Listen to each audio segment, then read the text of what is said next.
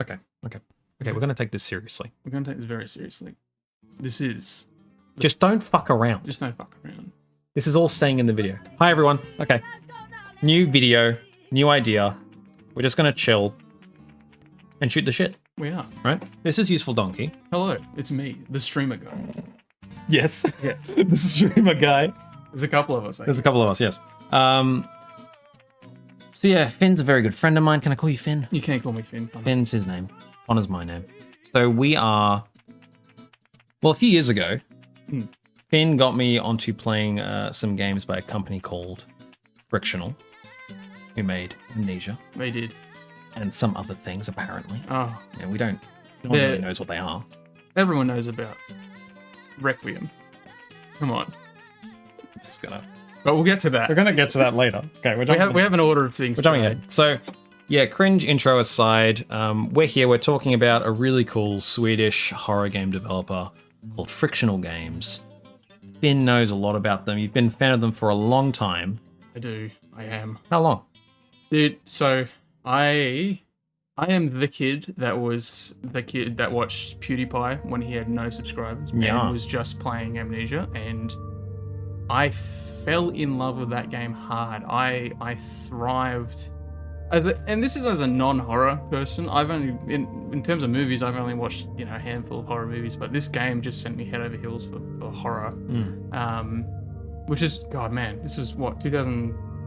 Well, this is the Amnesia, not Penumbra, but we'll get to that. Amnesia was what 2010. So it was around 2010. That's what, almost 13 years ago now. Jesus. My goodness. All the way back then, in their early work. So that was your intro, was Pewds. It was. Yeah, he was. I think it was for a lot of people as well. Yeah, for sure, totally. But I mean, they both sort of blew up because of each other, really. Yeah, that's actually a whole can of worms as well. Thomas Grip, the one of the co-founders and creative director at Frictional Games, he has a lot of interesting stuff to say on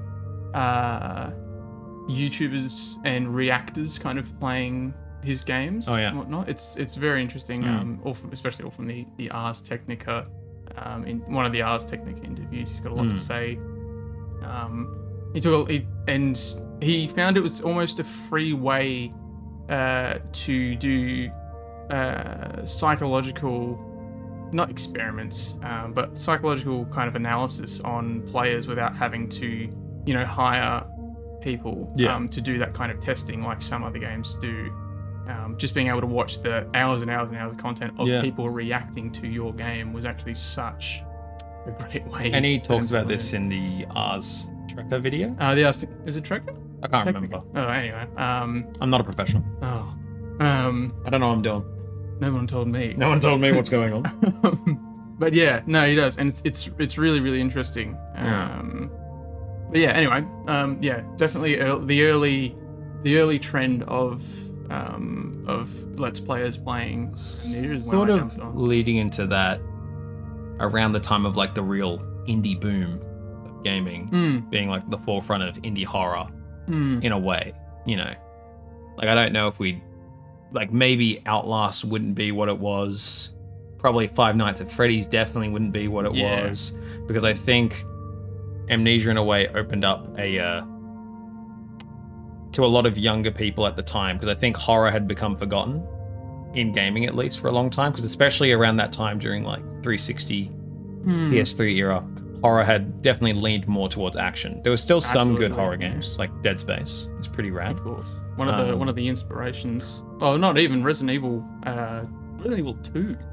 Silent Hill 2, sorry. Silent Hill 2 was actually an inspiration for But yeah, so you've been on since Amnesia, and then you played all that old stuff and kept going from there? I did. I at the same time, the first thing I do as a kid when you see a game that grips you that much is that you go looking for more. And there was even YouTube at the time was very small, so only a handful of people played Amnesia until it really blew up, of course. Until PewDiePie blew it up. I'm sure he didn't start playing until like a year after it came out. Yeah, right? About so. Like, it didn't really. I don't think it really went apeshit at all until a little bit after. Yeah, you're right. Absolutely. Until people on the internet started picking up on it. But going backwards, I couldn't find almost anything on Penumbra until the same Let's Players, PewDiePie and I think Markiplier and all, those kind of big names nowadays, started doing the same thing and looking for more. Maybe it was, if they enjoyed it or they wanted more content, whatever. Only then did they start going back to see if Frictional had released anything else. And they had, of course, but Penumbra was not... A compromised vision. It was compromised vision, surely. It was also... Are we gonna say fuck Paradox, right? We'll get to that. I'm jumping ahead too far, I apologize. Dude, there's a lot to talk about. It is, and there's the lore of the game and there's the lore of the behind the scenes. Absolutely. I actually think it's amazing for a company that has, what do we just hear? Only about 25 people. They do have contractors, don't get me wrong. So like if you look in the credits of any Frictional game, you see a lot more names than 25. But the company itself, as of 2023, has about 25 people. When they made Penumbra, Overture, the first one, they had 2 or 3. It was Thomas, it was Jens, so the 2 co-founders, and I don't know who the third one is. And I think they only had about 3 people all the way up until the like halfway through the Dark Descent, Amnesia: The Dark Descent, which is crazy. And I think like it's something to be said that such a small company has, like, I think they're just fun, They stay in the spotlight in their own way. For sure. And I don't know. I like the fact that they're so small and yet, it feels very humble. Humble. That's definitely in a way. Word. Yeah. That's the thing. They never not everything they've done has been, I think, has fully panned out, but it never feels like it doesn't always feel, like greedy in a way, to me at least. Yeah. Obviously, we don't know. We don't work there. Who knows? I mean, of course. But it just they make a lot of interesting games, and it seems to come from a pure place, from an outsider who just enjoys some of their stuff. Well, I agree, and I think you can see that in. Again, I think generally there's no NFTs in Amnesia. That's what we're saying. Jesus. There's none of that going on. Imagine. Need your costume pack. Oh no. I want to see what gloves I can have. I want to get the NFT grunt from the Dark Descent. Jesus, my little JPEG. Yeah. But no, generally from the only interviews I've seen from anyone from Frictional have been from Thomas himself. He's like the guy. Yeah. Thomas is the guy. Well, again, he's the co-founder and creative director. Gabe Newell. I think he's directed all of them, like all the games. Yeah. That they've made. He hasn't necessarily written them all, but he's definitely directed them. I don't think he actually does a lot of the writing. He's putting his hand in the pie. He is. And every time I see him, he seems so incredibly genuine about wanting to make a great horror experience, and that's something that I think everyone should really take away from at least what we come to talk about today, is that Thomas went into Frictional, especially by the time they hit Amnesia. He's obviously he's making games, but he says himself that he wants to be the company that makes horror experiences, which I think can attest to some of the shortcomings of their mainly their earlier games, I reckon. Like, for example, he admits that Amnesia: The Dark Descent has a bit of lack of replayability, because once you've gone through it, it's actually, which again we'll definitely get to once we circle back around to Dark Descent, just about how much of the game literally isn't real, and how much of it can't hurt you, Connor. It's not real. Oh jeez. It's really interesting. Just how much of a smoke and in the best way, in an intentional game design way, of how many smoke and mirrors that game actually is. But we'll come around to that. Sure. I'll briefly talk on my history. obviously, you know, if you're on the internet after 2011, you know, into gaming, I'm sure everyone knows what Amnesia is, especially, you know, if you're coming from that time period. It's what got PewDiePie big. Even as someone who never watched PewDiePie, like, you know, it's sort of hard to escape the whole... yeah, you've heard of him. Yeah, and even just like, you know, the amount of Let's Players I would watch that would also jump on the bandwagon of playing this game. So it was sort of a game that I hadn't played, but sort of knew like a lot about, just on a surface level. And then when Rebirth was coming out, I picked up the collection, which is just of the first game, Justine and Machine for Pigs, before Rebirth, and I played them all pretty much all throughout October that year, which was 2020. Oh my god, has it already been that long? Yeah, 2 years. Oh my 2 years god. So, yeah, that was my experience. And then building up for this video, I went back and played all the old games, the one in the middle that we'll talk about. Yeah. And yeah, so I'm relatively new. And yeah, this will be very interesting. Yeah, because we have on one side, of course, as we've discussed, that Connor's kind of only just come into most of this stuff, where I've been, and I don't know a lot of the behind the scenes and any other external, you know, external things. Related to, you know, to these games and whatever happens. So I'm purely just coming just from the game that was presented to me. That's all I have, but it'll be interesting to learn about all these other cool, unique things. Yeah, absolutely. So without further ado, let's jump into Penumbra.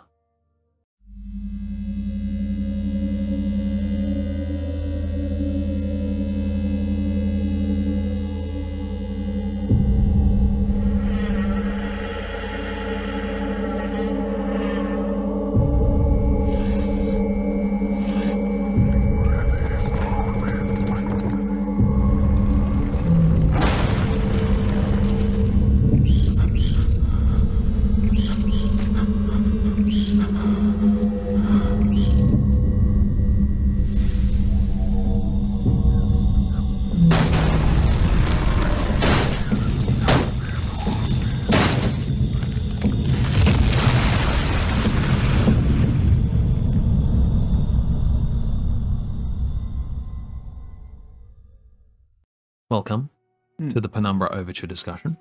Before we jump in, though, Finn, you have something to tell us about a certain tech demo. I do. I have something for show and tell. Now, to be fair, I did not play this, so I should just leave. Are you telling me you weren't one of the 100,000 people that downloaded this demo? Correct. Yes. Download something. I can't remember what it was. I did not do that. I'm not a real fan anymore. Jeez Louise. Then again, you've played Requiem and I haven't, and I'm the mega fan.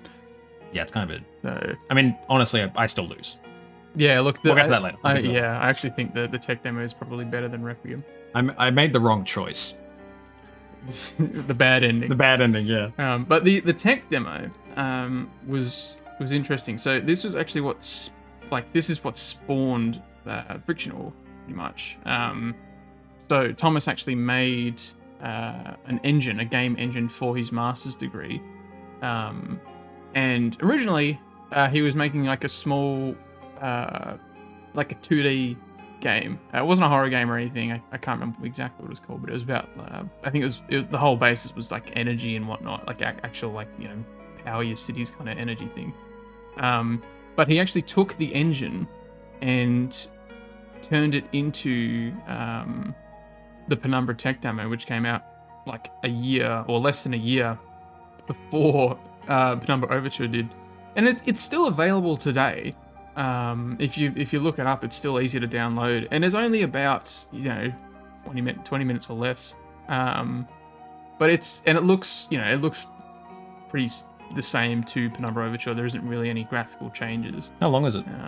20 minutes. Yeah, about 20 minutes. Just showing off that lighting atmosphere. Yeah, that's exactly what it was. Yeah, it was. It was just just a tech demo. Do they use any of this? Is it like is some of that environments, like some of the environments on the tech demo, used in the later games? The assets definitely are. Yeah. Definitely, but not they didn't kind of homage to it at all in terms of actually putting the whole tech demo somewhere in the game. Yeah. Which now I think it was kind of surprising. So it's the original PT. Oh yeah. But they got the game. Oh yeah. Except you can still get this one as well. Big sad. But it was interesting to play again. It's if you want to do the frictional journey, because when you think about it, the whole frictional journey is quite short if you're going to play all of them. I'd say like this is the birth of frictional. Game would probably never go longer than 15 hours, right? No, not even Soma. Soma was about, I think that was the longest one. Yeah. So I still think Soma is longer than Rebirth. Yeah. And yeah, you could finish that game in about 8 hours. Yeah, but this one definitely worth if you've got a spare 20 minutes before you jump into Overture.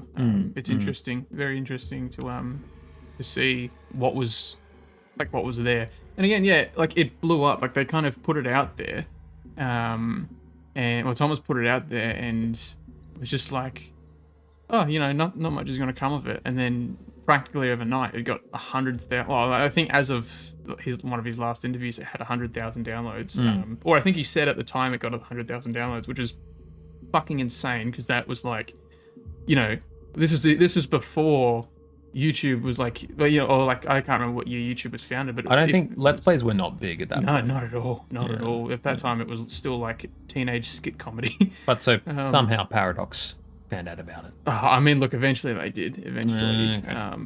But yeah, like it blew up without the help of YouTube. It was just like on a download game demos site or something like that, and it just like went nuts. Kind of incredible, honestly. Yeah, it's crazy. And Thomas was like, we should probably, if this is what people really like, we should try and, in the best of ways, we should try and, kind of capitalize this and see if we can make something with that money. Yeah. And they did, and they went and, they put all of their savings into making Penumbra Overture. And to speak as well, just on the tech demo, which was more showing off the atmosphere and the vibe and like the lighting, just really building that sense. I'll just say this now, and we can say this for pretty much all the games going forward, just so we're not repeating ourselves. The atmosphere in pretty much all of these games is incredible. Fucking peak. Considering, what they're doing at the time, the amount of people working on it, it's honestly, it's just the straight consistent through all of their games. It's just the atmosphere.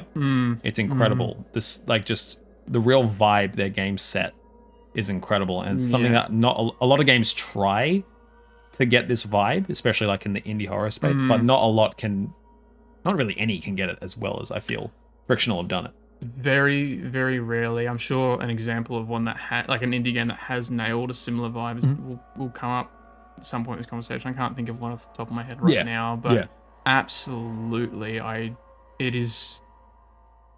Every Frictional game is unparalleled in atmosphere, in ambience. For a while, that I've picked apart some of these games by jumping out of bounds and speed running them and being a dumbass and whatever.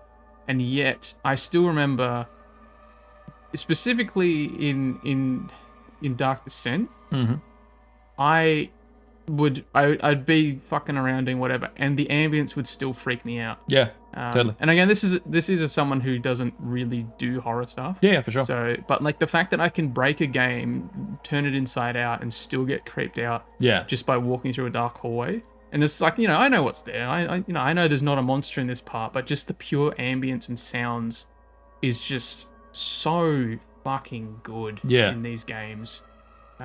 Even on when you get to the later games, when you have bigger like they had the ability to make bigger open areas and whatnot, like Rebirth and whatnot, everything just feels eerie then at that point, because it's like, where'd everyone go? Bingo? Like moments where like you have these big open areas that should be inhabited with people. It's funny, the brief moments it's funny you say that, in Penumbra Overture when you're outside. So it's, you're in like the Arctic in caves for most of Penumbra Overture. But there's occasional moments where you're outside and it's so clear that it is just one hallway. Like, like you're saying, how later on it's great that they were able to make huge, wide areas. But I think they did the best with what they could at the time with the snow and the wind and the audio design as well in their games. Yeah. Is Yeah. just awesome. Like it really, you really, just the audio alone, like you can literally turn off the visuals and you can get an idea of where you are. Yeah. Which props to the audio people at Frictional. So good. So good. Yeah, there's actually...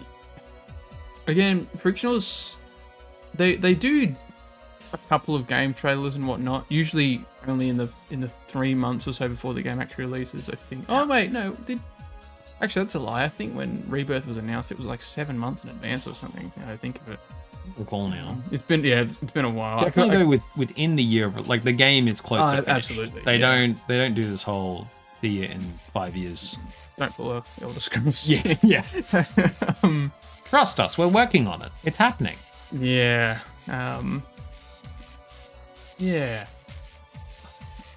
Overture. Shall we jump into Overture proper? We should. All right, I'm just going to read the Steam description. So, Penumbra Overture is a first-person survival horror game emphasizing on survival and problem solving instead of mindless violence and gore. That was something they really wanted to hammer ahead. Well, they mainly hammered it ahead in the sequel, Black Plague. Oh yeah. The emphasis on violence is what they were trying to get rid of. Which, of course, Overture does start with weapons. Well, sorry, Overture does have weapons and does have a very clunky combat system. They originally started, actually, ironically, they started by having an easier to use combat system, but then, that really, as they've said, if a player can kill something, or can take an enemy head on, they will not go around them. Yeah. If you give someone a shotgun and a shotgun shell, they're not going to walk around the scary dog when they can just put a hole in it. Yeah. Kind of thing. Yeah. And I think that's a thing, like, for me with this game, it was great sort of seeing the beginning of, the ideas that would lead to the Dark Descent. That was a really interesting thing, being able to watch happen, like an earlier version of that. And I thought, the environment was cool. Exploring that and learning about it was cool and interesting. But yeah, it's just that thing of the combat is quite clunky. There are points where you do need to use that to get through areas, and it feels like it was sort of thrown in right before launch, almost, in a way. And I'm not sure if that was the case, but it really feels like maybe... So did they have like a publisher yet? No, so I don't think they actually had a publisher until the second game. Got you. Okay. Paradox Interactive didn't actually step in. Well, step in's a strong word. Step into the picture. Yeah. Until Black Plague. Got you. Okay. Originally it was just funded by, I think it's called the Nordic Games Program. Okay. Which is just like a really cool, like, Swedish funding system for indie games and whatnot. Awesome. I think it was for Penumbra and Dark Descent that they did that. Actually, yeah. Dark Descent was funded by that as well. Yeah, because it definitely, because I know Penumbra as a whole, to me, feels like it was meant to be one game, but because they're an indie team with like 3 people, they had to release the first third of the game. And to me, it's the thing of, this game feels like it is stretched to make it worthy of, being considered a full-length game, when really it should have been the first hour to 2 hours. Oh yeah. Because I do think it feels, because my play time was 6 hours. That's impressive. Yeah, and like I pretty much only got stuck on one bit, which we can talk about later, which I had to ring you for. I had no idea what was going on. Oh, that was fucking... Can we just talk about the fucking lake? Yeah, the frozen lake. You mean the coolest part of Overture, the frozen lake? You got stuck on it. Yeah. So, that's so funny. I arrived... Okay, so for context, there's this big lake. It's frozen over, and like you need to walk across to get... Is it a crowbar? Yeah, from like some dead guys on the other side of this frozen lake. So you need to get the crowbar, and you start walking, the ice breaks. Okay, cool idea. And I look around, and there's a wooden shack right? And so you can break off bits of the wooden shack and literally just hot potato yourself across. And I thought, okay, that's surely a way to do it. But there could be another way to do it. This game's built around physics, right? So I start walking around the side, and so bits keep breaking. I think, okay, if it's gonna not let me, it'll just break the full side of the ice. But it doesn't. And I kept trying to walk around the side, but there's an invisible wall because the game doesn't want you to walk around the side, even though the ice isn't fully broken. So I kept trying to like hop around quickly and get to it, and I kept going, no, you're gonna drown now. Oh my god. And I was there like, what the fuck? And then I rang you being like, the game's not making me break the shed and like hot potato across. And you're like, it is, buddy. Yeah. And I was like, oh. Just try harder. Oh, that's so... And then I did that, and I was so flustered and annoyed. And when I finally finished, I didn't tell you this, in rage, I threw one of the bits away. And I was, oh, wait, you're gonna make me hop back? Yeah, you gotta... God. Fuck. Oh my god. It was very funny, but like for me, that's like the epitome of the game. It's just like, okay, it could be something cool and nice and crisp, but it drags it out to such a degree. Yeah. Because even if that, like, just in general, I just find that a really boring answer as a way to get across this lake. It's definitely the first answer, and it kind of felt like in that situation, you definitely felt like there should have been variety to get across. And like, because like I said, if the ice fully broke, I would have known, oh, okay, I'm not going to keep trying to shimmy around the side of this lake. But it was just like That's so funny. Oh my god. But funnily enough, they actually made most of Frictional games based around, except for the later ones, mainly Rebirth, was based around physics because they didn't have the money or time to make animations. Which, as Thomas has said, it's a running theme in frictional projects that cost is always a problem. And it does certainly persist. You definitely see it. For sure. But they really do lean into their physics engine, which is the HPL engine, which of course is H.P. Lovecraft's name, inspired by. Yo, what? Who'd again? I think Cool, Penumbra, Overture, Black Plague were both on. I think just those two were on the HPL 1 engine. Yeah. And then I think Dark Descent and Machine for Pigs were both on the 2 engine, and then Soma was 3. Yeah, and then Rebirth is 3.5, I think, as they put it. Can we jumping back? Can we talk about the dogs? Because the first time I encountered a dog, I was like, it was so scary because I could only hear it. I could only hear it for like minutes.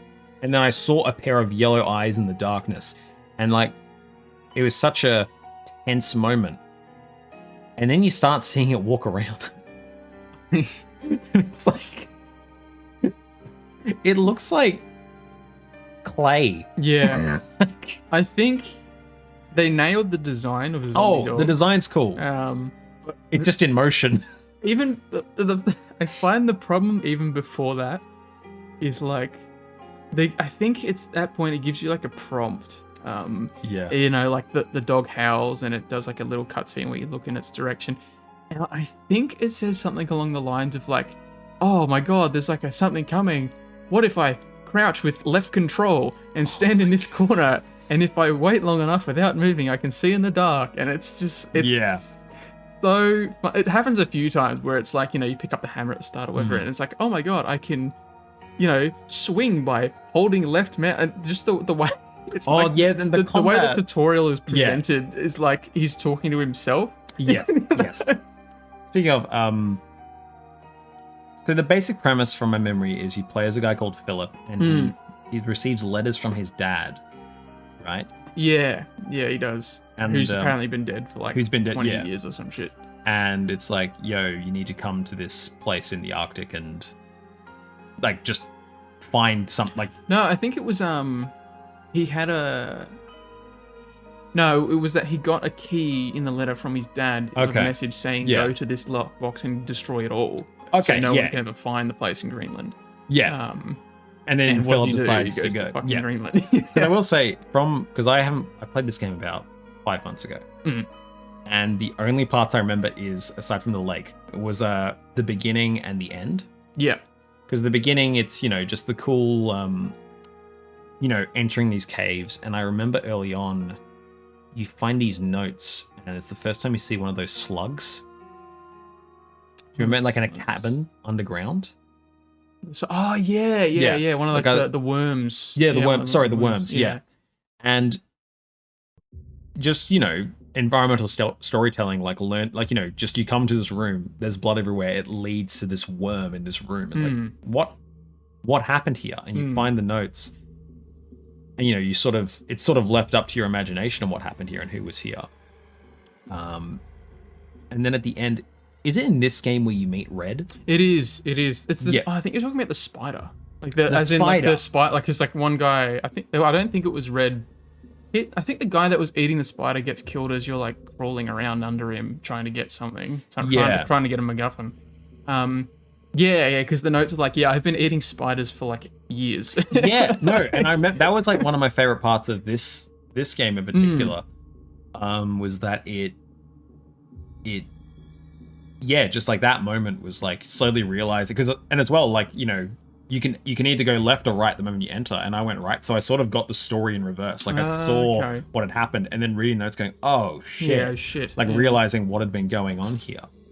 Whereas you go the other way, read the note, then like discover this room where the worm is and everything, and he found because he actually cuts off his tongue as well. Yeah, and you see, his tongue is just like sitting on the shelf. So I saw the tongue and I was like, yo, what the hell's going on here? Like, oh my god. Yeah. Like that was probably my favorite part of the game, honestly. Was just exploring the shack underground and the guy like eating spiders. Like that was my favorite part of the game. Yeah. Whereas like being real, the rest of it, I don't remember a lot of it because it all looks like the same cave. It does get quite repetitive, especially especially the points where you have to I think there are two specific areas in the game that just have these almost exact same modeled hallways as well, with like a loading screen between them, which makes me think if there was no loading screen, had they just made one big area that looked the same, and that area is like full of dogs and whatnot, so it's supposed to be like a maze of dogs, which isn't a terrible idea, but the problem is they do it that they've only got dogs and spiders to throw at you. And worms in the next part. But the whole like dogs around every corner kind of thing gets. I eventually started hopping over them. I would just stop engaging in combat. That's completely. Just it. Like they become a chore. Which unfortunately. Which to me most of the game honestly felt like I thought the opening was good and the ending, but to me it felt like this should have been the first hour. Yeah, and look, I'm not surprised. I think because the whole like, it really comes back to the tech demo of we've just made something cool. We should put something out as fast as we can so we still have the excitement. Because if they left it for 2 years and then released Overture, they wouldn't be people would have gone. Or just Penumbra is the full game. Well, I mean, but people wouldn't have gone, that's the guys that released the tech demo. Like, too long. They smashed Overture out in like 8 months of them. That's great. Like, I mean, sort of shows, but like, like it's crazy. Like I think for me, it's a game that I respect a lot. Yeah. But I honestly don't know if I'd ever play it again. Well, again, it certainly does not have replayability. Because even like I said, there's elements I appreciate, like the cabin and just the atmosphere in general. And I'm trying to remember, was in this game, did you have a choice at the end with Red in the furnace? You never actually have a choice, unfortunately. Yeah. It's because we'll talk a bit about Red actually. So Red is, because for me, this is like another thing of, I think the game was trying to pull this sort of big moral moment out of you. Oh yeah. And just, like I said, I think the moments I cared most about Red was after that. You can go and explore his room and you just find a noose hanging in his room. And for me, that was the moment where, like, no matter what he's like, because I didn't find the dialogue super great. Once again, it was their first game. Yeah. Could also be a translation thing because they're Swedish. So it could be a lot of factors, but like for me, the story was at its best when it was in the shadows and leaving it up to the player. Yeah. And finding notes as well. Yeah. But yeah, when it was actually just in your face, I found it a bit ham-fisted and a bit. I can see what you're going for, but it's just it's not hitting me fully because I don't know if they were ready to do that yet. In a way, you know. Yeah. Well, I mean, I'm not surprised. It was kind of very underdeveloped. Oh, for sure. Yeah. I still think like all my negatives are with I respect the shit out of what they were trying to do. Yeah. Completely. Yeah, of course. I just don't think, and honestly, it's a thing of, unless you're already a fan of Frictional, I cannot recommend this really to anyone. Or at all. If you're looking for something old with ambience, or with like an atmosphere. Yeah. I still don't think you can go wrong. With Overture, but yeah, certainly it's just I would find it hard to recommend it. Yeah, and on that way because I would just recommend later games we're going to talk about instead because I feel it sort of captures what this was really going for in a way. But yeah, like sorry I skimmed over Red. That's just how little I remembered about him. No, that's fair. I don't remember. I just remember the furnace scene, and then definitely the most memorable. That stuck with a lot of people back in the day. I remember seeing. Oh, totally. Yeah. Like, yeah, I just remember it was surprising, like seeing a lot of people mention like. It's more Red I can't remember him, games. but I can remember I can remember the setup. Yeah, but I don't remember anything about him. It's also one of the most noteworthy visual aspect of like rooms in the game as well, because like the whole game is very cold. The rest of the game is very cold and very stony, but then you step into the fire, like the pretty much as you're like walking towards that room, or like you're in that room, there's just like a giant fan on the floor and there's ash and shit everywhere, and it's like the first proper like red, like the color that you've seen. The environment changes drastically for the first time in a game. Exactly. Because like the only red you've seen before that is blood on the walls and blood on the floor and shit. And that stuff is like years old. And yeah, it's a very. It's almost not. I don't think confronting's the word, but it's a good. I think that was a good shock. Oh no, for sure. Like the visual. Once again, it's all in the visuals. The execution on that front was very impressive. Yeah, and I think I just wish it was a bit shorter. Yeah. Could have gotten to it. Like maybe if they had, obviously, they released this quickly for reasons, but if it was just a full game, like all of Penumbra as a full game, and this was just like kind of the first third. Yeah. Like 2 to 3 hours, get in, get out of that area. Because, it's like I said, I don't remember. Like, I remember the lake because of frustration. Yeah. Yeah, that's not good. And like the most boring backtrack kind of like, oh, okay, you're gonna make me step on this again and again and again. Yeah. So I guess I kind of felt like that with the hallways, is having to run all the way through dog hallways just to have to run all the way back through dog hallways. Yeah, no, I mean, they gave you explosive barrels to throw at them, but like I think you're pretty right about the jumping over the dogs in the end, because it became very tedious. Because it's like this is just gonna waste so much more time in an environment I don't care about, and like I'm shocked how much I actually. We'll get to it in a bit. How much I enjoyed Black Plague even more. Oh, I think that's the but it's like the thing of I think we can talk about the next bit if we think it's necessary to play this bit or just go right to that. Maybe, in a way, I think it is sort of necessary. It's like a thing. I think you just have to, like Overture's a thing. I think you have to get through. Yeah. Yeah. And but it's not like that's not what the experience is. I know we talked about making an experience, but it's not getting through the experience, I think, in the way you would want. It's more I'm being like the design is not, I think, where it wants to be. Yeah. Or what it wants to invoke in the player. I actually think more of that to correct what I was saying before, that the more of the whole they wanted to make experiences actually kicked in Amnesia. Which I'll leave that because because that's a can of worms, obviously. But it definitely kicked in more then. The last thing I could think to mention, really, of Overture is it's just one small thing. Just going back to the whole like Red's furnace room, how like the color kind of fucks you up. Another just small detail that in a similar vein is the door that literally leads to Black Plague, like the final metal door. Oh yes, I love the ending. Like, well, it's more like there's like a steel door, which is what the fucking crowbar that you got on the Frozen Lake was for. I think. God damn it. Oh no, it was either way. Semantics. Yeah. You can see this like light coming through that, like the slit in the door, and your brain. I think if you inspect the door, it says something different, but your brain just instantly thinks, "Oh my god, sunlight."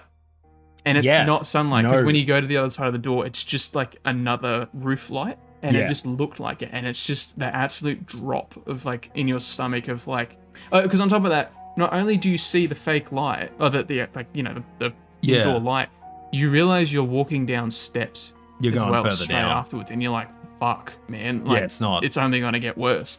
It was a really good ending. I really enjoyed the ending. Like, even I think overall, I didn't have the most positive experience, but I was still intrigued to keep going. I wasn't like, because sometimes, you know, when you want to play through a series and you hit a point of going, why would I keep going? You know, like I'm just not, like, I was still invested enough within that to keep going. Because honestly, like I said, I found like it was just all the middle. Yeah, most of the middle was my problem because it just felt so stretched. Like, you know, they chucked in 3 more environments that, you know, didn't, like, if this were like a book, you would not read those areas, you know? I think, if they cut down the dog sections and then I actually reckon if they put the ice sheets a bit earlier, because I still think that's a good section. It's a good, I love the idea of looking across a lake and seeing a frozen guy's hand. Yeah, totally. It was just, I think that could work as well, but I think some more, not just, there shouldn't just be one way to get through that. Yeah, absolutely. And also, sometimes it'd be like, you know, some icicles you could float on and some you couldn't float on. So it's just a bit sort of, you know, like they'll both look the same. And so it's just a bit unclear, which, you know, sure, ice can be unclear. I totally get that. But that didn't feel like a physics thing to me. It felt more just like, no, this ice is going to be fine. No matter what you do. You can stand on the corner of this and it's fine. That one, though, you'll hop in the middle and balance. Okay, no, you're done. You're dead. Okay. Get out of Dodge. Did you have anything else you want to mention? Because obviously, and also, I'll say this as well. This is my first time, and in these games, they leave a lot of notes to read. So I'm completely open to, I possibly could have missed some notes, missed some of the story, you know, whatever. Like, I think the only game I felt confident in finding most notes was The Dark Descent this time through. Yeah. So is there anything, or just anything about the development you want to mention? I gotta say, just on the notes thing, I actually think this is the worst they've ever done the notes. Okay. I mean, and I think that makes sense. They've definitely, it's only ever gone up in quality with the notes. Oh, yeah. But I know Black Plague and Overture did just dump like booklets on you at times. And again, like, there are definitely good notes to be had, especially when it comes to talking about the archaic, which we haven't, you know, which in terms of the plot. Oh yeah. Is what Black Plague is kind of all about. Yeah. Whatnot. I think those implications of like, hey, something bigger is going on here. Those notes are really good, but sometimes it's like, oh, to solve this puzzle, you've got to look through a bomb booklet, or like you've got to figure out fucking Morse code or something, which again is probably easier than it is. I'm just not good at puzzles. But again, like, just, I think, you know, to my whiny benefit, I think it did get a bit frustrating seeing a puzzle and then finding a note, and that note is just a block of text. And it's just like, okay. Yeah. But other than that, when it comes to the development, I think that's really all there is until it's Mr. Penumbra Black Plague. Well, if that's all we got to say, did you? I've got scores for these games. Did you want to give a score? Yeah, I'll give a rough score. Why not? Just finding mine. He's a big score. He's got to look up IMDb. Got to get my opinion off the internet. Got to get my opinion off the internet. Yeah. I'm just gonna read this consensus. Dude. Metacritic 73. Nah, Prey is still a fucking 40, you know, on Metacritic, so it's a bad game. Jesus. The 2006 one. No, The 2017 one has got no, like some stupid score Metacritic when it came out. Speaking of a 4, yeah, I'd probably give Overture a 4.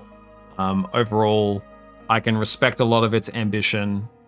My negatives, it's not, you know, I know the game's not trying to piss me off. I think it was just a lack of foresight, and ultimately I can't ever see myself playing it again, ultimately.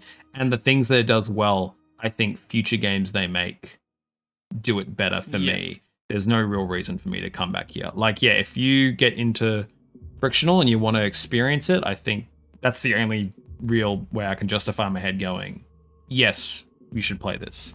Aside from that, though, for me, there's, like, other games that they've done do what this game does better, which, you know, it's good to grow and be better. But yeah, if I had only played this back in the day, holy shit, I don't know if I would have kept going. You know? Yeah, that's fair. I think I agree on all those points. I think, and the score as well, it's definitely around a 4. And it, like, again, I'm taking off the rose-tinted glasses as much as I can. I love a lot about it. Yeah, again, it is such a fantastic basis for what we have nowadays. We're in the age of remakes. Do it. I mean, look, if they're going to remake Overture, they might as well just make it just the whole Penumbra of the game. Penumbra of the game, yeah. Yeah. And now that they don't have a publisher, which again we'll get to once we get to Requiem, they could just make a third part if they wanted. But we'd see. For sure. Well, yes. If that's all we got to say, let's move on to Black Plague.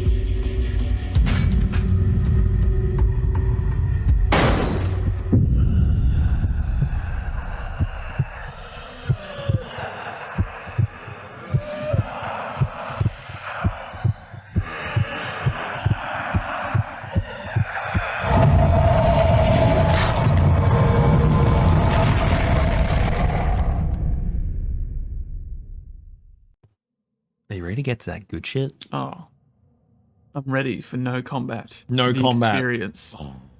I'm ready for throw a brick at a walking guy with his penis out 10 times and you'll kill him. That's true. They got like the big heads, right? Yeah. They look like the stereotypical alien kind of thing, you know, like with the Close big Encounters. Yeah. Paul.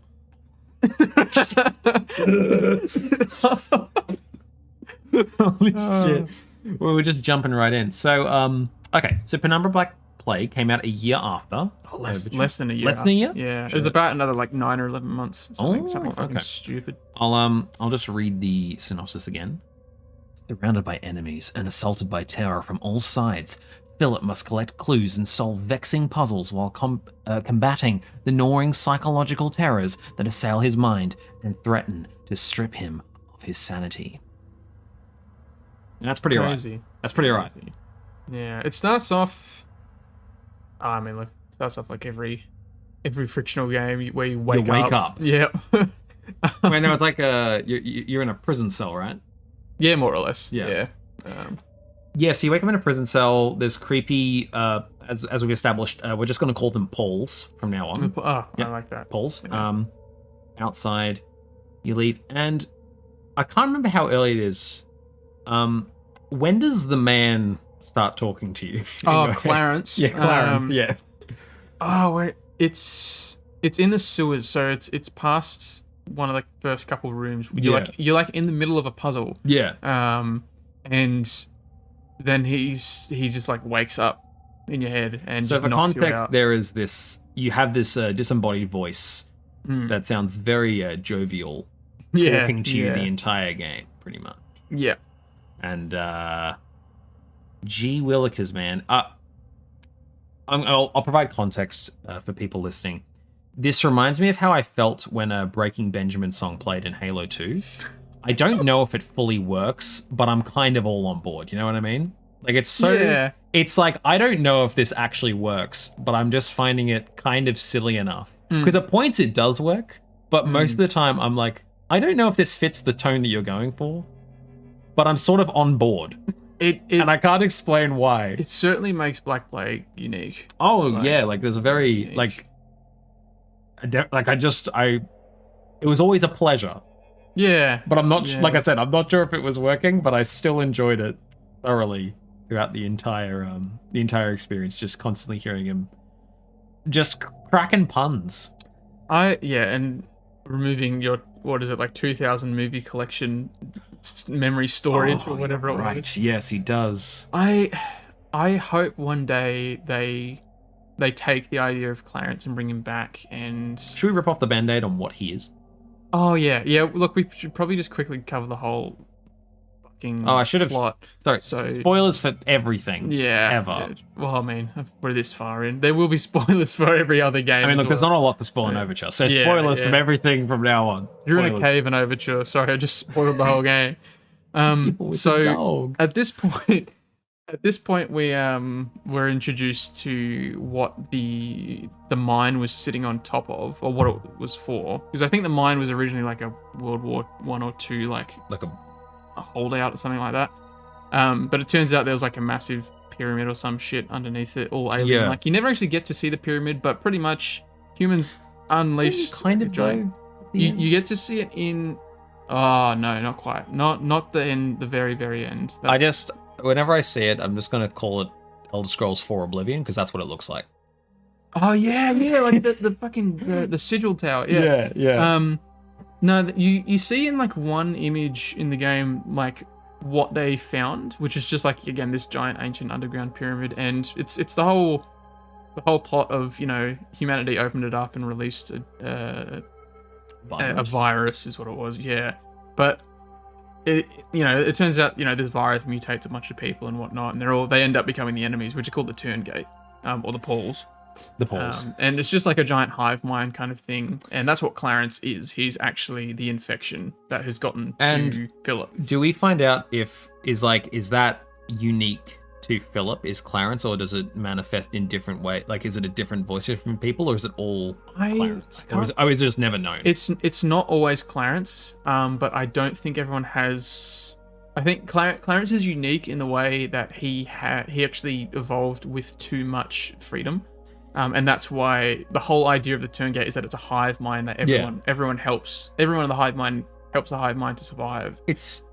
Clarence was trying to be independent. It's interesting because it's sort of almost like a zombie sort of, scenario. Yeah, absolutely. But telling from the perspective of it's another consciousness, because it's sort of the thing in most zombie fiction. It's always like, you sort of lose all emotion, everything. It's just the need to eat. Yeah, it's essentially all you get. Yeah. But here it's like it's this other personality, literally, that fucks with you essentially the entire game. Yeah. Which I think, once again, on paper is a really cool and unique idea, and it's sort of for me the real beginning of these really interesting concepts that Frictional really like playing with. Is sort of, I think, taking familiar concepts and doing them in a unique enough way, presenting them in a unique enough way where it really feels unique and distinctive. Because, also, a lot of it felt like Portal to me. Like the layout of how the world and the rooms looked, and like the lasers, like feeling like sort of it was this sort of lab experiment, That's pretty much, I think, what they were going for. Yeah. Well, I mean, not Portal, because I think Portal came out the same year, 2008. I think 7. Oh, wow. So it was just after. Yeah. Well, look, I'm not surprised. I'm not saying that as a negative, just like it's sort of cool how it really felt like a scientific experiment went wrong here, and this thing. Well, that's pretty much what it was. Yeah. It was like, because the whole thing's a science facility on top of a mining facility. Yeah. Below a mining. Really cool shit. Bunch of shit. Which is really, really, really cool. And like that's just something as well. Just the complete change in aesthetic from totally. Overture to Black Plague, and yet they still fucking nailed the atmosphere. Absolutely, yeah. Of just like, because now you're just in a decrepit, where'd everyone go? Bingo. Yeah. Empty science facility with fucking zombies walking around. And it was some corners. Was it? Yeah, it was trying to be like a sort of like a utopia, right? Well, just kind of like self-sustaining place, because like no one knows about the archaic. The archaic being the the company or the corporation that's apparently, I think it's like been around for 1,000 years or something, and like hides the idea of aliens. Templars. And shit. Yeah. The Pauls of the Templars. This is part of Ubisoft's Quartz universe. You know, the NFT universe. Who is Desmond? I don't understand. That's how the game ends. No, but also I want to talk about the I do remember one thing I want to bring up, and it's sort of a negative, but at the beginning they have these pencil drawn sort of recap of Overture. Oh, they do, don't they? Yeah. And Philip says, and I quote, "I lost my best friend Red." I think. And I'm wondering, was that a thing of they knew the fandom had really latched themselves to Red? Because like just as someone playing them back to back, I was like, yeah, he was some kind of crazy guy who died, and it was a bit sad, but like I wouldn't call him my only friend. I like, think they're possible translation as well. No. I reckon what they were going for was the idea that Philip as a character had been down there for a lot longer than we kind of realize. Okay. Or not like, I'm not talking years or anything, but like that the isolation. Well, I mean, I actually think that's communicated in Overture as well, that Philip he already feels the loneliness and isolation really fast, and that all that he sees around him for the whole time. Because when you think about it, after he never mind, he does come up for air at like once in Black Plague, but he never really goes back. Because you head to like the main silo, right? Yeah. So halfway through the game of Black Plague, you pretty much. Oh, by the way, you find Philip has his big revelation of, hey, my dad's dead. Dude, that scene was sick. Was it? Yeah, no, I remember enjoying just like finding him. It's just like, oh fuck. It does kind of just drop it on you. That's the thing. It's like there's no big like kind of. That's the thing I like to compare to something. Let's take Outlast for example, right? Yeah. Which is not a game I dislike in any way. The first one. Yeah. But it's like if it's very Hollywoodized in a way where like every moment is played for like it's so big. Look at this big thing, and like the whole journey initially is I'm gonna go find my dad. And the thing is, because realistically in the plot, it's not really important. Because like his dad's already dead. There's no one left at all. Yeah. And it is just, you just find him. And it's like, and I remember the music being really impactful. Yeah. I thought that was one of the rare moments where Clarence, for me, like it wasn't just, he was starting to meme it up. He was being kind of conniving enough where it didn't feel like it was pulling me out of the scene. Yeah, okay. And I felt for me that it worked well enough to sort of establish. And I love the way that Frictional sort of, because in any other thing, it'd be such a huge moment, but there's nothing you can do. That's true. And that's not the point of why you're there, really. It's because, at the beginning in the first game, it's like, I need to find my dad. And then you start to realize, like, oh shit, there's way more going on. And it's not about. Yeah. And sort of the thing of, I would find if Philip were to talk throughout the game, he'd sort of hit a point of, I'm like not getting out of this. Like I'm fucked. I reckon. But I need to sort of do this to just try and make sure that this doesn't get out or anything like that. I really like that as well. I don't think. No, for sure. Yeah, totally. I don't think Frictional's really had a character that is, and I mean it makes sense because they're all, for the most part, they're all human. But there's never been a character that's resigned to the end. Like they know they're fucked. Like because Philip is more of a blank vessel for the player. Hell yeah. Like you never, like the only time you hear him speak is like the beginning of each game, I think. He has a little sort of like, this is why I'm here. Yep, that's it. Yeah. Other than that, it's just through the text. So it could have just been maybe that was just how, I was reacting to finding his dad, But I remember really enjoying that scene, and it was kind of like once again, wasn't like the greatest scene in the world, but it was the beginning of seeing where they could really go. And a huge fucking step up. Because like I said, the whole Red scene, visually it was awesome. I didn't really care about it, whereas here it was like... Not your best friend. Clearly. He was my best friend. It's like, okay. All right. Sure, whatever. Known him for like 2 minutes. Yeah.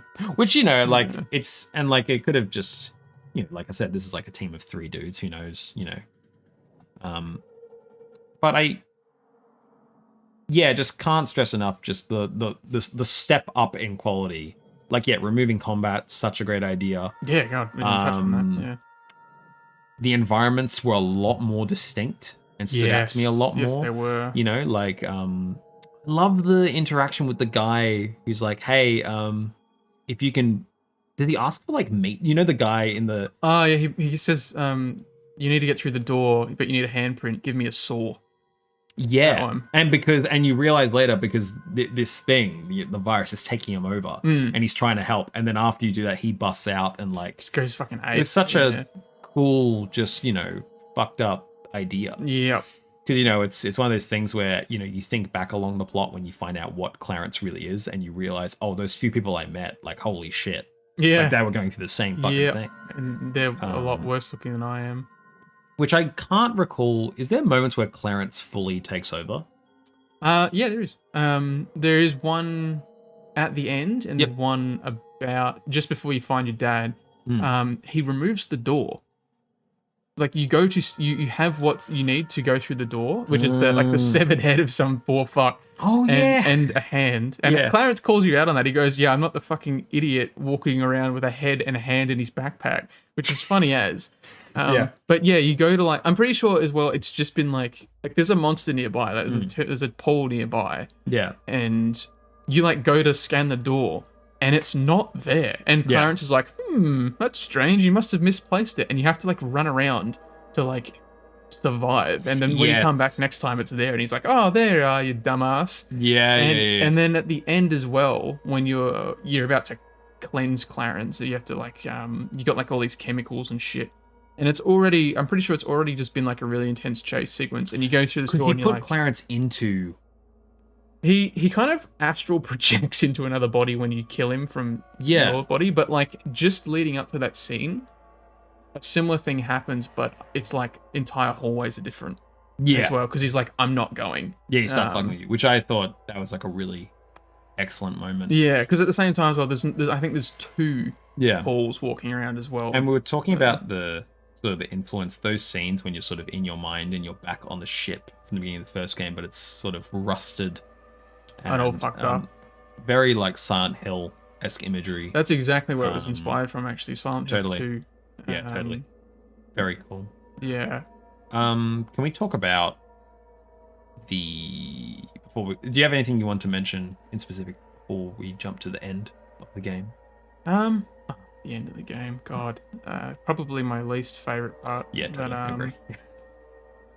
Amabel as well. Yes. And talking about Clarence taking, fucking you up. So there's this scene in the latter third of the game. So again, at this point, the game is kind of separated into 2 sections. There's the first half, which is the first half kind of ends when you find your dad, and then you go outside, and there's this big, you have to, solve this big walking across ice puzzle again,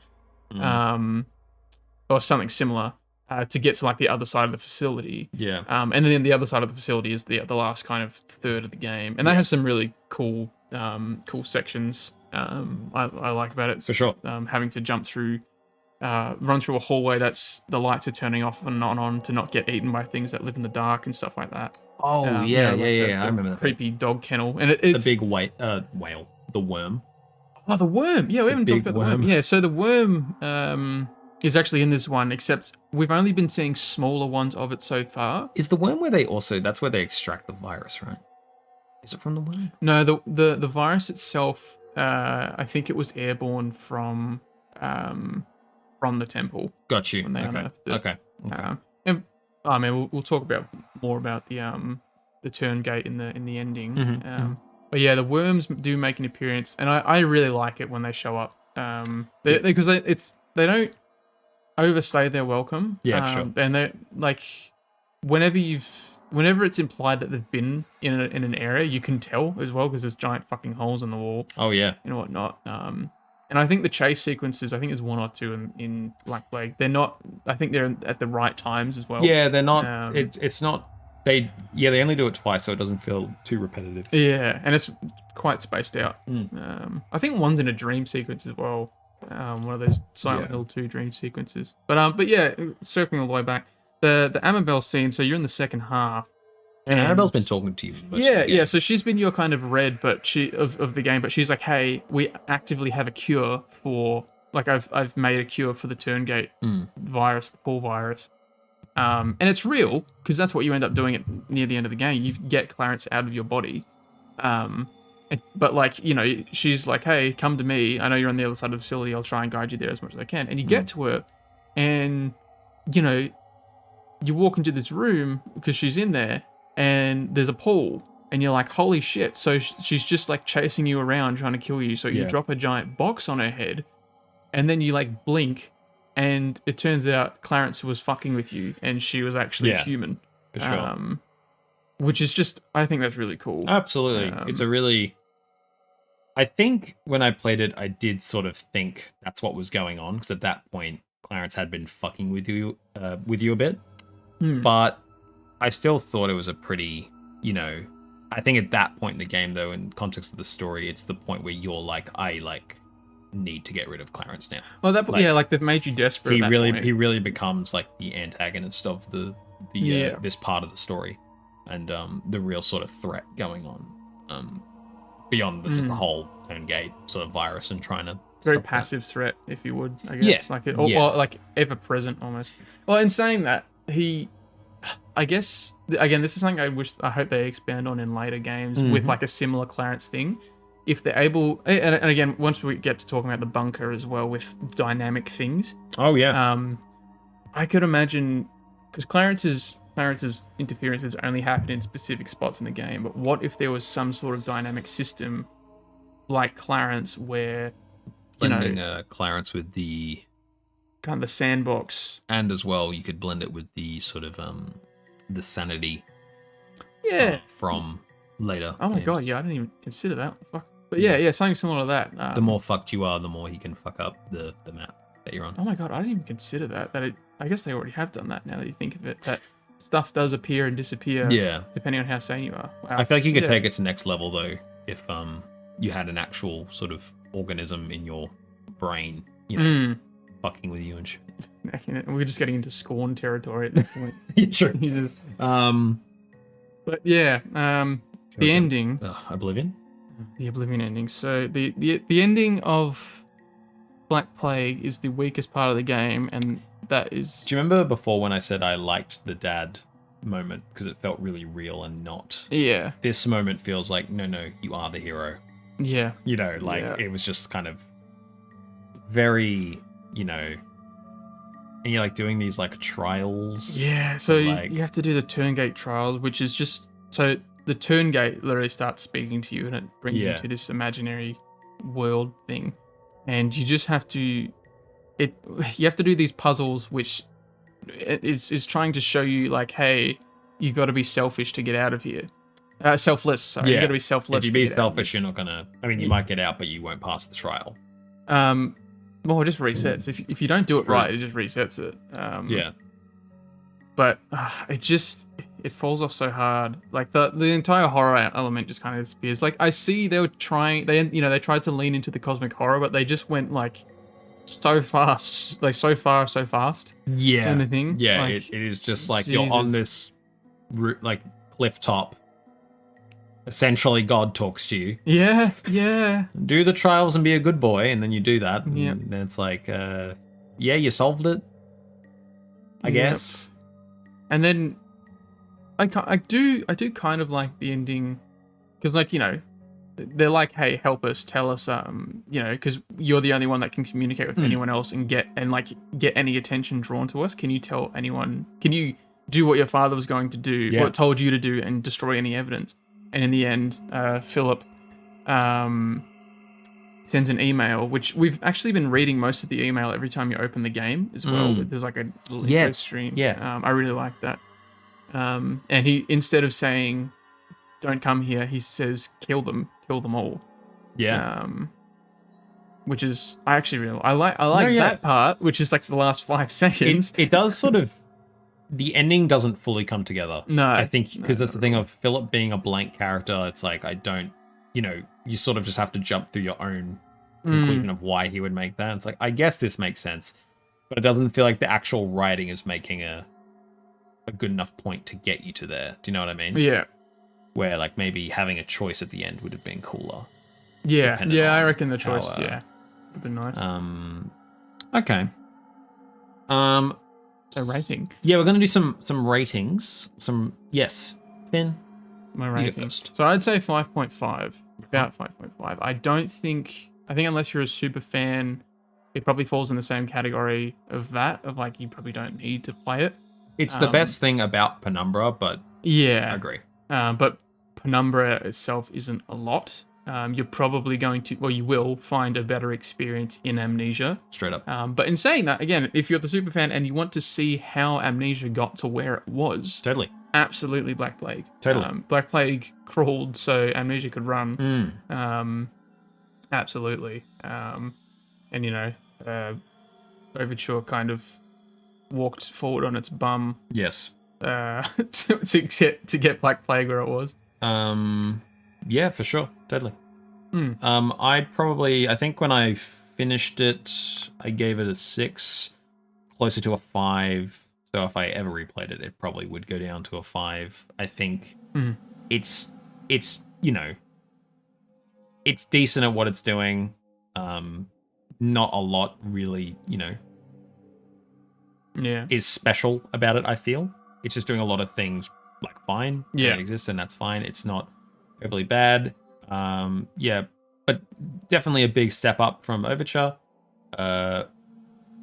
Glad to see this progression again.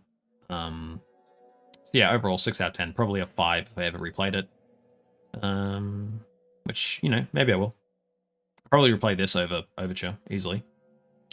Yeah, look, I think the only time at this point, if I ever came back to it, it would be if I was playing the whole series again, which is definitely a few years. Because it is hard. I don't think you can just jump in. No. Even though it has like a recap, like an anime recap at the beginning, it's. Yeah. It's like there has to be like a fan mod where it just like trims most of Overture, and then you can just. Dude, look, I'd wish. Yeah. I'd wish, but again, it's in the name. I guess it's an overture. Yeah, for sure. Yeah. Well, yeah, as we said, they've been going up. Yeah, and we're getting better. We're about to get to the good stuff. The really good shit. We're about to get to the game of all time, the puzzle game of all time. Penumbra. Some say Portal's good. It's no Requiem though.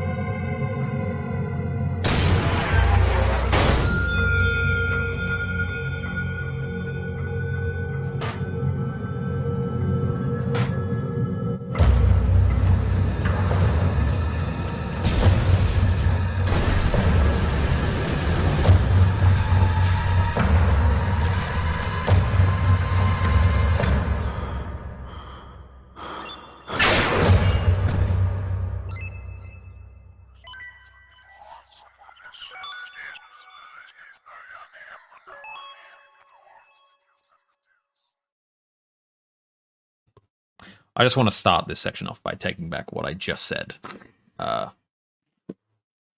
This game's fucking trash. So, to intro Penumbra Requiem. Yeah. Thomas and the team did not really want this to happen. No, it's the ending. It's the true ending. It's the true ending. It is actually in Philip's mind is I think is the only way it was justified. So dumb. So fucking stupid. So at this point, we completely forgot to mention, Paradox Interactive had picked up Frictional as a publisher, not a permanent publisher, just a publisher. And during Black Plague, and they said we want this to be a trilogy, and they were like, we don't really want a trilogy, but they said you need a trilogy because we're funding you. So they said trilogies are hot now. Apparently, yeah. This is 2009. So again, in another like 9-month fucking period or whatever, they smashed out Penumbra Requiem. Penumbra Requiem is not a horror game; it is a puzzle game. Now, I haven't played it. Yeah. But Mr. Connor has. I have seen enough of this that I did not want to play it. Yeah. And the fact that Thomas himself was... I cannot for the life of me... I want to clip this thing of Thomas saying that the publisher was pissing us off and we didn't want this. I don't know where I heard it and I don't know where I watched it, but just seeing his reaction was enough for me to just go, okay, I'm not playing this. Yeah, it's pretty bad, honestly. Yeah, first of all, I do think you can do the whole "it was all a dream" thing. You can do it well. It's very difficult to do well, but you can do it well. This game is not an example of that. Done well in any way. Fucking your best friend Red comes back. Yep. He's all like, "Hey, bro, you crazy?" That's all I remember him fucking. It was just a bunch of shit that was just like, "Hey, just remember, Philip, you're insane now." It's like, yeah, okay. Like, what the fuck is this? What is this? I heard the best character was the facility announcer, like this lady's voice, just being really sarcastic to you. Oh yeah, no, yeah. It's like, it's just, it's almost like this game. It's just all in the context of, because it like the beginning is like it's immediately after the end of Black Plague. It's like Philip, you're asleep in the room where you send the email. Fell asleep in the chair. Yeah, or like on the floor, and it's like, oh, okay, so we're continuing, and then like you slowly realize, okay, so we're just hopping through these portals to different puzzles. That like most of them are just like the most basic bare bones puzzle you could ever come up with, like, and it's more tedious than actually, like not a lot of thought clearly went into these puzzles. And like there's one fucking level where you literally have to run up a bunch of you sort of run along a platform hill, go up a ladder, go along another platform hill, go up a ladder, keep doing that. And like so barrels will come and flaming barrels. And I'm going, are you literally referencing like Donkey Kong right now? Jeez. Like you're playing Donkey Kong in Penumbra, and I'm sitting here going like, is this like a joke? Like did they like, it's like a thing of, did they make this thinking there's no way they'll want to release this? And they're like, yep, we're releasing it. That's so fucked. And then like at the end, it's like you're back at the furnace with the Red, and it's like, will you either walk away from the furnace and not die, or come into the furnace with me and burn alive? And it's like, who gives a flying fuck? Like, who cares? Like, I'm not your best friend. I'm not your friend, dude. Like, fuck. It's just like, yo, like he must have left a big impression on Philip the character, who's fucking as he's as thought out as a piece of toast. He's fucking nothing, right? And it's just like, what the fuck? And also, if you do the, I'm gonna burn alive ending, it's like, that's where it's revealed it's all a dream. If you do the other ending, he's just like, oh, I'm back on the boat. It's like, but so wait, is it a dream or isn't it? What the fuck's going on? Yeah. So like, only if you get the true ending do you know it's a dream. It's like, but like what? Jesus. It's just a big fuck off nothing. Like, fuck this. What's your rating, Connor? I think at the time I gave it a 3, but it's probably a 2. Jesus. Like the atmosphere's, there. Yeah. I'm never replaying it though, so like, fuck that. Look, if I'm ever in like hospice care and I just want to die, yeah, you play your Requiem. Like lethal injection isn't available, I will play Requiem.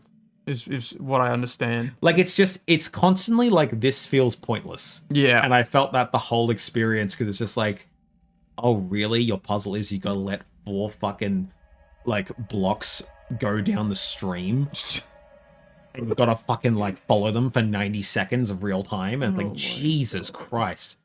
so lame. Dude, I feel so bad for the team. Like, what a waste of time that would have been. Like, they must have put, like that's the thing. It feels like, did you just not care? And, like, clearly they didn't. Like they just gave no shit. Jeez. Yeah, easily the worst fucking game. Yeah. That we're going to be talking about. Thank God. Like, even if you like puzzle games, there is no point. See, that's the worst part. Is that there's just... It might be a 1. Jesus Christ. Like, what the fuck is this? The graphics are the 1. That's it. Unreal. You know, big shame. And yeah, because it starts off like going, oh yeah, you're going to find out what happens. Like, I don't know if I needed it to find out what happened, honestly. Like, I don't know if this is relevant in any way. And then, like, yeah, just... Yeah, the moment I, like, lost hope, like, lost complete sanity myself was the Donkey Kong bit. I was like, what are we doing? Like, that's fantastic. Holy shit. Like, I had no idea. I'm sure you can just Google Penumbra Requiem Donkey Kong homage and it'll be the only thing in Google Images. Because I almost wished it did, like, you know, weird Penumbra-esque, like, the Donkey Kong, the Mario music, you know? Like a fucking local go... Probably didn't have the budget for it. It's like... But no, it's just the fucking creepy ambience of, like... Look, if Clarence was singing it, then maybe I would have... Dude, I would have... If Clarence should have just... Yeah, he should have narrated the whole thing. Like, fuck it. It would have been at least enjoyable to some degree. Because then it would have just been, oh no, this is a comedy of errors. Like... That's just it. Why... Because Clarence didn't come back, did he? No. It's like Red and then like a... I don't even fucking remember their name. But yeah, I just remember Red being like, this is the choice. This is the choice you have to make. Oh my God. That's not what he fucking sound like, but that's all it's coming to me in my head right now in this moment. Because he's like yelling at you from within the furnace. It's time to make your decision. What will you do? He's yelling from the shower. Yeah. Oh my God. I'm like, and then it's so funny when you get in, because like just the little, like, I might be making this up, but it was fucking delirious, right? Yeah. Like, the little, like, shelf at the bottom of it's like, what, do I just, like, plank in that and then he lets me in, you know? 1 foot at a time, guys. It probably just fades to black, but I like to imagine, like, that's how you get in. Like, you just got to plank in here and then like, roll it over. Suck in, Philip. Suck in. Come on. It's so fucking bad. Just like, oh, yeah, waste of time. Good Lord. Well, on to the meat. Thank fuck. Yeah. Jesus. Like, you know, I don't want to shit on it, but like, thank fuck we're out of this Penumbra section. God. Onto the meat and the meat salad. And potatoes. Yeah. God damn. It's time to talk about pewds.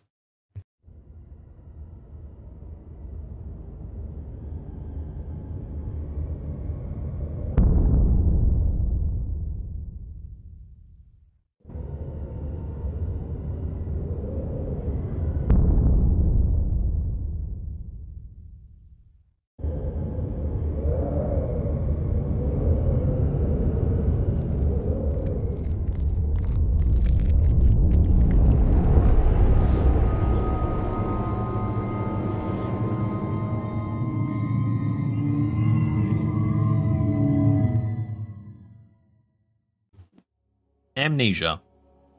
The dank descent. What did you think? I love this game. Yeah. I love this game. Yeah. And I think it receives all the praise. All the praise it receives is completely earned. Mm-hmm. Totally. Man. What a hit, you know? Definitely a... just... Yeah. Like... It's kind of insane to think about it, you know, how much like this really did change the landscape, you know, of the genre it was within, not just of a horror genre, but like indie games as well, you know. Obviously, you know, this wasn't the only big indie game that hit big, but I feel, you know, definitely the sort of the interest of watching people play more obscure indie games made by a small team of, as you've said, 3 people. Yeah, I think it made this 3 game. people at the time. And I think actually, you finish first. It's just crazy. And like, yeah, the level its success almost eclipses itself in a way. Yeah. Like, that's how big it got. Yeah. It's sort of it's beyond the game now. You know? which is kind of insane to think about. It was really interesting hearing Thomas talk about development of this as well, because it went through a couple of, I think they always wanted to do castles, but the game, like a lot of the game itself, went through a lot of iterations, and to the point that they were running out of money, because I think Paradox left them halfway through, or just like earlier in the development cycle, they just dropped them off. So this was being made with Paradox, and then it wasn't very early on. So that's why rightfully so, everything to do with this is Frictional's. Totally. Frictional Games. And from here on, they publish everything themselves, right? Yeah. Like they're their own. Yeah. Except for, besides Amnesia 2. Amnesia 2. Yeah. Mischief Big. But we'll get to that. Mm-hmm.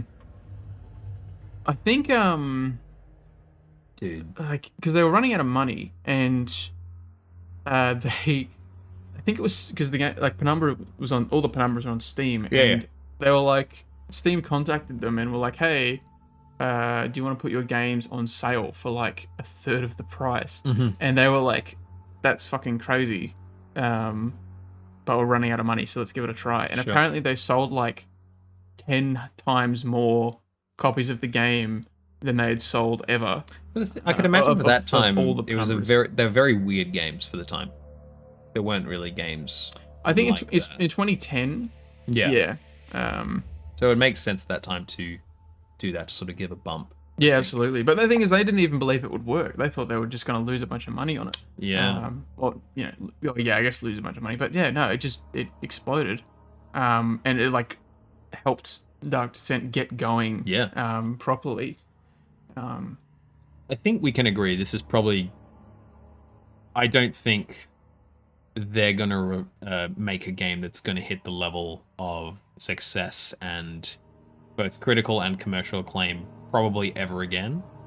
I think this is like not to say that I think they don't have the capability to make another great game, but I think this is like a lightning in a bottle sort of scenario.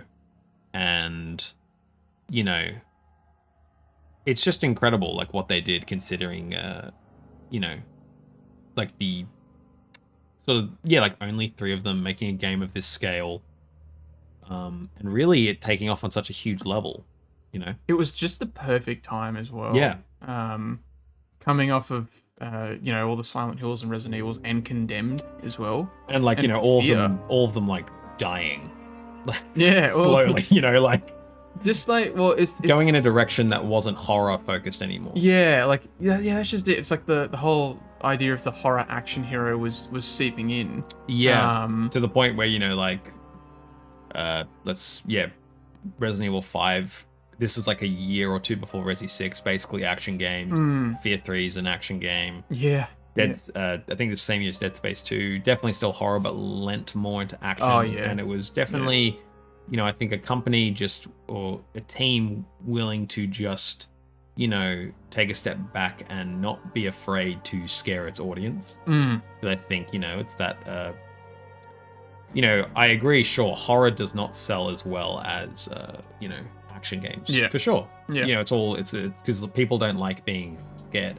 But I think that's the thing with horror, you don't need to make the biggest environments. You don't need to put big explosions and put so much shit to distract, from what's actually going on. And I think this is the case. They pretty much Frictional became Frictional really because of this game. This is going to be the game that people, when you think Frictional, you think of this. Yeah, it's the first game. It's solidified. Shall we talk about the basic premise? Yeah. So the basic premise is a man named Daniel wakes up in a castle, and all he knows is that he has to kill a man named Alexander. It's set in the 1800s. In Brennenburg Castle in... Oh my god, it's been that long, I can't remember. It'll come to me. Yeah. Once all the memories of the notes that I've read from that game start coming back to me, I'll remember. The notes in this game, compared to Penumbra... So much better. And they're narrated as well. Yes. Most of them are narrated by Daniel, which is great. And you've already got me going. Go ahead. The voice acting in this game is fantastic. unfortunately I can't remember the names of the actors and actresses. The VO. And it was only a very small cast, of course, because Daniel himself, he only talks in his flashback cutscenes and through notes. Yeah. He doesn't. There's no running commentary. Unlike. You hear his breathing. Oh yeah, and he's breathing, of course, and his gasps and everything. Unlike Tazzy in Rebirth, which again, to her own credit, we'll get to that. But it was interesting having a semi-silent protagonist. For sure. But I don't know. I couldn't get enough of Daniel's voice. I just think he sounded like all of the talent sounded so good. This is, I think, where our opinions will begin to diverge a little bit. This is my only real negative of the game. It is specifically Daniel's VO. Really? Yeah. For me, there's moments where I think I'm not trying to like shit on it, but I just think I don't feel the emotion in his voice at points where I really think that's what it's going for. Okay. Like I think the best way I can describe it is I feel like I'm hearing an actor read a script, not a character write a note and recount it to himself. If I hear an actor reading, I can see that. I don't feel the emotional resonance. And in some of those later scenes when Daniel sort of realizes, who he is and what he has done, and it's meant to be a heavy, emotional, impactful scene, it just really pulls me out more than bringing me in moments where I really feel you should be brought in. Now that's still to say, like, I still think the writing of it is incredible, like the notes that you find, and just the environmental storytelling and everything. That all such a huge step up compared to Black Plague. Huge, like, and also all the environments very memorable. And to be granted, I've played this game now 3 times in the span of 2 years. That's probably why. But also the music, like the first time you enter the area with the fountain. The baby fountain. Yeah, and just that low, calming hum. Especially coming off the water monster just before that. Yeah. Sorry to tangent off, but no, like for me, it's the only thing, and it was only really specifically Daniel, because any other VO that wasn't as strong, it would literally, you'd only hear them for a couple of seconds, and it was more like oh, where the hell am I? Oh, fuck, that's monster, true. But like, I enjoyed Brennenberg's performance. He was very so good. theatrical, and worked very well. And I liked Agrippa. Agrippa. Yeah. And but yeah, for me, it was just more in the emotional scenes. I feel Daniel's VO didn't stick the landing for me personally. Which that's like, honestly, and also it feels like, luckily that's not the only way the game presents its story, because like you said, the rest of the time you're pretty much silent, so a lot of the time it is sort of just just put yourself in the scenario, but that's really my only that's the only thing I could actually do with less of, is the VO. Okay. But I want to talk about the other writing, just the writing in general across the game. I found really nuanced and great, and really sort of respects the player in a big way. And like the fact that you don't you can read as many notes as you're willing to find, if you're willing to venture out, which sometimes you're not willing to, because it's so fucking scary trying to go out there. I always remember do you remember the chamber where it's like it's really foggy and you're trying to find the pieces of the orb? Yeah, and that's where most of the I don't think it's the choir. Because there's one side where it's that, and the other side is the spiral staircase in the middle. Those are the 2 areas where you find all the orbs. Yeah, cause that's, and like Agrippa is like separating. Yeah. In those 2 big areas. Yeah. It just really feels like such a well thought out environment. Like it's not not in a gameplay way, but like just in the feeling and the memory it leaves on me. It reminds me of the Spencer Mansion from the original Resident Evil. Oh yeah. Like I remember some of the areas, and like because I think some of it could be could fall into these all look very similar and samey. But I think there's enough variety, and there's not too many levels. There's not too many different environments where, you know, I think they really nailed down this area is going to look like this and this and this. And also each sub area you go to, the environment does shift from what it looks like. Like when you're higher up in the castle versus when you go down the elevator. And you really feel like you're in like a tomb. Yeah. And the prison quarters and the choir and the chamber and hell, even the final walkway with the blue fire. Yeah, the inner sanctum. Very Lovecraft and just. We also need to talk about the monsters in the game. Well, just before we do that, with the it's really interesting with definitely with the level design and everything you've said, because it was actually the first and I think only time they've actually done a real life, like, it's called, like, when you go out and visit a vista, like a vista, location scout. Location scout.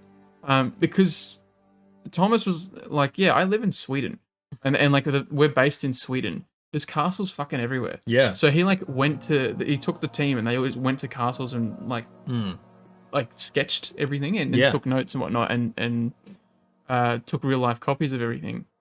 And then I think as well, the kind of further you get into something I love about the theme of the whole game is that, you know, the castle was, I don't think it was necessarily built by Alexander, even though he's been there a long time. I think it's like named after him. But I think the thing is that he killed the previous inhabitant, because obviously he's from another world, but he built onto it. And you can tell throughout the whole game. And, you know, Alexander mentions it in after the sewer, just before the sewers, actually. Yeah. He's like, it's like in a note or something. He's like, it takes to build one thing from my world in this world, it is 10 times the size because they don't have the technology. Yeah. And it's so interesting seeing them, especially in those later areas with the big areas of the blue flames and whatnot.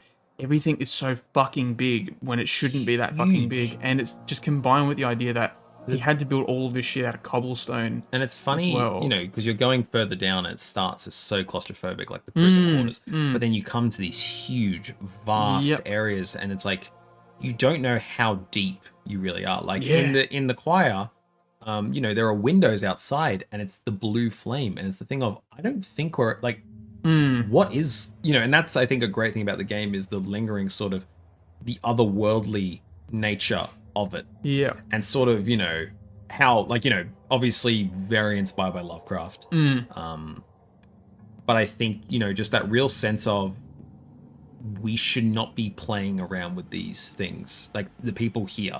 And like, you know, the creation of the Vitae. And it's things that maybe we've dug too deep. Yeah. We've gone too far.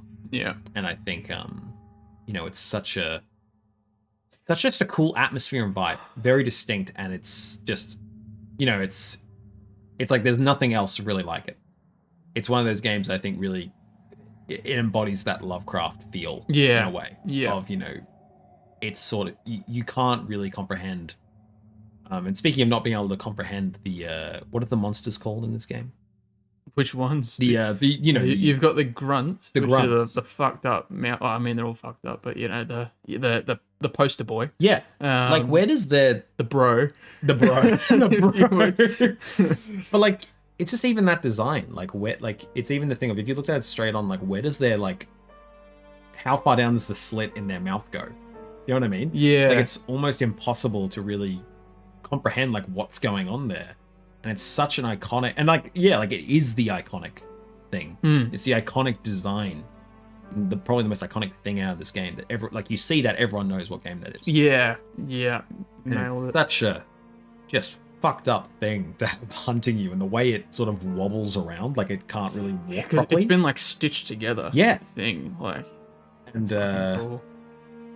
Oh god, you got that. You got the Kernk, which is the water monster. Oh, the clap, dude. The clap.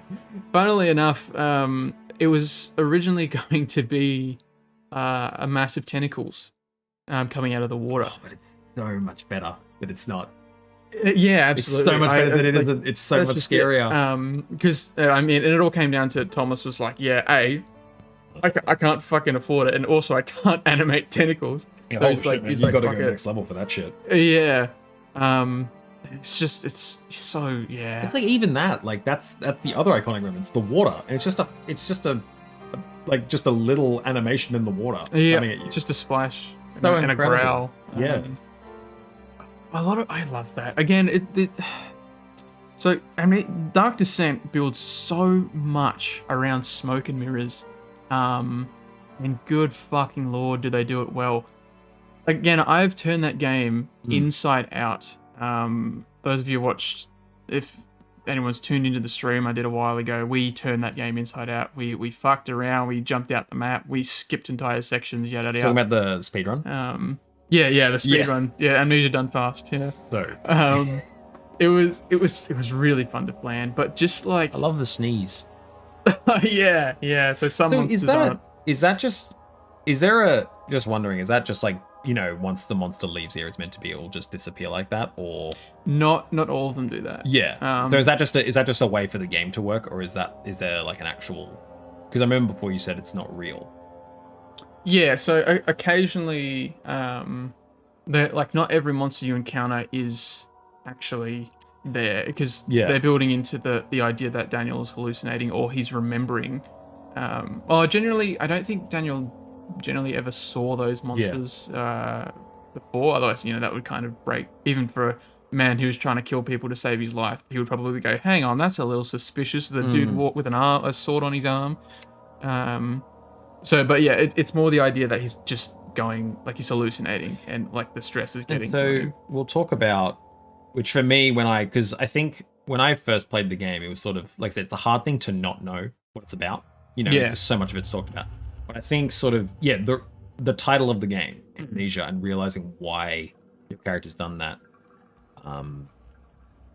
it was a really fucking cool reveal, and a really sort of, I think,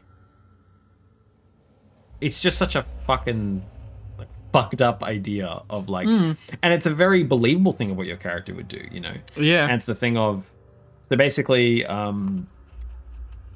Brennenberg needs to make this. I mean, there's a whole story of orb. Oh yeah, there's a lot of cans of worms when it comes to basically the Daniel finds this portal thing to other world. Brennenberg wants it, right? Oh well, so Daniel is on a expedition to Algeria, and he gets trapped in a tomb and finds a magic orb, pretty much, and he picks it up and it shatters. So his boss sends him back to London, to England, to back to his home, because Daniel's like fucked up. Concussed. That's what he thinks. And then he hears back that everyone's gone missing from the expedition.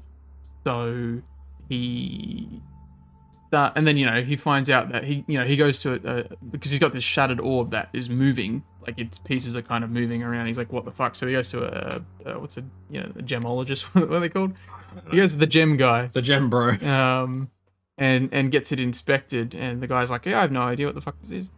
And then that guy dies horrifically, like the next week. And it keeps happening. To people. And so he mentioned, it's like whoever he mentions the orb to, right? Oh, it's whoever he comes in contact with. And eventually he goes, holy shit, something's coming after me. So he starts sending out a bunch of letters to big names about like, hey, do you know anything about weird? What's this fucking marble? Yeah, what's this damn marble that I've just broken? And Alexander responds with like a one-word line. Yeah. And Alexander, by the way, is from like he's somebody from another world masquerading as a baron. Which is in how Prussia. He's in Prussia. That's where and the orb is assumedly from this other world. Yeah. Yes. Well. Yeah, assumedly, because a couple of them, again, it goes into very extended lore. You can get me talking on it, but and a lot of it, I think, as well, it's cool. It leaves it up. You know, it's sort of like you can absolutely, because there was a point I think for me when I first played it where I might have missed a note where it's directly, if it is ever directly stated before the ending that Brennenberg isn't human. You know, it's in one of the we didn't even mention the little capsules from Penumbra. In Penumbra, you actually have autosaves, but you have save points in Penumbra, which are these little cylinders. And when you touch them, they're actually artifacts from the pyramid and the turn gate. Crazy alien mumbo jumbo. Yeah, pretty much. And then they pop up again in Dark Descent. And when you touch them, they give you a flash of something like a memory that Alexander's saved. And in one of them, he mentions like, "Oh my god, I want to go home. I miss my wife. I'll find a way to open the portal." Yada yada yada. Kind of thing. So pretty much, Alexander's trying to assemble orbs to open a portal, and Daniel has one. Because I could imagine when you first play, you could think that you could assume that like Brennenberg is just he sort of knows about this, and so it's like but it's the thing of no, he is like from there. He's trying to get back, and and all of a sudden that's the thing of when you. That's what I mean. Like I think the VO was actually really great, whether it was intended or not. The fact that he is so sort of over the top, that because he's not human. He literally sounds like a cartoon villain, and it's so great. Like because it's clear it's like how would a Baron talk, and he has like this. Such just this. He almost sounds like a lion. Or like he's part of something called like the Order of the Black Eagle as well. I think just like Illuminati shit. Or more or less, which just like and I think especially in the latter half of the game, like he is a man who has been stuck here for hundreds of years, and he knows that he's running out of time to pretend because he's been pretending he's a dude, like several people who have he just looks like they all look like each other when they get old. And people are getting suspicious of this one guy who they think has been he's been looking after this castle for 100 years or something, or a couple hundred years. So he's running out of time before people start coming for him, thinking he's fucking which is from another world. And you can hear it in his voice. Believable stakes for the villain and for the hero. So jumping. So you're making this drink called Vitae, which essentially it heals you, right? It is the literal blood of human suffering. Which is what the whole game is pretty much about, and why Daniel is not necessarily made to do what he's done, but he helps to he's tricked by Alexander to torture people over and over again by making them drink an amnesia concoction. Oh, that's it. So to make them forget, so then he can torture them again and until their blood keeps giving more and more vitae until they die. It's men, it's women, it's children. So the reveal of sort of, and then Daniel takes one of these the amnesia drink, but he's like, you just need to go and kill Brennenberg. And it's a similar thing of, I think, jumping to the endings of the game, I think they're very well thought out, and they can be very believable depending on how you, the player, read Daniel's actions. Because you have the ending of you got sit and die. You can sit and die, because that's the thing. I could imagine, if you're really getting into it and shit, it's like, I've murdered, I've tortured kids. And you literally, to find the piece of the orb, you need to go to areas like torture rooms. And you hear what you've done to people and shit. And it's like, holy fuck. So I can imagine just being like, I don't deserve really to leave. I don't, I'm just going to let Brennenberg go home. Because what can I do? Which, I think is, like I said, the flashback in the field. And you're just hearing the people you've kidnapped. It's just so messed up. And like I said, it's like, I think that was my thing in Penumbra. Philip was always just, you are just being the hero right now. But Daniel's such a conflicted character, you think going in, oh yeah, I'm the hero, I'm going to solve this, I have amnesia, that's weird. And then you find out it's like, wow, I'm holy shit. I'm a huge dick. I'm a huge piece of shit. And then the second ending being you screw over Alexander. Well, I mean, you do that twice, but... Well, yeah, but before doing the whole runaround, you could screw him over, and then you leave, and the way Daniel's talking, it could be perceived as heroic, but it's the thing of he just got away with this. Daniel is very... And I actually... He's not really a good person. He's naive as fuck. Yeah. And to the point that he's so... he's such a thinker of that kind of time, where it's like, as long as I reprimand myself and my sins, I'm the good guy. Exactly. I think, because that's exactly, yeah, you're right. That's exactly what he says at the end. He's like, I knew that killing Alexander washed me of all my sins, and that this was like a hellfire to make me the good guy. And then he walks off and he's happy. And you literally walk into the light. Yeah, exactly. You walk into the light. It's like, oh my god, you're such a dick. Yeah, it's such a holy hell. And then I guess the true ending. Is you find Agrippa, who he the creation of he helps work out what the Vitae is. So Agrippa is human. Yeah. And he it's a bit of can of worms, but the baseline is that he and another guy called Johann Weyer. Yes. Weyer's mentioned a few times, but he never shows up in the game. He's somebody that managed to control the power of the orbs, but also he stole a locket that Alexander, Agrippa, and him built that was supposed to get Alexander back home. He stole that locket and he left for Alexander's world. Yep. And Alexander flipped his shit and started. I can't quite remember. I think he pretty much took it out on Agrippa, and he trapped him in a body. Because when you find him, he's like chained up. His leg, like he's in like his mind is fine, but he's in like a fucked up body. He he can't move essentially. Yeah, because like I think most of the idea of Vitae is that it can stave off death, but it won't heal like ailments. Like you might not feel the pain anymore, but you still can't, like it won't like fix. If you've had your knee shattered, yeah, you take it's it. not It's gonna like fix that. you won't feel pain, but you can't walk. Yeah, because when we find Agrippa, he's missing his fucking jaw. Yeah, and like his legs are busted, and he's in like a malnourished body. So like Alexander's keeping him alive.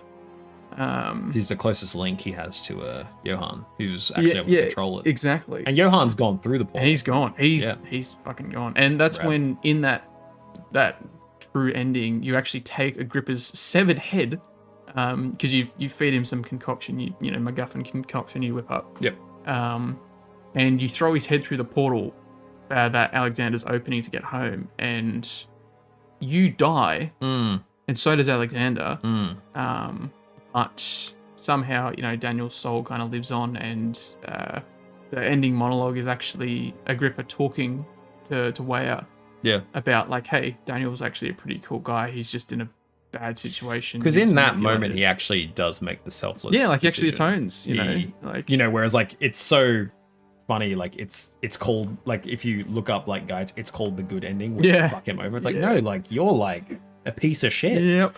And that's just it though. Like that's something that Frictional wanted to build into was like, hey, is it really, if you don't remember doing any of this and you've only you've remembered it, but it's kind of like you're remembering another person. Yeah. Are you the bad guy? Anything? And I love that question. It's not as simple as who's good and who's bad here.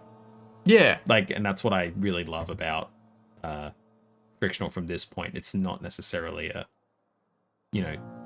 this clear good guys, clear bad guys. Yeah. There's always, because it's never ever going to be that gray, especially if you're going to a story with the depths of what they're talking about, the vibe. It's like, I'd find it much more interesting to have a protagonist who is flawed in many ways and isn't necessarily good. I think like a lot of, like I love Resident Evil, for instance. You are the good guy. Yeah. And like that works for the tone that game is setting. But if like if a Silent Hill game is like, no, you're a good guy, it ruins the entire point of what those games are going for. Yeah. There's an element of a psychological horror, which by the way, we should talk about the sanity elements. Yeah. Dude, yeah. Again, it really ties into the whole smoke and mirrors thing. Oh yeah, like it's one of those games where like the form is the function. Like the gameplay is leading into how the character's feeling, which is related, from the story into like, of course your character would be going insane in this environment. Yeah. Because it's not just the horror of what you're witnessing, it's I could see it as the the repressed memories of Daniel also coming forward in those moments, because you'll hear those flashbacks. And I think if you're in a dark room and you have low sanity and you hear one of the bad flashbacks, it fucks you up. Like you're going to be on the ground for a little bit. Fucking wiggling around. It's a really interesting how the sanity system came around. Was, I mean, they were definitely trying to balance around just being able to hide from monsters in the dark all the time. Like you couldn't be in the dark all the time, otherwise you'd just be invisible. But they were trying to find gameplay loops to put into their game, and eventually they found that players would really just find their way around the loop. Yeah, you know, like so they said, "Fuck it, let's make the loop fake and make players think that something bad is going to happen." Yeah. So they straight up lie to the player, like straight up that there's a tip, unless you have the tips turned off. There's a gameplay tip or a hint that comes up saying, looking at the monsters for too long will make them spot you, yada yada yada. Yeah. None of it's true. Yeah. Like if your sanity hits 0, you just fall to the ground and get back up, and you're like, holy shit, you know, something bad could happen there. Oh my god. And of course, the thing is, if you play through it more than once, you're going to see that was just smoke and mirrors. Absolutely. Which, you know, and he said, like, yeah, again, like this is really where he was talking about it. He's trying to make horror experiences. It's like a game you shouldn't replay immediately. Absolutely. You should probably wait.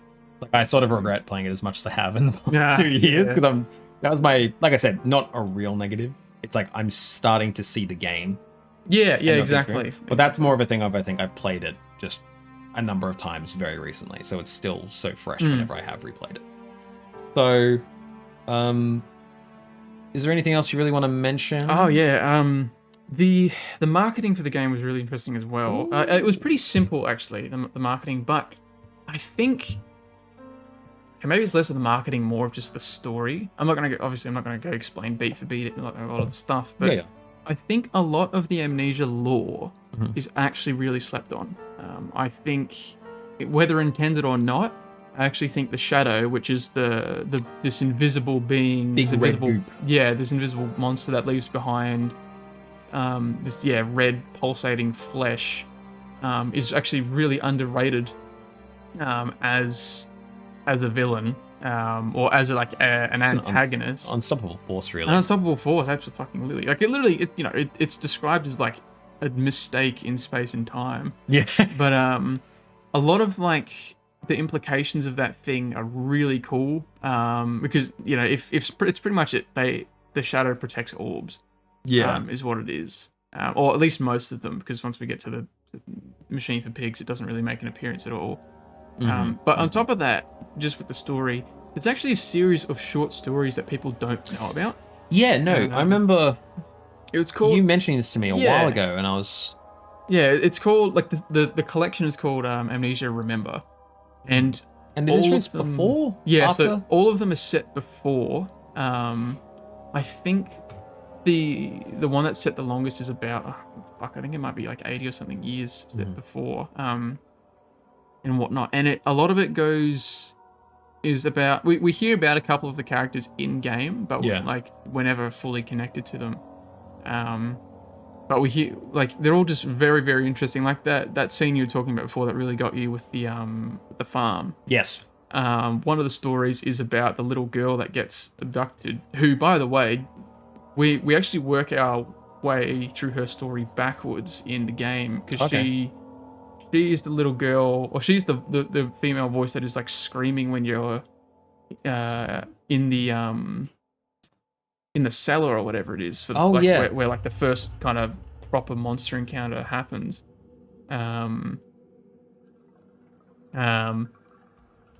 And she, like, Daniel fucking kills her there. Yeah. But then you don't realize until you're in the prisons, that she's actually a child. Yeah. But you actually find out in that story that she was like about to run away from home, and then her dad like beat her up, and then she sees this cart coming towards her house, and she's like, oh my god, somebody's finally come to help me escape, and she gets fucking abducted.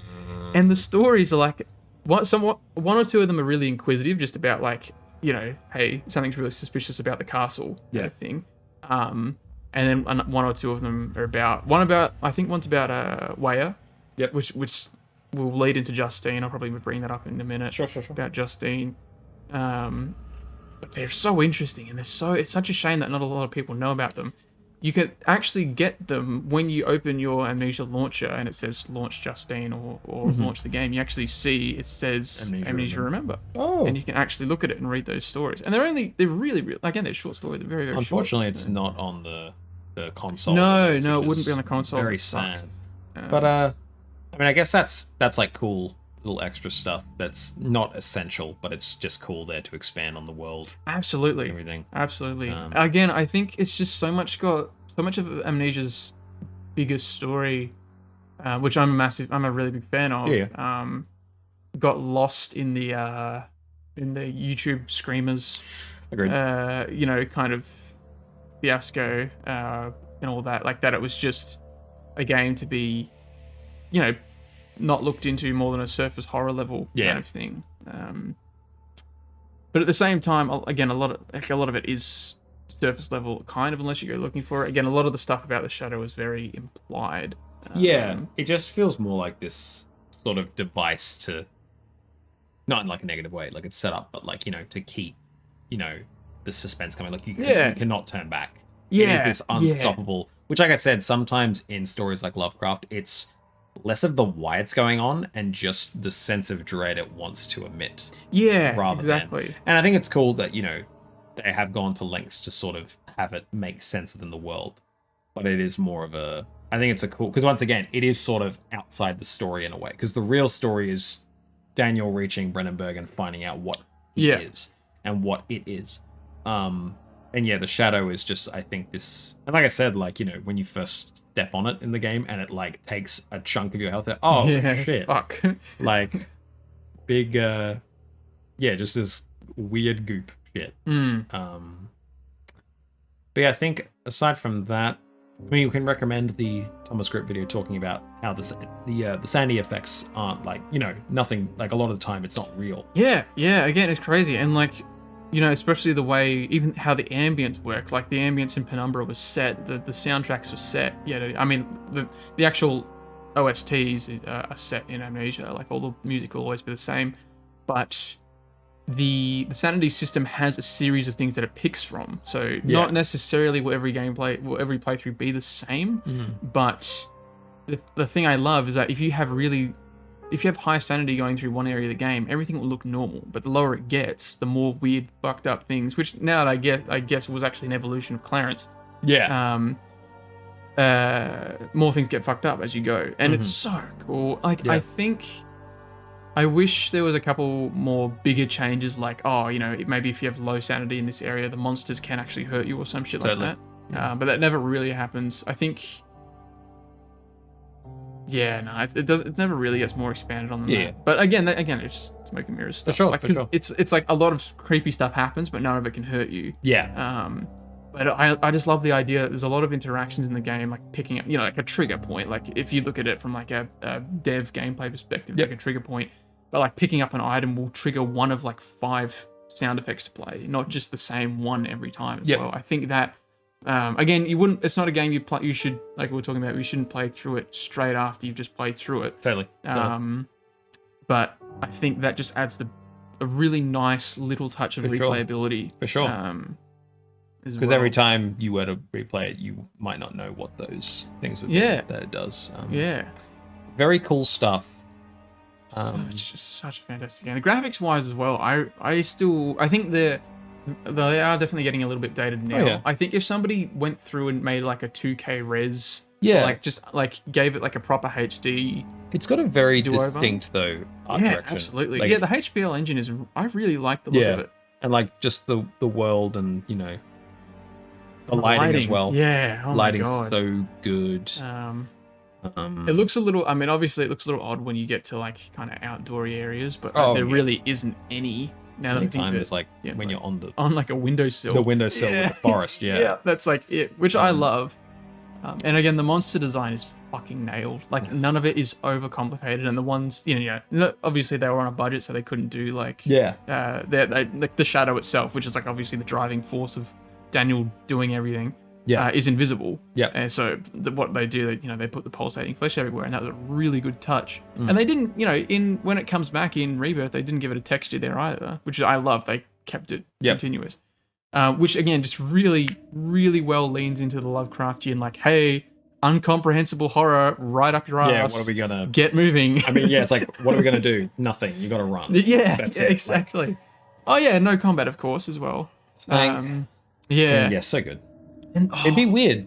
Yeah. It'd be weird if so there were strange. combat. It would completely remove what makes the horror so great. Yeah. They originally, it's so funny, just a little tidbit, in one of the really early versions, they actually had a flintlock pistol idea, but that was gutted pretty fast. I can understand why. Yeah, I don't think it'll work. Yeah. Unless there's anything else you want to mention? Oh, look, there's probably 1,000 things I could talk about, but at that point, this whole thing would be double the length. For sure. But, I mean... Well, whenever you put your VODs up, everyone check out the VODs. Oh, yeah. Yeah, look, awesome. Definitely when I have the time in my streams to talk about them, I do. Straight up. But Dark Descent, solid, like... Even, like, look, I'd say a solid 9. Yeah, sure. Like, straight up. Again, the replayability is definitely something you've got to leave for a long time. I think it's fine. Like, not every game needs absolutely. to be... Like, you don't need to play every game. Yeah, you don't need to play it daily. You know, like, it's fine. Like Destiny 2. Yes. It's a solid game. It will always just have a spot in my heart. Mm-hmm. It is just such a classic. Incredible game. And I would seriously love... Again, I'd love for it just to get a current year remake. Just being able to see Brennenberg in modern day graphics would be the castle of all time. Yes, in a video game. It would have been one of the castles. Yeah. Castlevania, what? Oh yeah, true. Final thoughts? Yep, agree with everything. Obviously, I haven't done as much of a deep dive into everything like those short stories, which sound really cool. But for me, like I said, I never felt like I was missing any aspect in the game. The game feels really solid and complete in its, it is a simple game. It gives you a simple premise. It does it extremely well. Like, it's literally you wake up, find Alexander. That's it. Yeah. And you can look into the lore as much or as little as you want. Yeah. And I think, it really nails what it's going for. I'm gonna give this one an 8 out of 10. I think it's really fucking awesome. Like I said, Daniel's VO is my only actual negative. Just his VO specifically. I think the character is really interesting. The only other one was like, I think I've just played it too much. So this time playing it, it was sort of a bit, kind of autopilot at times. Yeah. But that's more a fault on me rather than the game. So I think it's a horror game where if you, it's one of those horror games. If you like horror, you should definitely give it a go. Absolutely. Even if you're not so keen on the whole non-combat hide and seek style, I think this is probably the one you should give a go. It really respects the player. I know some of those games can sometimes feel a bit handholdy. This one really respects your time and your patience, and good game. Very, very good. And we'll continue talking about this game ish. Oh yeah. With the very cool, very small and quick Justine. There's no trailer for Amnesia Justine because it's a mod, so this will have to do. Oh, the French. Okay, what do you think? The French Justine. She is French. She is. See, it was clever. I knew it. Her name is based on like 3 different people, I think, or like one guy. I can't remember. Something to do with a guy being promiscuous. It's fucked. Deep lore. So, Justine is it was frictional, right? It was entirely frictional. And so this is like a DLC sort of mini permadeath game, which I think you can finish in like half an hour. Oh yeah. It's a really quick game. Basic premise: you're a woman called Justine. You wake up, you don't know where you are, and you're sort of. Actually, we don't know where Justine yet. We don't know. But you woke up as a woman. You wake up as a woman. Figured and it you're out. like, who am I? It's like, oh, Lady Justine presides over these games. So it's like, okay, death game like Saw or something like that. Yeah, it's exactly what it is. Yeah. Essentially, it's just Saw but amnesiafied. Yeah. So with all the cool gothic set dressing, a creepy, weird monster thing walking around, questioning your own morality. great shit like that. It's cool. So you got 3 people, and it's if they live or die is up to you, pretty much. But in saying that, you kind of have to solve puzzles to save them at the same time. It's just Requiem, but good. It actually is. It's literally Requiem, but good. The bar is so low. Hey, if you make a decent one, you smacked it out of the park. You know what I mean? You made it 2. You're doing better. You made it 2, you're better. But no, yeah, it's the thing of I find this such a solid entry point. Yeah. To Amnesia. Like if you're someone who wants to give Amnesia a go, I mean, it's sort of at the same time the most low stake and high stake way to go in because it's permadeath. If you die, you have to start again. But it's such a short, distinct experience that, you know, if you know what you're doing, you can get through in like 20 minutes. Yeah. Yeah, absolutely. Especially it actually has replayability as well. Absolutely. Because again, there are 3 people and you can choose which ones live and die. So there's a tiny bit of different dialogue between. There are a couple of hidden secrets as well. And there are, specifically towards the end as well, there's a couple of really, I think there's a couple of experimental things they tried. Because this time they actually had, at least at the end when, you know, it's like, oh, you're actually Justine, you've been drinking a fucking fluoride or some shit to forget. And that she's just fucked up. Well, was she also having the amnesia drink? Wasn't the amnesia drink, so it is completely separate from anything going on, save for a single side note that you can find that is actually, funnily enough, it is really cool detail, is actually Justine's father was sent a letter by Daniel saying, hey, do you know about this orb? Which is one of the ones that he sent out to a bunch of people. And if you go out of your way to look in every nook and cranny, you'll find it. It's cool. That's right. But it turns out that she got fucked up as a child because her dad experimented on her because of a bunch of extended lore madness about the fucking orbs, which is awesome, by the way. Get it, the richer nuts. Oh, yeah. Oh, yeah. But she ended up finding out that if you drank like some kind of chemical, you could actually give yourself temporary amnesia. Homebrew Vitae or whatever. Yeah, homebrew amnesia potion. Justine be making that moonshine, you know? Dude, no, honestly, French moonshine. French moonshine. Magnifique moonshine. God, I went like weirdly Texan. But the really cool detail is that they give her a voice. Like you hear Justine's voice talking to her throughout the game through recordings and whatnot, and it's really cool. Like the gramophones. Yeah, gramophones. Yeah. And at the very end, you wake up. How you know she's rich? She recorded on vinyl. Oh yeah. On wax cylinders. Oh yeah, you're right. You're right.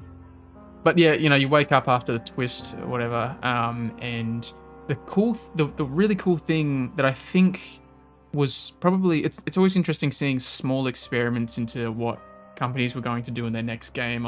It always comes back to Dishonored, but yes, Arcane did a similar thing. They used the DLCs for that game as Dishonored 1 as a base plate and experiment for Dishonored 2. Yeah, which, you know, is natural from a prequel sequel. Justine, if you look around the room in that, Justine actually there's no interact button or anything. Justine actually says stuff about things around the room. I did notice that. Yeah, and I really like that. It's cool. Like it was a bit buggy at times because like when I know how many interactions there was in that room, but some of them just weren't triggering, which is unfortunate. But I think they used that as an experiment for Soma and fucking Rebirth as well. Yeah, for sure. Because in Soma, it's really limited on how much Simon says.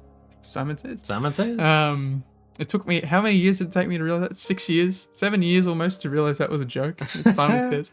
I think most of his talking interactions are through actually clicking on something. And whereas Tazzie's in Rebirth ended up being that you can actually just, I think, generally look in the direction of something and she'll usually say something. Oh, yeah. About it. Yeah. Justine, yeah, absolutely. It's just a fantastic horror experience. So, again, I say to people, it is the best of Dark Descent. It feels like a cool, like, sort of short story you'd hear, like, you know, a bunch, like, you know, if people were telling, like, just scary stories, that's what it sort of feels like. It's just really sort of succinct and Like, yeah, like, you know, the first game has a very simple setup. This has a very simple setup as well, but it's just so condensed. Yeah. So quick to get through. Really, but like I said, I think the added tension of, you know, if you die, you're going back to the beginning. Like, sure, you're not losing a lot of progress, but it's still, it just makes those monster interactions way scarier.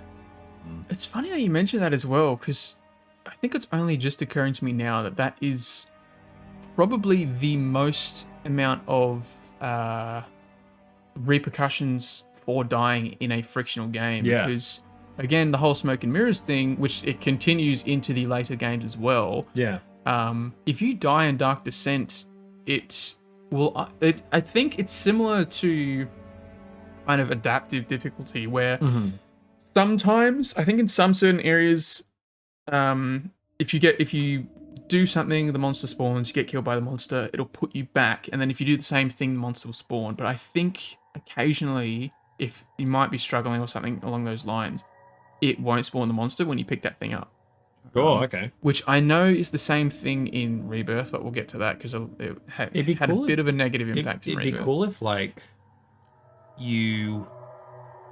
if you manage to save one of these people, it might maybe despawns the monster or something like that.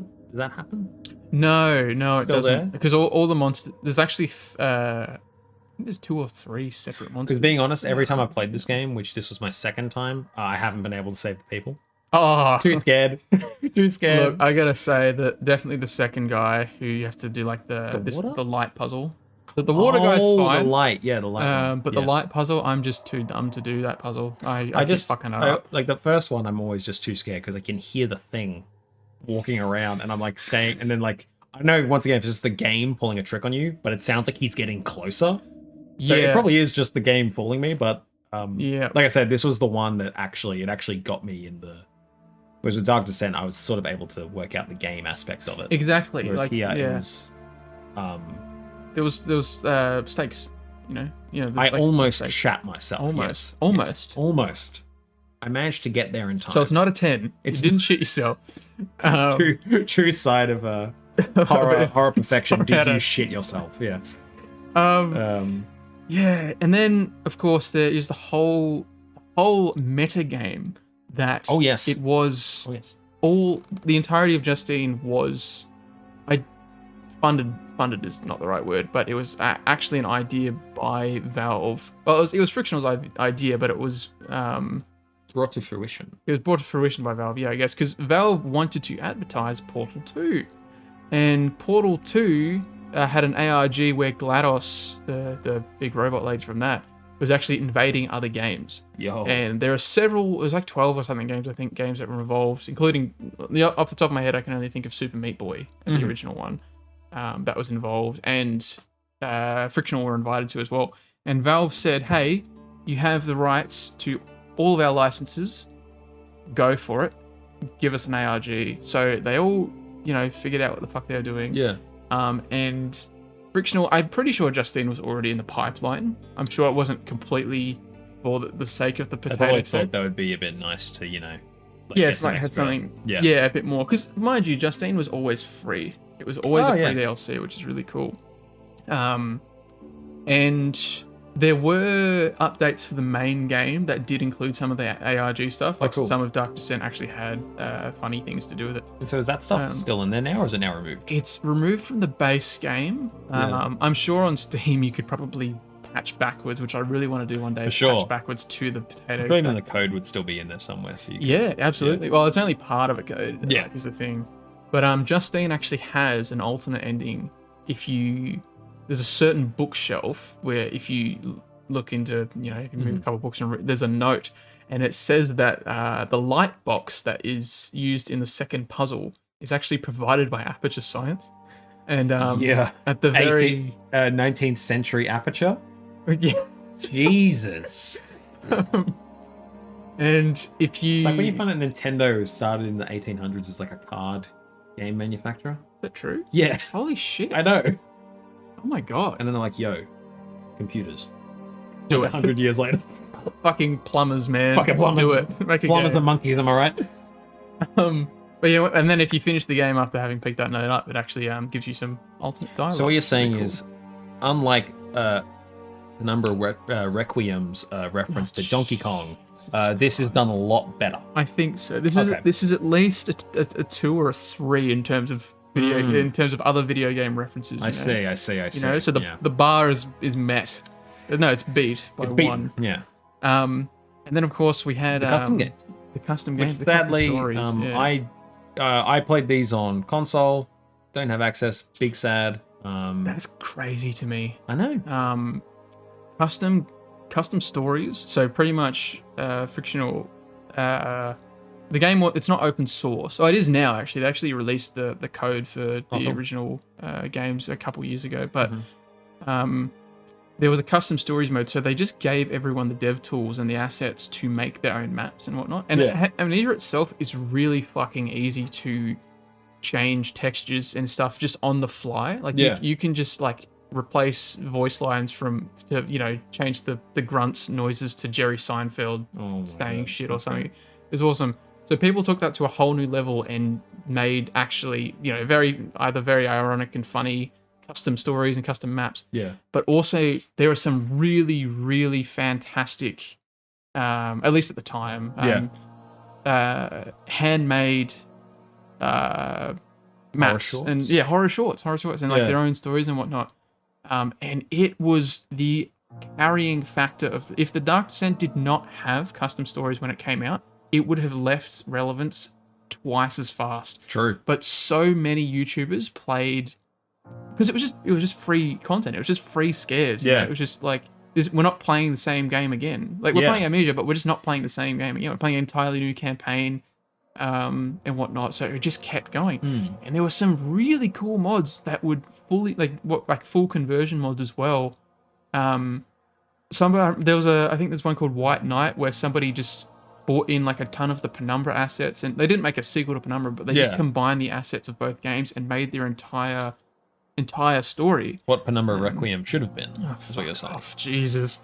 But the custom stories was such a great addition. And I don't remember if it was in the game at the start, but for that game's life cycle, it was hands down one of the best decisions. Probably until 2012. 13. I reckon probably when Machine for Pigs arrived, it was just, actually, I don't even think it really lost relevance before then, because people were like so excited for Machine for Pigs that they went back for more Dark Descent, and they went, oh my god, custom stories, and then more people went, hey, I want to make a custom story. Yeah, for sure. So it got even bigger and bigger, and then after Machine for Pigs kind of had its moment, people still wanted more. So for probably only about another year, give or take, people kind of went back one more time before I just kind of heard complete radio silence on it. Then FNAF took over. And then FNAF took over. Yeah. The true king. Very interesting. Yeah, the true king of horror. And merchandising. Yes. Yep. I want an Amnesia Pokemon ripoff. Amnesia? What? Dude, I don't know why. Yeah, I think you just unlocked a memory. It exists. I'm pretty sure there's a custom story that is like that. Again, the amount of shit that's great that you could port just JPEGs to Amnesia and make the stupidest shit. Every painting on the wall, you could make that look like you can make it look like Layers of Fear, man. It's so good. Oh god. But final thoughts on Amnesia Justine. Well, I think Amnesia Justine, very short, crisp, sweet little experience. Yeah. I'm gonna give it a 6. I think it does what it does very well. There's just not a lot. Like, I think the older I get, the more I really appreciate the sort of thematic element of Dark Descent and what that brings. Where I think Amnesia Justine is a really cool game experience. And once again, I've only played it twice, so maybe I've missed some more of the, the nuances of what's going on. Yeah, like, honestly, probably closer to a 7. That's just what I gave it when I first played it. But because I think just for me, there's the Dark Descent story really grips me more. Where Justine is like a really cool gameplay experience. Yeah.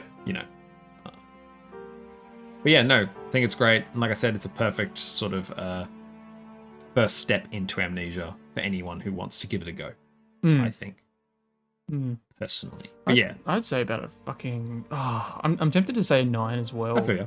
Because it's again, everything that it's trying to do, it does it perfectly. I know. I totally agree. I think it's just probably more of a personal preference thing for me. That's like I said, I don't think it's bad. I'm probably being a bit low. Maybe just when I played it, I was feeling a bit off or something. But still think it's well worth the experience. I just think, on top of all that, of what was just said, I think the fact as well that like what you're telling me makes me want to go and play it tonight. Dude, well, I'm glad that it comes off like that, because that's just it. Like the fact that I can just go, I can just say, hey, Justine is the, it's succinct. And if somebody says, I don't want to play, like you're saying, if I don't want to play a whole horror game, so okay, here's Justine, put it on play. Totally. And if they've somehow got Dark Descent, which you can get for like $1 on sale, it's like, hey, Justine's free with that. Yeah, sure. And as well on console, if you get it, you can only buy it in the collection pack, so it comes with it. Yeah, that is which I don't know. So interesting to me that you guys don't have access to Remember either. That's really a shame. Yeah, I don't know. Yeah. It's like it's bizarre. But next we move on to a more controversial. Oh, are we talking about Dear Esther? Oh, not quite. Talking about the sequel to Dear Esther. The Everybody Gone to the Rapture? No, the sequel to Everyone's Gone to the Rapture. BioShock. No, the BioShock Above Ground. Oh, Infinite. The BioShock Below Sky, below 20,000 feet. It's piggy time.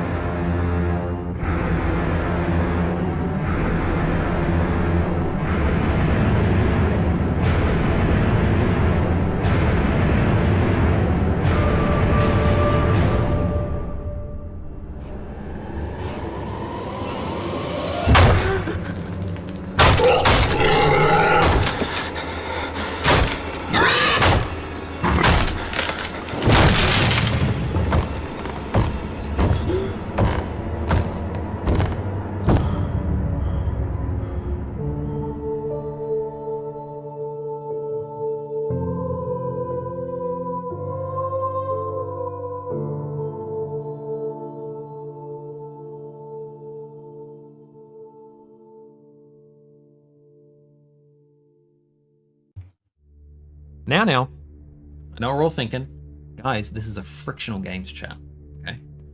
But they did publish this game. We lied to you, yes. They published it, and publishers are important. Especially when they're not Paradox. Exactly. So, or EA, or Ubisoft, or Activision, or we can keep going and going and going. But yes, Amnesia, The Machine for Pigs. Different developer coming in. The Chinese Room, who at that point did Dear Esther. Probably one of the most a divisive game. I think now, so it's probably more not as cared for. It definitely was a very important game, I think, for just sort of the whole, do you like tone poems? We're going to walk around and have someone, talk to you for a bit, Like it's probably important for other games to do better, like, take the ideas it was going for and make more interesting stuff, like Edith Finch. Yeah. Or I haven't played it yet, but I've heard Night in the Woods. It's a similar thing, apparently. Just more very contemplative, good. Sort of. It's like a tone poem. But we're not talking about that game. Not today. We're talking about not ever, maybe. Oh, probably. Talking about A Machine for Pigs. Yes. Which I think on paper, right? Sorry, I'm hijacking the beginning of this. It's all right, go for it. It's like on paper, it's Frictional going, we want to give Amnesia to another indie studio and give them a shot using this IP to sort of make your own sort of thing out of it and take it in a direction that you want to take it and really put a spotlight on another independent studio. I think on paper, that's a really great idea. And it's a cool thing to do, because they didn't have to do that. They didn't have to, like... I actually have some expansion on that. Oh, okay. The reason they gave it away is because they were afraid of it. They were afraid of the sequel they had to make for Amnesia: The Dark Descent because The Dark Descent did so fucking well. So they gave it to another. So they gave it to another company that would give it a go. Okay. That's why they did it. That's why they did that? Yeah. Oh, jeez, okay. Which is crazy. They're kind of insane. It's amazing that... But I also kind of love that transparency. You don't see that very often. Yeah, I mean... Hey, we were afraid of our success. We're such a small fucking studio. We're not going to be able to top what we just did. So we're going to go away for a few years. Yeah. Because they had started the ideas for Soma already as Amnesia kind of released, Dark Descent released. So they said, hey, we don't have time, but also we do not have the kind of courage right now to try something like that, to try lightning in a bottle twice. Oh, for sure. So do what you can. They helped out as well. It said a lot that they did a lot of the Frictional did a lot of the they offered a lot of guidance. Oh, totally. Still, to Chinese room. Yeah. So, should we do the basic story setup? We should. So, this is you take it the away. Story. Thank you. This is the story of a man named Mandus. Mandus, he pretty much he has 2 kids. His wife died on childbirth, and Were they twins? They were twins. Mm-hmm. Enoch and something else. I can't kid's name. I think it's Edward or something. Edmund. It's been a while now. Pretty much, he went to like Africa, I think it was. So he's like a big, This is set in Victorian London now, so we're a couple of years in the future now. Love the setting. Setting is so. One of my favorite aspects of the game. Really, really enjoy it. I actually because it's like Industrial Revolution London is what it is. And so Mandus, he takes his children to it was Mexico, I think it was, and he kind of catches something in Mexico, a disease, and he's gone there. He ends up at a kind of Aztec pyramid where it turns out there's an orb. Right. I can't quite remember what happens at this point, but he ends up killing his 2 kids, is what it is, under the influence of the orb and his sickness. And he takes their skulls home, of course, because he kills them because the orb, which this orb actually has a consciousness kind of in it. Yep. That speaks to him. Mm-hmm. It says that it has seen the human race's future, which is World War 1 and 2, that it mainly talks about, and everything in between. And that his sons will die at the Battle of the Somme. So to save, in his sickness, to save them from that, he kills them both. Yep. And he takes the orb and their skulls. And now this orb is cracked in 2, which is interesting. And it does not have the shadow following it, so the shadow is not in this game. And pretty much our story begins when he wakes up a couple months after he got home. Mm-hmm. After it turns out that he's actually made a massive meat processing factory underneath almost the entirety of London. Yeah. And he thinks, because we didn't actually realize his children were dead. Now I think of it, I said all this stuff out of order, but that's right. He's lied to by the orb, which has a voice, saying that his children are trapped and he needs to fix his great machine to free them. The machine for pigs. And of course he finds out that by the time he's fixed it, it's too late, and he goes, holy shit, I've actually killed my kids. Yep. And then he spends the rest of the game trying to destroy the machine once again. So it follows that story and up until the very end, where he must, of course, sacrifice himself to destroy the machine and shut the orbs the fuck up. Shall we? So, can I say, on paper, I think the story is really good. Yes. And thought out pretty well. I think it's really well thought out and definitely fits in that sort of vibe of you're not a good guy, like you're a very flawed person. It's that whole thing of, I think sometimes we can forget that the protagonist doesn't need to be the hero. It's the character we're following. That's like the whole sort of, thing of it. And I think it's a really cool idea. I think the setting, like, the vibe and the atmosphere, it doesn't feel like a frictional game, but it still has such its own deep, very intimate and creepy feeling. Like when you're first wandering around the house. Yeah, the gigantic fucking house. And seeing like, you know, the I love when you go outside for the first time, you can see the church like glowing in the distance. Oh yeah, you can go outside in this one as well. For a brief couple of times. I also, the music is like without a doubt the best fucking thing in this game.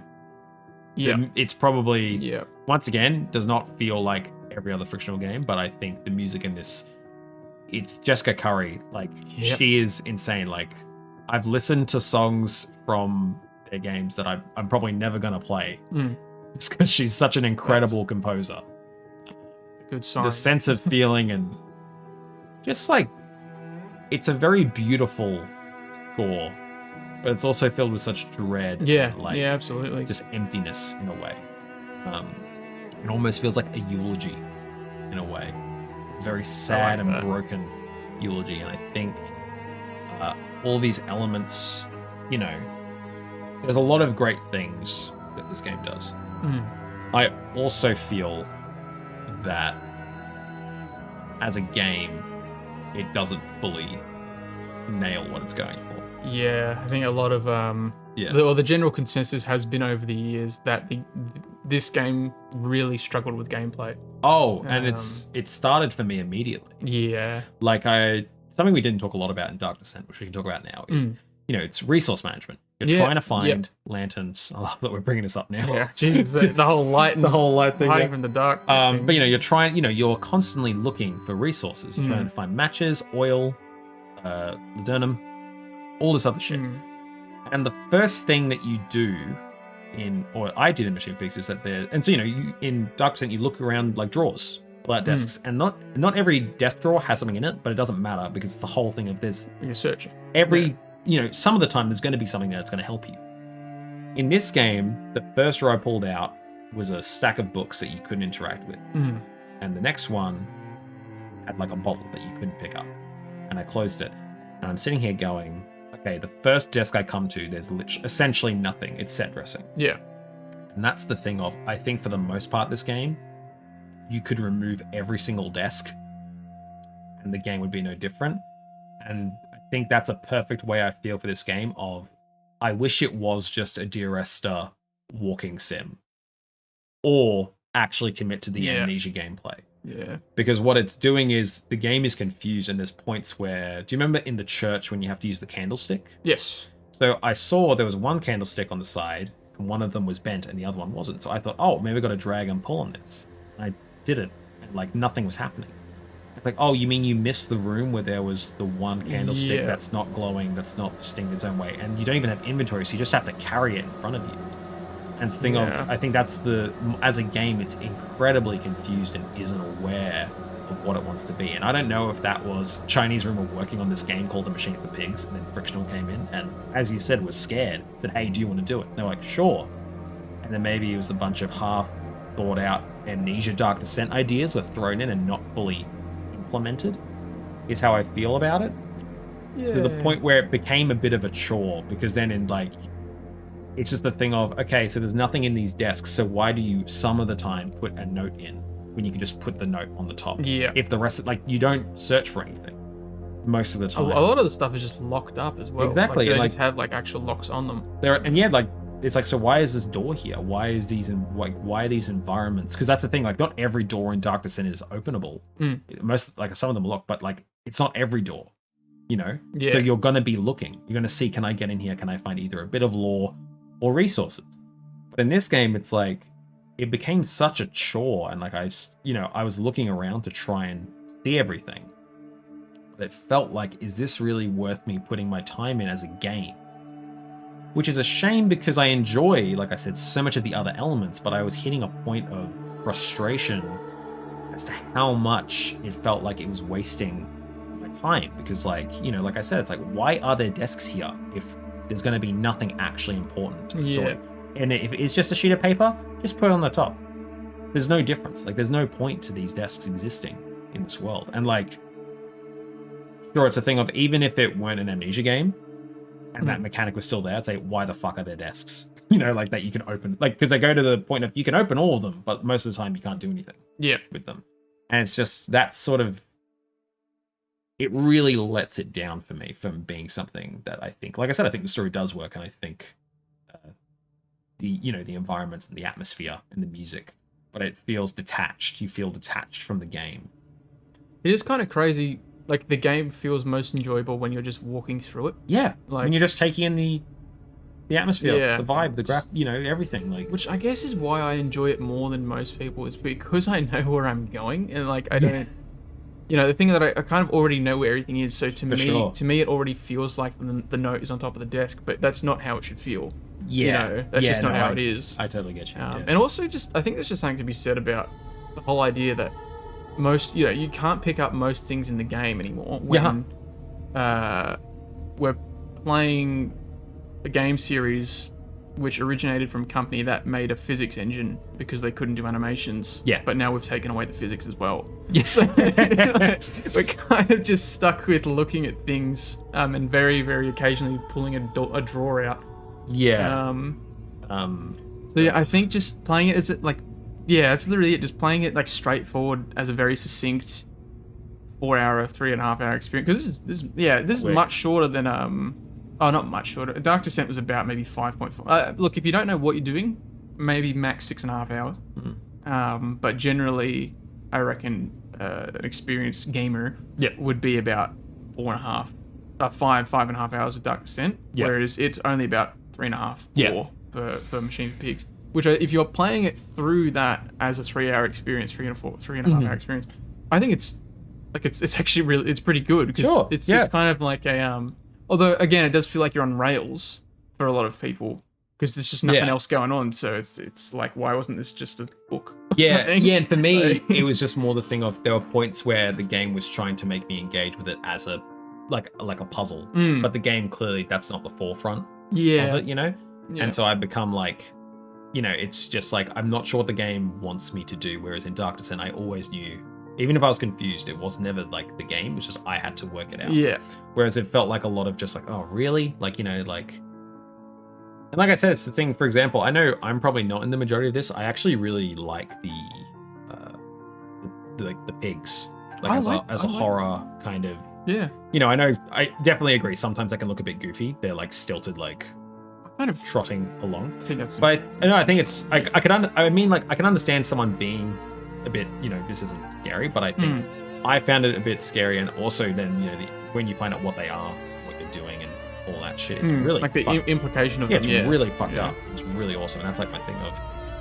It's just like I said, maybe if I ever do play it again, like at least I know what I'm doing, so I can just speed through I think and that's just it. That's something that I try to tell as many people as I can. Yeah. Because it got such a negative reception at launch, but this many years later, I'm like, I know, but it's probably again, I think it's actually been so long now that people, because obviously not everyone's going to know where everything is, but the second time is a more enjoyable time when you play that game. And it's like as well, I think just like those things of I'm okay if, like, I'm not going to sit here and say that I enjoy Dear Esther, but like if you want to make an experience where you just walk around, that's like, okay, I'd rather you just commit to the experience that you want to provide. And that's my thing with Machine for Pigs, where sometimes it's like, I wish I could just walk through this. But there are points where you're stopping because it feels like, oh, but wait, we're an Amnesia game. We have to do the Amnesia thing now. Yeah. And that's the thing where it's like, I do think even the game itself detracts from just wanting to walk around and just experience it. Like, it's almost like if there were like a hypothetical, saying like a Dark Descent remake, if there were a Machine for Pigs remake, cut all the puzzles out. Cut all of it. Like, there is no, because like, they're not fun, they're not engaged, and like they're not even engaging. It's just like, it's a chore. It becomes a chore after a while. And I think that's the thing that it's sort of, I'm more disappointed by the game, and that's just the basis of like what the game is trying to present itself as. Yeah. Like, it's like, if you just want to have me walk around, okay, that experience isn't for everyone, but you're committing to that, and that's, then again, it's in the eye of whoever's playing it, if they want to go through that experience. Yeah. Which is fine. There is one thing that I do have to talk about that I actually really didn't like. Yeah. It's the fucking it's the electric pig boss at the end. Tesla. It's like, it was just such a video game. The game that's all about like, yeah, we're so serious and talking about this really like fucked up. It's like, and now it's an electric pig boss. Like, what the fuck are we doing? Like, it's just the concept of it. I couldn't take it seriously within the tone of the world it had set up, for me at least. That might just be a me thing, but I can excuse that because, again, it's the same implication thing with the other pigs. no, yeah, Because, like, the whole idea of that pig is that it's being torn between dimensions, so it's constantly in agonizing pain. Oh, okay. Which is fucking cool. So it would Sure. attack it. I mean, yeah, it'll attack anything it would. Yeah. But I get it does kind of give you a bit of whiplash. Because it's just like, and now, and then you see the electricity and the pig standing up. I'm like, you're doing a final boss like right now, like the walking game, like the Amnesia game with no gameplay. You're doing the final, because that's the thing. It would be weird if you fought Brennenberg at the end of Dark Descent. Yeah, it'd be it'd be bizarre as shit. It would make no sense. But like, it's just, I think it's just a thing of. I think it's funny that you said on the second time. The first time, because this is my second time playing. The first time I actually did experience it the way you were talking about your second experience. Oh. I was just sort of in for the story. Yeah. And then I think this time, coming right off of Dark Descent, and it was like the thing of the game does at points lean into play it like Dark Descent, do it like Dark Descent. Yeah. It's like, But it's not, and that's my thing. I don't know whether it was Frictional going, remember, gotta put Amnesia shit in it, or Chinese Room going, oh fuck, we're doing an Amnesia game now. Put some desks in it, and like, you know, like have some puzzles going on. You know, like it just, for me, it just seems confused. And even, you know, like I still have a lot I admire, absolutely, but I'm just left more like, just like, oh my god, this game could have been so good. Yeah. Like it would have been so much better if it was just a walking sim to me. You know, I know that's like a controversial thing to, you know, want. Well, but again, if it's stuck somewhere between the two, then it's not doing either of them. Like good. either lean fully into the Amnesia shit or don't. Like, Yeah. I don't mind. And like honestly, it's Chinese Room. Like I don't know if they have the capabilities to make a fucking, you know. Yeah. Strong suits, man. But it also, yeah. On another note, it's. So I mean, yeah, I think that covers pretty much the whole gameplay. Obviously, the story, I still think the story is fantastic. Agreed. And again, just the cauldron that is the story, the music, and the tone is it's Amnesia: The Dark Descent, but loud, and it works. I love the bit when bombastic music. The bit when like it's just London's like getting turned over. Yeah, the pigs burning. The pigs are invading. We're all dying. It's like holy shit, you're doing it. Yep. Like I mean, like those moments I loved. I loved that shit was so good. I like that, except for again, this kind of gives me the same vibes as Penumbra Overture is like, hold left, there's a dog in my way, hold left, control to crouch, was the like, I'm running around, holy fuck, there's pigs everywhere, that chick's getting, nibbled on in the corner. Oh, here's a note on the ground. Yes, I do remember that. Like, and that happened like 2 or 3 times in those running around with the pig sections. I'm like, man. Yeah. You couldn't have found a worse spot to. We couldn't have done this before or after. It was so bad. And I remember some of the lore in those notes was fucking awesome as well. And I'm like, this is just not the time. It's like the thing I'm thinking. Did they put that in? Because remember, it's an Amnesia game. You got to have notes. Yeah. Like that's sort of the. It's not that the notes. Like I said, it's not. It's just poorly implemented is how it feels. Yeah. And like I said, who knows if, maybe if Frictional went, just screw it, we're not going to do a sequel, and then just a game called A Machine for Pigs came out by Chinese Room. Like, 'cause I don't even know if, it like they were working on this, and then Frictional came in like, hey, want to do this? Adapt this, yeah. And they were, or like, was it a Frictional idea? And then they came along and said, hey, this is like a basic idea we have. Take it and do whatever you want with it. You know what I mean? Like, it's hard to say. Yeah. Or was it just free reign? Make sure you have an orb in it and it's scary. Like, and yeah, in saying that, just, with some of those smaller details, I think, I know, Frictional have said that Machine for Pigs is set in like it's a non-canon game, which now Elseworld story. What? An Elseworld story. Which now I think is a shame because I think some of the implications of it are really great to do with like the overall arching story of the orbs and whatnot. And just like how fucking cool would it be to have the idea of everything that happened in Dark Descent is real, but then also the fact that there's just a giant empty machine now sitting under London. So sick. I love that. It's really cool. It's really cool. And like, you know, I think we've had discussions before, and like, I think the older I get, the more I lean. I would have rather read this book because the concept is so fucking awesome. It's so sick, and like, yeah, a really haunting. And like I said, in that way, it fits perfectly in Amnesia. A really fucked up thing is happening. You know, I think Leadhead on YouTube said it right. She had has a video on Machine for Pigs, and it's called The Darkest Story in Gaming. It's pretty fucking dark. I don't even think we've done it justice talking about it enough here. Just how dark it is, because it's just the horrors that were the real life industrial revolution combined with a man that will stop at nothing to have the world destroyed by pigs. Yeah. Which is just fucked. Insane, and everything that goes along with that.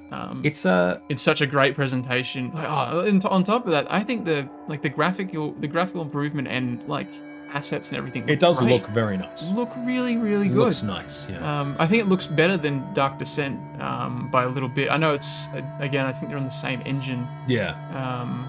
I think they're both on the HPL2 engine. But yeah, like all the assets and whatnot look fantastic. The lighting still looks fantastic. The one problem I had is that I don't know if it happens on PlayStation because Mr. Connie here is a PlayStation user. I am. I'm the PC. I'm a scrub. He's the squab. I was having stutters, and I mean I have a high-end rig, but I was still having like 40 frame stutters. Which I think is just optimization of the game as well, which was a shame. Yeah. Especially in fog-heavy areas. I never had a problem in Dark Descent. Or Rebirth. I never had a problem. I definitely think the console versions are a bit compromised. Like, it's not missing anything, but you know, they'll like. Sometimes there just will be a. Jumping back to Dark Descent, do you remember the bit when it's early on, but you're in a room and like. Rock like falls on you, or there's an explosion in a room. Oh, the barrel. Yeah. So when that happens, like the game literally freezes, and then it cuts to when he's woken up, like afterwards. Oh my god. Yeah, I'm like, oh fuck. That's jank. Yeah, it's jank as shit. Yeah. Holy shit. Okay. So definitely playing. I mean, like, you know, you're still getting the basics of the experience, but there's definitely that was like the only real major thing like that in any of the collection at least. Games. That was the only time something like that really happened. The rest of it ran pretty smoothly. You can definitely feel like, oh, this was not designed for console control first. You know, you can definitely feel that. Yeah.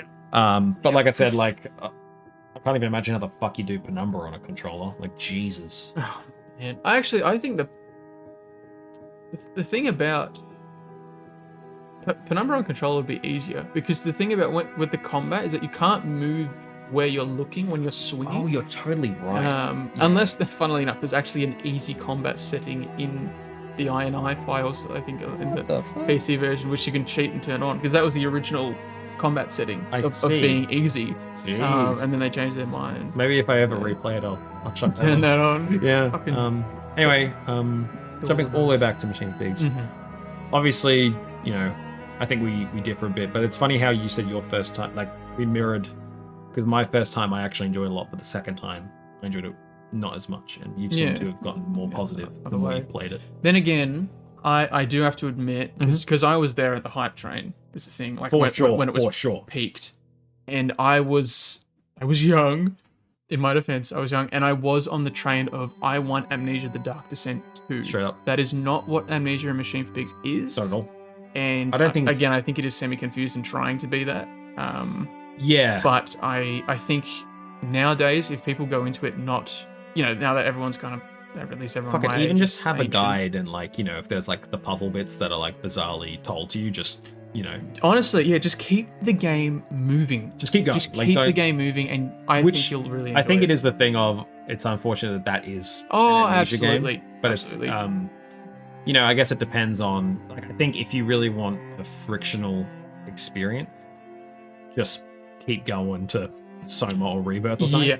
I think though, if you're definitely a story over gameplay person, and you're okay putting up with some of those more annoyances, and you want a great atmosphere, music, story is pretty great. I agree, really fucking dark. Like it's a downer of a game. Definitely worth. I think it's worth going through. I'd probably give it a 4 out of 10. Once again, it's a lot of really great shit, but there's a lot of stuff just holding it back that made that going through the experience feel like a chore. And I think in a way, like, it's sort of difficult for me to think of coming back to this. Like, maybe in a couple years, if I'm ever... Like I said, it has a very distinct vibe. And I think if I ever do replay it, it will be once again, not coming right up dark. That might be the worst way to play the game, is going from dark to set Absolutely. right into it. Like, you sort of need to... And not to say that excuses some of the flaws, but... if it seems like, up your alley, the Victorian Gothic era bit, I think you would enjoy it. But yeah, that's just me though. Yeah, I've probably got to give it a 7 still, which is still pretty. I know it's still pretty high. Yeah.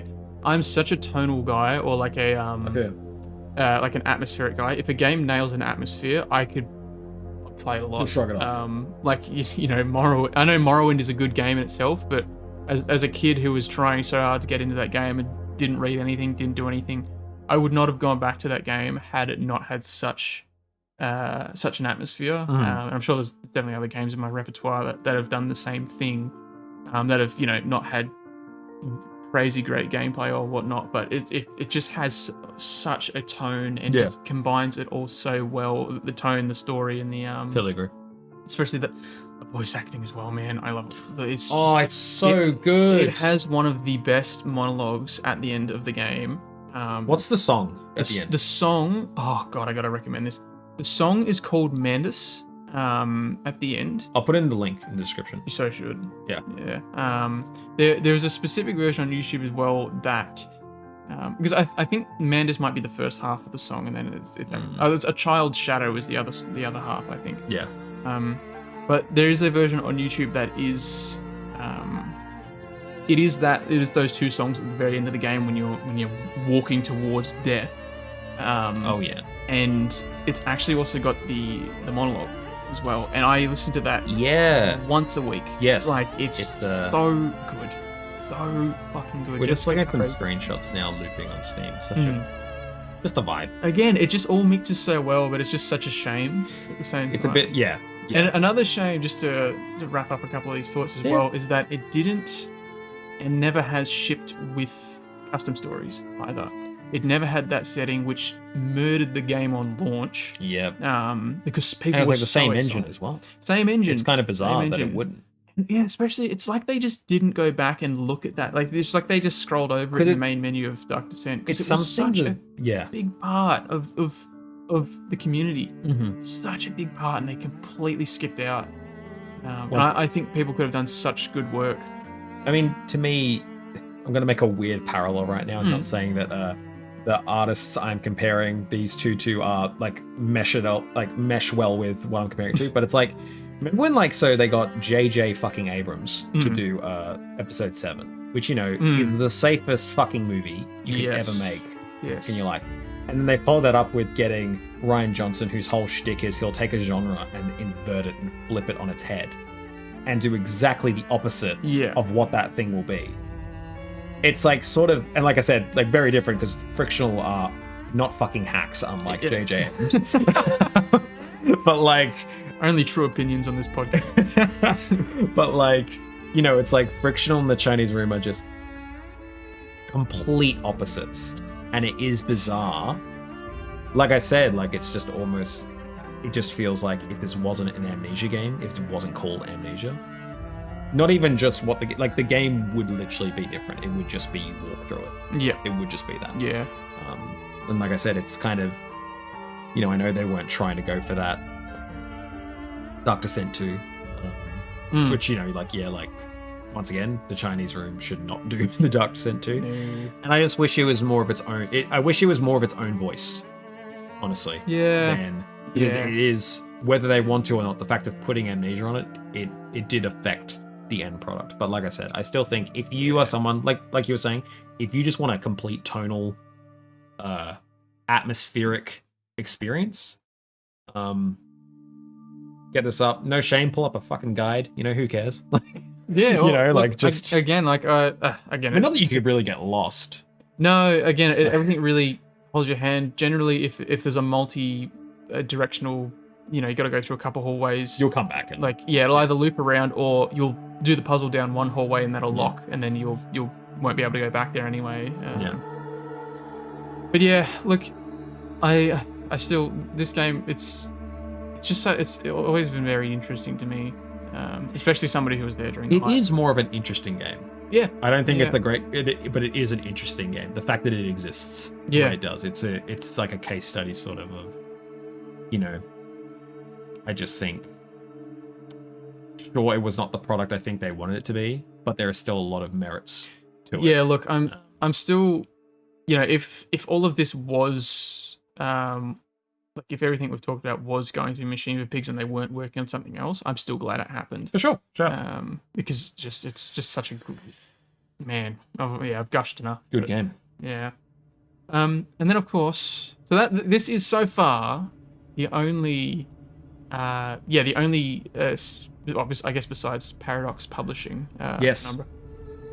This is the only, I guess, modern. I guess you'd still call this modern, 2013. Modern frictional game that was, you know, co-developed. Yeah. Everything else from now on, which is, you know, even the bunker, when we get to that. Yep. The bunker is just frictional. Yep. Just them. They love their independence, and I love that about them. And Incredible. I know, look, if they ever need to get a publisher, I trust them enough to you know, take that opportunity by the balls and work well with it. Nintendo Direct incoming. Don't. You can get scared on the go. If anything, it'll probably be Sony. Maybe, yeah. Because, you know, didn't they have like a year-long exclusive with the Rebirth. But the Rebirth. Yeah, we'll get to that. But so, you know, as we've established at the time, you were there. I also, it was hard to escape that conversation too. People wanted the Dark Descent too. Yep. So, did Frictional pull through for the boys and make a Dark Descent 2? You know what sucks about dying? The crash.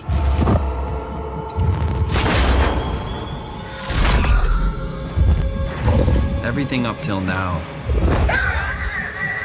The brain damage. You guys, everything. Has made my life so much more real. I've never been more excited to be alive. All that hope wasted.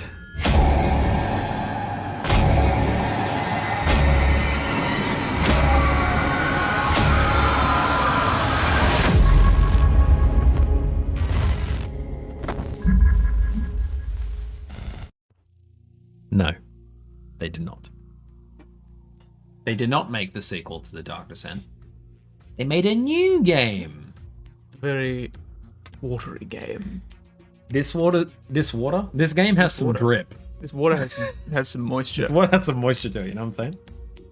I think before diving into the game, then you have some information about pre-existing material or marketing things made for the game. So this, I think it was less of an AR. Like, you can't really call it an ARG because it, you know, like the game had already been announced, so it didn't really lead to something. It was just to expand on the world. Soma actually had a series of short films released. Not even short films, they were just kind of clips, because I believe the idea was that there was going to be one long film. I can't remember what the name of it was. But I think they just ended up cutting it up into a bunch. It was like 7 or 8 different parts or something like that. Or even more than that. Like, was it in-house, or did they like hire? They hired. Oh, you know what? They hired someone. They hired a company.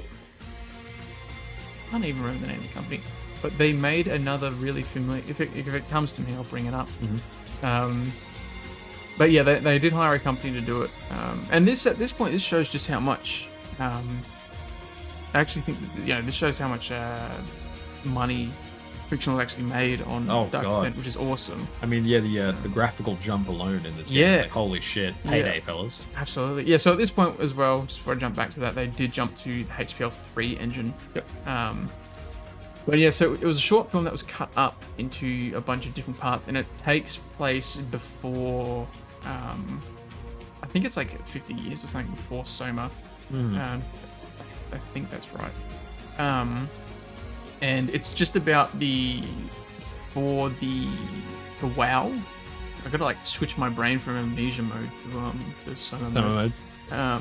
Shadow. Funny. I mean the WoW. Yeah, the WoW is essentially the Shadow it again. is. Yeah. It's about like how like the WoW that was when its directive kind of changed to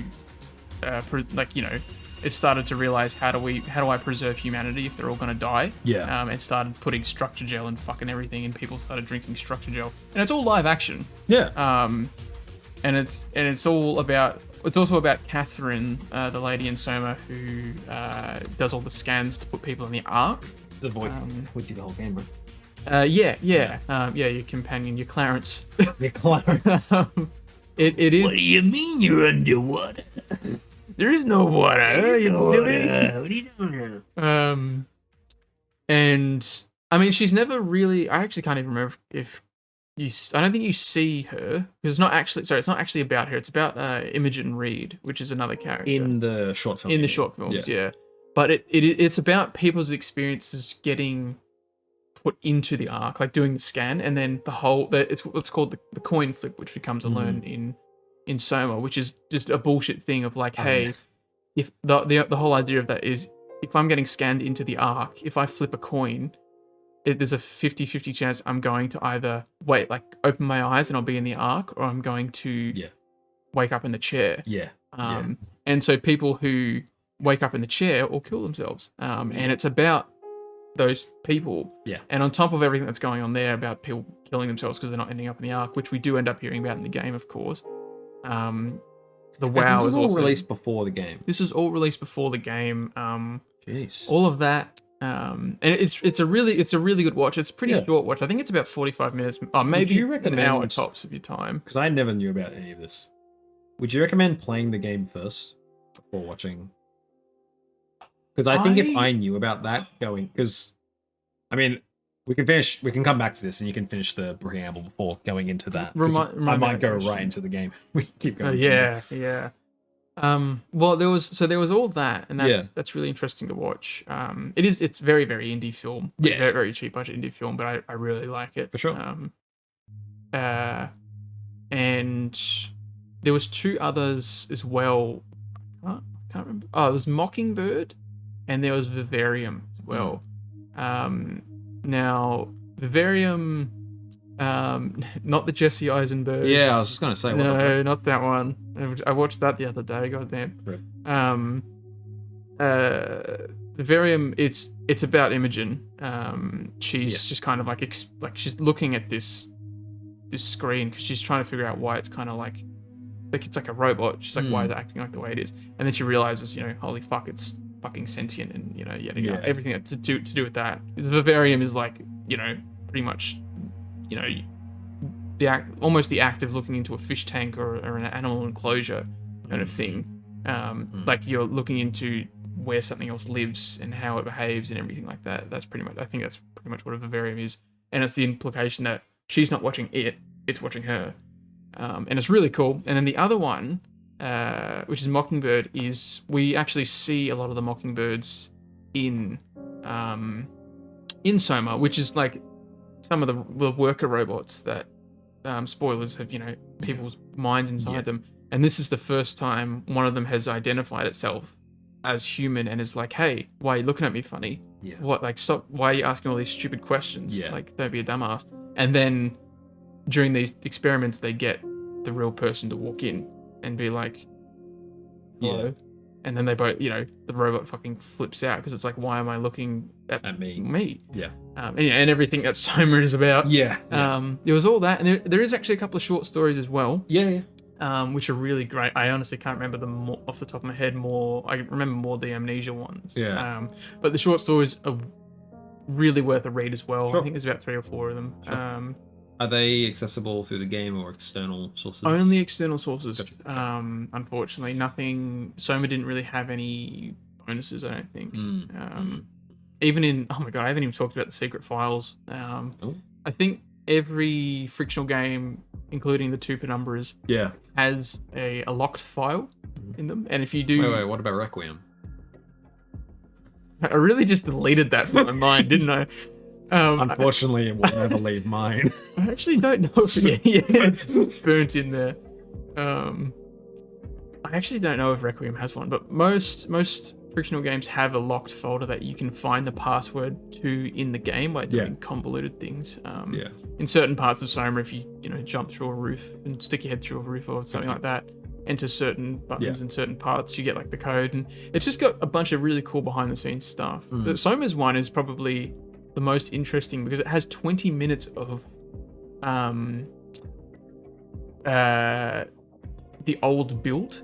Like one of the old build. It has like a full 20-minute demo of everything that was going on before they made it what it was. Yeah. Like as in the first demo of Soma, or the first trailer of Soma, if you remember that was a lot different. That was like your brain getting like stabbed on like the table thing. Oh jeez. If that you know, image you know. is like, it's there. I think I probably watched it so long ago. Yeah. It would have been a long. Sounds crazy. And then again, there's 20 minutes of cut stuff in there. It's really interesting. Yeah, for sure. But yeah, I definitely recommend. I'd probably say watch the stuff first. Watch the cut up movie first. Yeah. Then watch Vivarium. Actually, fuck it. Probably watch halfway. Not in any specific spot, but probably halfway through watching the movie. Yeah. Watch Vivarium and Mockingbird. Sure. Because they really just seem like even shorter cuts to that movie. Yeah. And then read the shorts and then play the game. Yeah. Okay. It's funny because I literally knew the only thing I knew about this game was that it was underwater. That's all I knew. Yeah. Right. Yeah. Like you're kind of in an underwater facility, and hearing all this stuff, I think for me, I'm glad I didn't know about these. Okay. Because a part of the discovery for me of the game, like the bit when you first meet a worker robot. That's true. And he's like, yo, you're a robot. It's like, why are you calling me that? And just, Oh shit, I think you just changed my mind. Yeah, no. I think experiencing that in game is actually much better than. And I think the great thing, because the game, in a way, it sort of pulls it on you. Because the thing was, when he started saying that, I was like, okay. Also, yeah, the beginning being in 2015 was fucking awesome. People don't like that. I love that. Dude, no, I was like, because I was like ready to be like, okay, underwater. And then like, oh shit. Yeah. Where the fuck are we?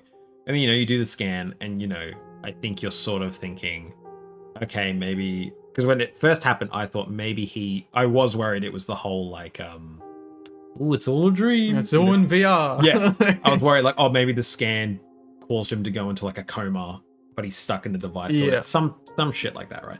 And I was like, okay, we are not just walking around here in a fucking flannel. Do you know what I mean? Yeah. Because like, oh no, I'm just Simon, bro. I'm just Simon. And you're like, okay. And then the moment the water splashes and you actually, you see you're in like a tech suit. It's like, I sort of wish. I thought at first it was going to be a robot, like, because I think the thing was the moment it said this is inspired by the work of Philip K. Dick. I was like, okay, what are you going to do? Like, what's the twist going to be? And then, but for me though, because the twist of it being, like you're not actually really here, like it was that, but the way they did it was like you're saying the coin flip, yeah, and the whole. So wait, I'm just a brain scan of it. I'm a literal copy. And by the way, just leading into this is like by far my favorite story they've ever written. Yeah. Like this is the fucking.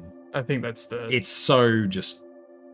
The general consensus. Like I know Leadhead was saying that like that was Machine Fix was the darker story. This story is pretty also like really fucking dark. I think it's just more depressing than Absolutely. Dark. Like it's Yeah, such like, really- like an Simon spends the whole game not accepting Yeah. what's going on. And like I just oh god, I won't jump to the ending immediately, but you know, like the whole kind of I love when you first actively know you're scanning and you see your body there. It's like what's gonna happen to him?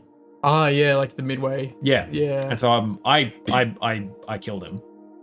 Yeah, me too. Yeah. Like I was like I would not want to wake up and be left in that shit. Yeah. And like, you know, just like all these interactions you have with these beings who are now in robots and still think they're human, and like the whole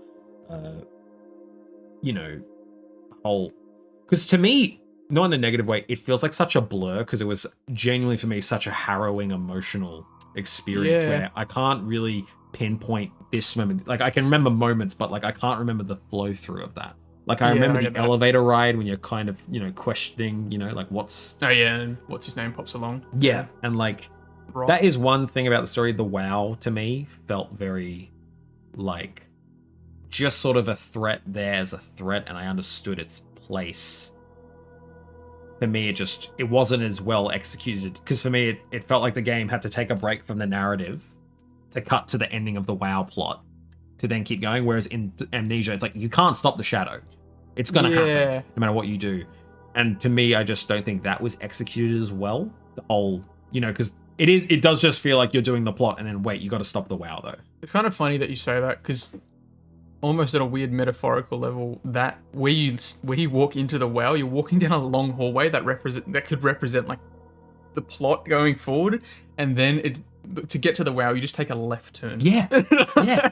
It's like it's so just weird. Oh, that's funny. Yes. And but like, yeah, sorry to be skimming through the game, because like I said, I think it's a game I definitely want to replay in a couple of years so I can actually think through the whole just beat for beat. But I love the fact that the ending, he just like has a fucking moan. Like he just can't accept that this, and that's what I mean, like of the questions this game raises are so existential of just, you're making a copy, but what, once again, like it's the whole thing of you are this consciousness going. Yeah. You're not going to become that conscious. And the ultimately thing is that consciousness does keep going, but you're here. Yeah. And it's such a and like I said, it is the whole thing of, like you're not actually really here. Like they're not really there. They're copies, Yeah. Like the real Simon died of like brain cancer. Fucking like thousands, like years ago. Or something. And it's like, holy shit, like such a, and like the fact that and like I loved it was doing the whole like 10, 9. Oh my god, we're gonna make a Catherine 8. So I think it's such a good build up. Because the thing is, it is going like, Hollywood movie, right? Like you're doing it. Yeah, you're getting out. You're gonna win. And then it doesn't, and you're just like, you're just seeing it. And he just fucking sinks. He just cries and like becomes a bitch. Like he just, and it's such, and that's the thing. Like I read I wanted to check other people's thoughts. And I was like, oh my god, he becomes such a bitch, isn't he? Dude, like, he does, and I'm like, you're right. He's like, what? You'd be like, yeah, dude. Like, no, dude. If anyone was in that scenario, you would be angry, you'd be pissed off, you have a tantrum. Because it's like you're being told, like, I can make it through here. I can do this. I can make it, out of here. I can be the hero. I can survive. And it's like, like you did. Yeah. Like, if you left your other self alive, he'd be stuck there too. Yeah. In fact, like, he's dead right now. The other you is dead. Like, and it's holy. Like, it's just such an incredible. Like, this is by far the most fucked up thing they've ever written. I think, like, on an existential level, it's just. Oh yeah. And that's like the thing of that's horror. It's not just, boo, gotcha. Yeah. It's the sitting there going, man, I saved myself, and I still have to sit here and die alone. Yeah. And like, you succeeded, and you still have to sit there and die alone. Like, so incredible. And almost another way to me, the whole arc scene at the when you actually see the world. Oh, like the like that to me, to me felt like it almost felt like they were sitting there going, that would just be too fucking sad if you didn't get. Like, I almost wish we didn't see it. Yeah, because like it would just be but it's such a gut punch. Like, actually, just on that, they were actually going to make it longer. Like the arc scene longer, but because you're going to like sit there and talk to Catherine. But I actually prefer the fact that they cut it off when Catherine's like, hey, because she's like, it's the whole implication of like Simon still doesn't fucking get it. Like, he doesn't get it. And Catherine's like, fuck it, he doesn't get it, but he's here, so he's happy. Yeah. It's delicious. Like, because I almost wish we never saw that, just because it absolutely. Because it would also be a fuck you to you. Yep. But the fact that, and it's just like it's so raw and rich. And I will say, I don't think any of the monster designs got me as much as the grunt from Dark Descent. I don't know if that aspect always fully came together for me. It wasn't enough to detract me from the experience, because like I said, I think it was going for a much heavier psychological impact on the player. And, I think in a way this game was sort of hamstrung because it was never trying to be Dark Descent 2, but space. Like, I think a lot of people probably thought there's going to be Dark Descent, but space. Honestly, I think they were pretty dumb if they did. Yeah. Like, seeing from Soma's first trailer, I was like, look, it did say from the creators of Amnesia, but that was completely warranted. It's funny because, like, we even say, like, the WoW is the shadow. Like, it's sort of, like, in a way it is, but, like, the questions that this raises and the way it does it, it's insane. Like, and that's the thing, like, talk about an existential nightmare. Like, I did it. I'm gonna starve now. It's just like, holy shit. Just like, it's a game, I think, like, of the two games, if you're listening to this, you should play Dark Descent and Soma. Like, there's no question in my mind, like, and not to say that either I think Dark Descent is a more compact and tight experience. But what Soma gives me personally makes me love it as much as, and that's definitely a personal thing. Like, if you're not into existential shit, do not play Soma. It'll fuck you up for days. If that stuff gives you like nightmares for weeks on end, don't dude, I'm still not sleeping. I'm still not, bro. I love that. I love that really everyone has. I mean, we're looking here at the Steam page at overwhelmingly positive reviews. Now, like recent reviews and all-time reviews, and I love that. I love that everyone has such an appreciation. It was going to take a couple years for it to really get its roses. I think it did. Because again, I remember on launch, people. Oh my god! Yeah. Now that you say all this stuff again, I actually remember people didn't like this game because the gameplay wasn't like Amnesia. Yeah. Like it was still getting mixed reviews at the time. Because I sort of, in a way, like, I don't think the monster encounters are they're definitely as good, tight, and I think it is having them there, so I can understand that. For me, it's a thing of, I just think the overall of what it's doing, like how I said, like, Dark Descent is really simple, and that's a good thing about it. Yeah. The brain, like, what this game is talking about is insane. Yeah, and it's really sad. And, it is the thing of, it's not just because like, and that's the thing. It's simple, right? It's go to find Brennenberg, kill him. That's it. This is like questioning what it means to be human. On a complete level, and it's like, the first kind of character you meet to and talk to is that robot. It's like, hey, how you going, buddy? It's like even he's going through that and you're sort of, hey, I get it, robot. It's like, what the fuck, dude? Like, don't make fun of me. It's like, because Simon's just being a complete dick. And I just love the fact that he became such a crybaby at the end.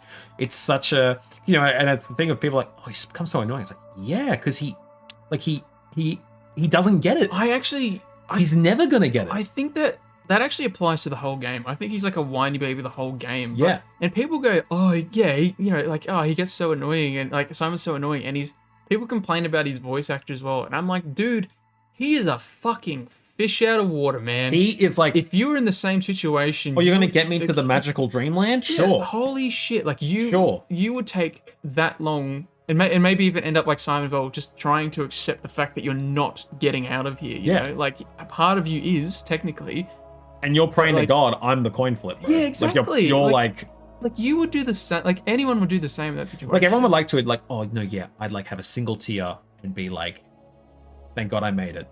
But no, it's like, you'd be like, what the fuck? Like, do you see roll credits after that in real life? No, you're stuck there. And I just love, it just fades on the power out. It's like, oh, like, don't leave me alone. It's like, no, buddy, you like did not listen. You wanted to be the hero. You're not the hero. And that's the thing. She was using you to get there. But that's ultimately the thing of like, and that's the thing. She's like, no, yeah, and I'm still here. Like, too. Like, I'm still here. Like, I'm not getting out of this. Yep. And that's the thing, like Catherine is someone who's just completely accepted she's accepted the cloud. She's like, no, I'm completely uploaded. Like, I don't have a body. And she's just accepted that. It's like, but yeah, you're not your original you. Yeah. No shit. Like, I get it, And it's like, it's incredible. I know, like, not talking a lot about the gameplay for me, like, it's one of those games, the themes just overclips it for me. And I do want to replay it to fully, like, See, I gather my thoughts on the gameplay, personally. I have the same feeling about Machine for Pigs. Sure. Yeah. Totally. But, yeah, look, I think I would have to play Justine again because I've only played I've seen it. I saw it when it came out. Yeah. On YouTube, so that was 2016. And then I played it once, which was on stream. Yes. Which is like 2 days of streaming or something like that. It was like 8 hours or something like that. Yeah. Or 10 hours apparently, according to Steam, but I don't think that's right. Lots of setup. Yeah, like it was, but I actually remember the game moving along quite well. It's just that there's, and I don't know, I think like there are long stretches of just walking, but I find the vistas to me like kind of made up for that. For sure. Also, there is a mode where you can turn off like the monster. Yes, they patched attacks. That was put in a patch. Which I didn't find the game super like monster scary anyway. You know what I mean? Maybe the big fish one. Leviathan definitely clenches your ass. Yeah, that was probably the most tense I was ever. Yeah, I personally I was kind of freaking out on the spacesuit guy at the end. Yeah, I feel the giant tentacle coming out of his face. I feel you. Jinya Shoda, or I think his name is. Yeah. I don't know, something about that just gave me pretty much like the Doctor Who skeleton in the spacesuit vibes. Yep. For sure. Yeah. You got anything else you want to add? Because like I think I'd just be rambling about existentialism if we keep going. I think we both will. Jesus. I think Look, I think I personally I can't really form a full opinion on the gameplay because I know that bothers a lot of people. Agreed. No, it's like I think it was more the narrative definitely took it to a level beyond, because I just think, and once again, that's the thing of definitely it's subjective. The narrative hit me that hard. I'm completely open to it whenever I replay it, which will be in a couple of years, to really focusing on the gameplay because I already have that. Which is like I'm saying, I'm so glad I didn't have the story spoiled in any way. Like, oh my god, yeah. Aside from it being underwater, that's all I knew.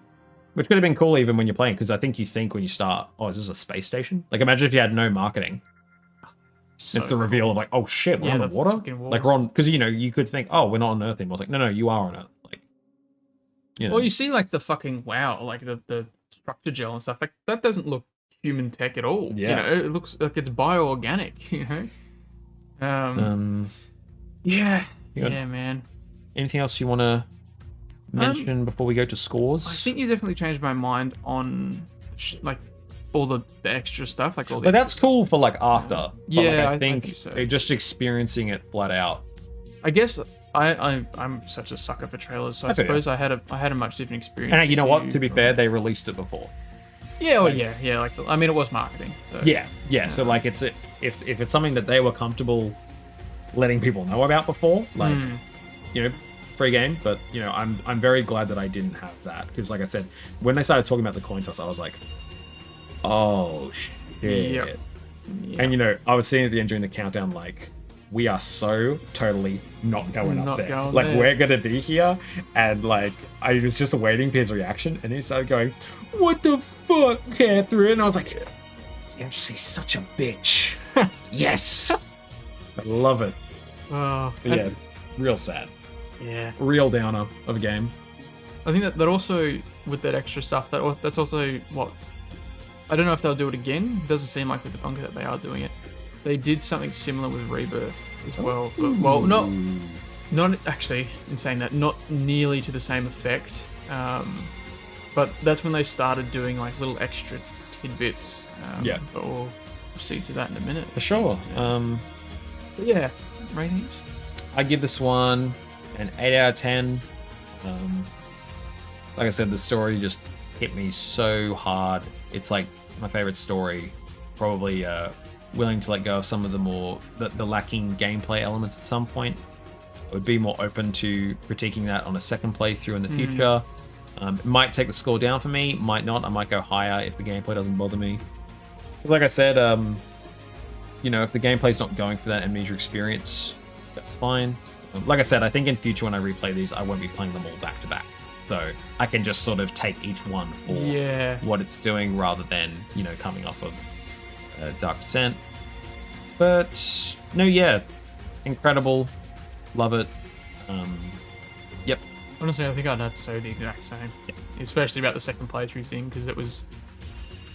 Originally on my stream, when I was doing the Frictional Collection, I wasn't going to play Soma because I was so skeptical about the gameplay. Yeah. Because I'd heard so many things about it. And then I gave it a shot. Yeah. And I think I'd have fun or at least have enough fun with the gameplay not playing it on stream as well. Yeah. Yeah. So definitely a second playthrough in a couple of years, because I think I've been... had a bit too much frictional in my diet recently. Give it like half a decade, you'll come back. Honestly. And I'll come back to Dark Descent. Yeah. All right. Very good. Well, so, safe to say, Frictional, they weren't afraid. They made their own thing. They didn't follow trends. They weren't trying to make Dark Descent 2. And, at the time, it didn't, Soma didn't turn out the way I think they wanted to. It wasn't, people weren't judging it on its own merits. They were judging it compared to another game. So, maybe the next game will be the Dark Descent 2. Just maybe. Dark Descent 2, man. Maybe.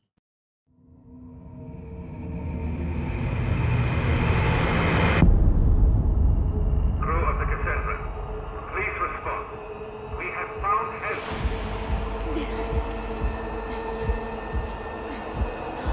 I am here with Yasmin. Answer, please. Eva. Can anyone hear me? Cassandra, this is Anton Metzia. Please, say something.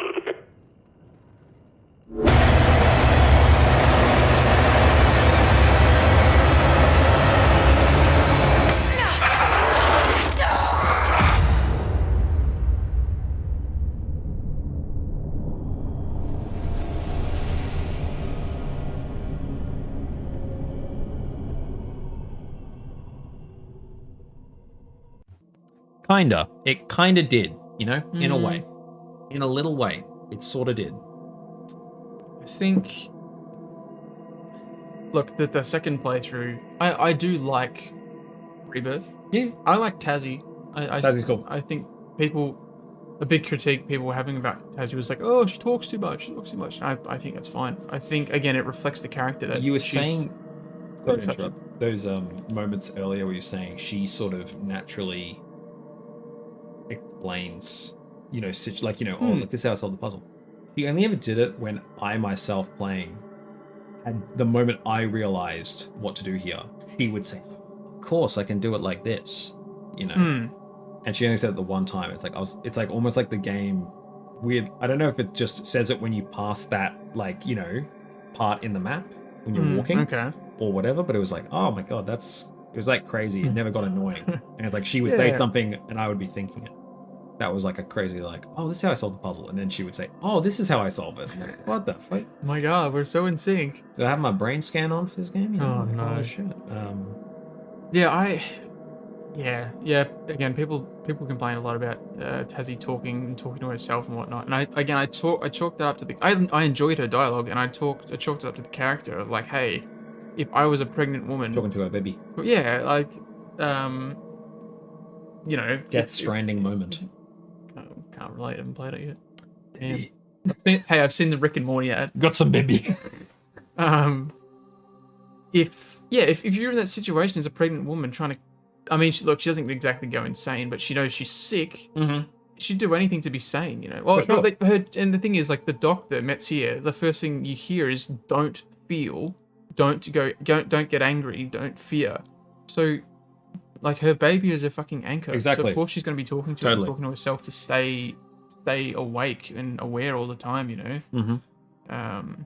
But Amnesia Rebirth is set about 80 or 90 years after Dark Descent. It is not. It's like post World War One. Yeah, post World War One. Yeah. It's set in Algeria, where Daniel actually finds the orb. The tomb of Tin Hanan. Tomb of Tin Hanan, the mother to us all. And it expands more on where the expedition went with Daniel, but there's only one or two references to Daniel in the whole game and Brandenburg, and that's really just a passing thought. Yeah. It's all about Tassie's child, and in the end, Tin Hanan herself, the big bitch. Yeah. So Tassie's plane crashes in the desert with her crew after Tin does some weird magic shit that it's never directly implied that it's her, but she crashed the plane. And then Tassie has a bunch of bunch of flash forwards and flashbacks, and wakes up on the plane and she's freaking the fuck out. Turns out she's sick with something. So she works from there to go find the crew and her husband Salim, who have gone missing. And what's happened is that she's somehow ended up back at this very start, and a whole bunch has happened. Since she lost consciousness. This is a question I have, and forgive me if I missed it. I don't recall it being explained, at least like directly. Do they explain why she has amnesia? I believe it's to do with the fountain. Okay. In the tower at the end. So the fountain is what gave everyone the sickness to turn into harvesters. Yeah. Or ghouls, as they're called. So she probably lost her memory somewhere along the line there. But like, why doesn't? Because everyone drank it. Why doesn't the doctor? I don't think the doctor drank it actually. I don't think everyone drank it. I know. Who's the lady that attacks you at the end? Yasmin. Yasmin did. Did she lose her memory? Well, she was having flashes, I think. Right. Okay. Yeah. Yeah. We can just dive in. Yeah. A lot of characters. There's a lot of fucking people in this game. I think. I see what they were going for, like, an average sized crew with the Cassandra, the plane. Yeah. But I gotta say, even on a second playthrough, trying to keep up with There's too many. all of them, There's too many. Characters. I think you could have cut. Like, I like Tassie. That's yeah. and like, she keeps saying Salim, so I remember his name, but we don't know enough about him. But like, I don't remember any other. I liked. There was Tessie. I can't even remember his name. The South African. He's the one in that maze, right? He is. Oh, the maze is that part of Amnesia. I remember Rebirth. Telling you this. That actor, he was Joker in Batman Telltale, same voice actor. Oh, John Doe or whatever he called himself. I think the actor's name is Anthony Ingruber. That's so cool. Yeah, no, wow. Like I heard he was in Amnesia. I was like, what the? Because at that point I had just played through the Batman Telltale. So I was like, oh shit, back to back. Here we go. Yeah. This game is a weird one for me. I'm definitely a mixed bag on it. I get that. Second time through, more so. Second time through, I definitely was a bit more like, oh, okay. Like, same deal with everything we said. The atmosphere, art direction, the setting, the sense of place. Yeah. Tassie as a character, I enjoyed that immensely. For the most part. For me, it's more the story and like parts of the narrative I really had a hard time this time going through, connecting with it. For example, a lot of this, like you said, a lot of this game is, you're sort of going through where Daniel was in the first game. And I like the fact that they don't, you don't really have to have played Amnesia 1. Absolutely, yeah. But a lot of it to me as well just felt like, because a lot of this game, you actually, for the first time, you go to the other world. You go to this alien place. Yeah. You kind of spend half the game there, honestly. Yeah. And it's like, it's the thing for me where I noticed this. There was a point in the other world where I was standing around and looking. I'm like, this is just a train station, like where we are right now. And I think that's the thing of what he describes in the letters in the first game. What I pictured looked way more insane than this. And it's sort of the thing of, for me, I was sitting there going, with this game, it felt like they wanted to just be done with, like, how they said earlier, they were scared to do Amnesia 2. Yeah. This felt like they wanted to be done with it in a way, because they were answering all the questions. That's true. From 1. Like, all the mystery around 1 is what makes it cool and scary. Like, you don't fully know. They explain the Eldritch horror. Yeah, and it's the thing of, like, I'm just like, okay, like, cool. But, like, so there's no more mystery to the first game now, because we know what that place is and, like, where the shadow came from. Like, my favorite part of, like, that was just you walk into this lab and you see the shadow and you're like... the fucking orb is just... Yeah, and you're like, oh, shit. Like, it happened here. Well, that's just it. Like, yeah, just to build on that. The coolest thing about that is you can see remnants of the shadow, but it's all, like, dried. Yeah. And, like, unless you know... Yeah. Like, unless you played the first one, you're not even going to take notice of it. Yeah, and, like... Until you pick up the orb and it starts... it starts coming. Shit pissing. But, like, I think, it was just the thing of, like... And also just other things, and the only way I can describe this, it's like a very video game dream sequence where early on you have a dream. Oh man, the dream sequences. Yeah, and it's just, I'm sorry, like the floating fetus in the sky, and then like 20 minutes later, oh my god, I'm pregnant. It's like, no fucking shit. Like what? Know. Like, like, it was like, it's like, I shouldn't be thinking about Far Cry 3 when I'm playing your Amnesia game, and I was thinking about Far Cry 3 when playing an Amnesia game, and it was just like, a lot of nuance was stripped away to me, it felt like, and it felt like almost the only way this could be justified in my head is they wanted to be done with Amnesia. Like, they were like, we don't want to, and that's the thing, like, because you answer all the questions, there isn't a lot of mystery. And like I said, I like Tazzy, but it's sort of, like the plot is, I don't find her plight with morality as, like, she doesn't sink to the level of like a Daniel or of a Simon, like, whatever the fuck Simon's going through in Soma, for instance. It's like, she's a mum who didn't want to lose another child, which, is like a fair enough justification. But I think other games have done that sort of idea better. And, like, I just sort of felt like it felt weird because, like, this game took 5 years, right? 2020, 2016. Yeah, about 5 years. Yeah. Like, the plot weirdly felt a bit cobbled together for me. It didn't feel fully fleshed out or thought through, and it felt a lot of it was, oh, we can do shit from the notes in Dark Descent that's already written, like Tin Hanan and...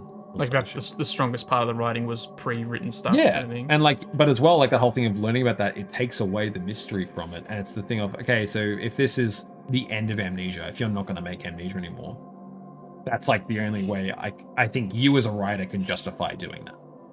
Especially, and as we've seen, they're not done. Oh yeah. But like, it's just the thing of, for me, it really, this time playing through, it took away from Tazzy's story, and maybe it was playing the back-to-back, but like, it really took away from it, and like, it felt like for a while I sort of forgot about her plot and what she was doing because we were just walking around the alien world. It felt a bit aimless in the plot. To me. I think I can feel that aimlessness, but personally, I'm a sucker for answers. Like, I'm the guy that wants to know who the fuck the G-Man is, kind of thing. Yeah, a lot of people want him to be ambiguous. So when I saw the trailer, as a fucking lore fanatic, like when I saw the trailer and like seeing like the giant tower and everything, I was like, that's Tin Hanan. Yeah, that's her. Before anything was even said. Yeah, and I actually love the fact that we've seen the bigger picture, and like Dark Descent seemed like such a massive fucking event because it's like, oh my god, the shadow and a dude from another world. And then we get to the other world and it's like, holy shit, Alexander was just one person in a fucking entire city of people dedicated to this. Actually, Alexander didn't even give a fuck about the tin, I'm pretty sure. Yeah. Because it expands on his story as well. At least it's implied that he's not actually from that city. Do you find Johann's body? You never find Johann's body. You find because I remember early on you find a note from him in the other world. No, that's Was that Agrippa? No, it wasn't Agrippa. It's Herbert. That's Herbert. He was the leader of the expedition. That's right. And he actually found, or he was given. I don't remember who gave it to him. He was given. No, actually, I don't even think he was given one. He had he fell through a rift, or he went through a rift, but he didn't have a traveler's locket, which is what Tazzy has in the game attached to his wrist. Yeah. he didn't ever want to get back, so he died. Yeah. But yeah, again, just like seeing the bigger picture of like where Alexander came from. Yeah. I don't know. I froth that. I get you. But I think. Yeah. Do you know what I mean though? Like how it felt. Like it felt too human. Like there was just a train station like in one of these areas, and it felt like it wasn't as alien as I thought it had been described. To me. I reckon there was just like a shift in design. No, yeah, totally. There was. I think I just needed some more abstract, like, you can't as a human comprehend what the purpose of this thing is. Do you know what I mean? Something like that, a bit more. Because, like, it just... Yeah, and like, oh, this is a lab, and it looks exactly like how a human lab operates, except it's got plaques with alien writing that turns into human writing. Yeah. I don't know if that's just for the game. I think so. Yeah, like it just, I think it's like I appreciate seeing it, and I don't know, it's just I think something about it being in the shadows, or even it coming across as more alien, like Tazzy, you know, it's like she shouldn't really have a comprehension of what a lot of this shit is, but it's like, you know, the fact that she was able to get operating a train in this world herself, you know, it's like, that's what I mean. It's a lot I can see that. It's a lot of just, I think, you know, reading the notes in Dark Descent, it now, not that it's going to be less cool for me reading that, but like if this is what it was, it's like, oh, you know. And I agree, they're totally, you know, obviously there's logistics of game design shit, but it's the thing of, okay, you're choosing to go there. And like I said, I thought when I played this is the last Amnesia. Yeah. You know, like it feels like I did think that as well. Feels like you're done, you know. Which, you know, I don't know if maybe because I missed notes, but I don't know, like, why Tazzy at that point would choose to, jumping to the end, sorry, where you blow up everything and the shadow takes over. The iconoclast. I don't know why Tazzy would choose to do that. I kind of could understand the other two options in a way, but maybe there's just something, you know, because like, I thought she would put, I want the safety of my child first and foremost. And then just doing that means, no, we're both going to die. You know, and I think she knows that. Like, oh, I can bring it all down. It's like... Well, yeah, because I think... I don't know. I don't think it's ever really described... Like, I don't think there's ever really enough character development moments in the game for her... For her to start really giving the player an idea of, like, giving the player an idea that she's thinking, hey, maybe I should do something about all these humans stuck in coffins. Because, it's more because, like, you know, I understood completely, I'm going to leave the child here because my child will be safe. I get that, because it's like, she's clearly put importance over her daughter being alive above the lives of her husband. Yeah. You know, everyone else in the fucking thing, like, clearly. Or... fuck you, I'm taking my kid, I'm gonna be fine. And then she gets to Paris and it's like, oh Jesus, fuck. Yeah. I don't like the Paris ending. Yeah? Like, I think I get the idea of living in ambiguous, she's not cured, she's gonna turn into progressing gonna turn into a zombie. Oh yeah, I think she killed that baby like seconds later. Yeah. Like she totally killed that baby. It feels like it doesn't like she's really... a bit of a moron, but I think, you know, for me it lined up with her character in that moment. Like she's clearly she's not thinking anymore. Yeah. She is like, so, you know, it's like sort of the thing of, for me, the endings worked of, okay, my daughter's going to be safe here. She's going to be looked after.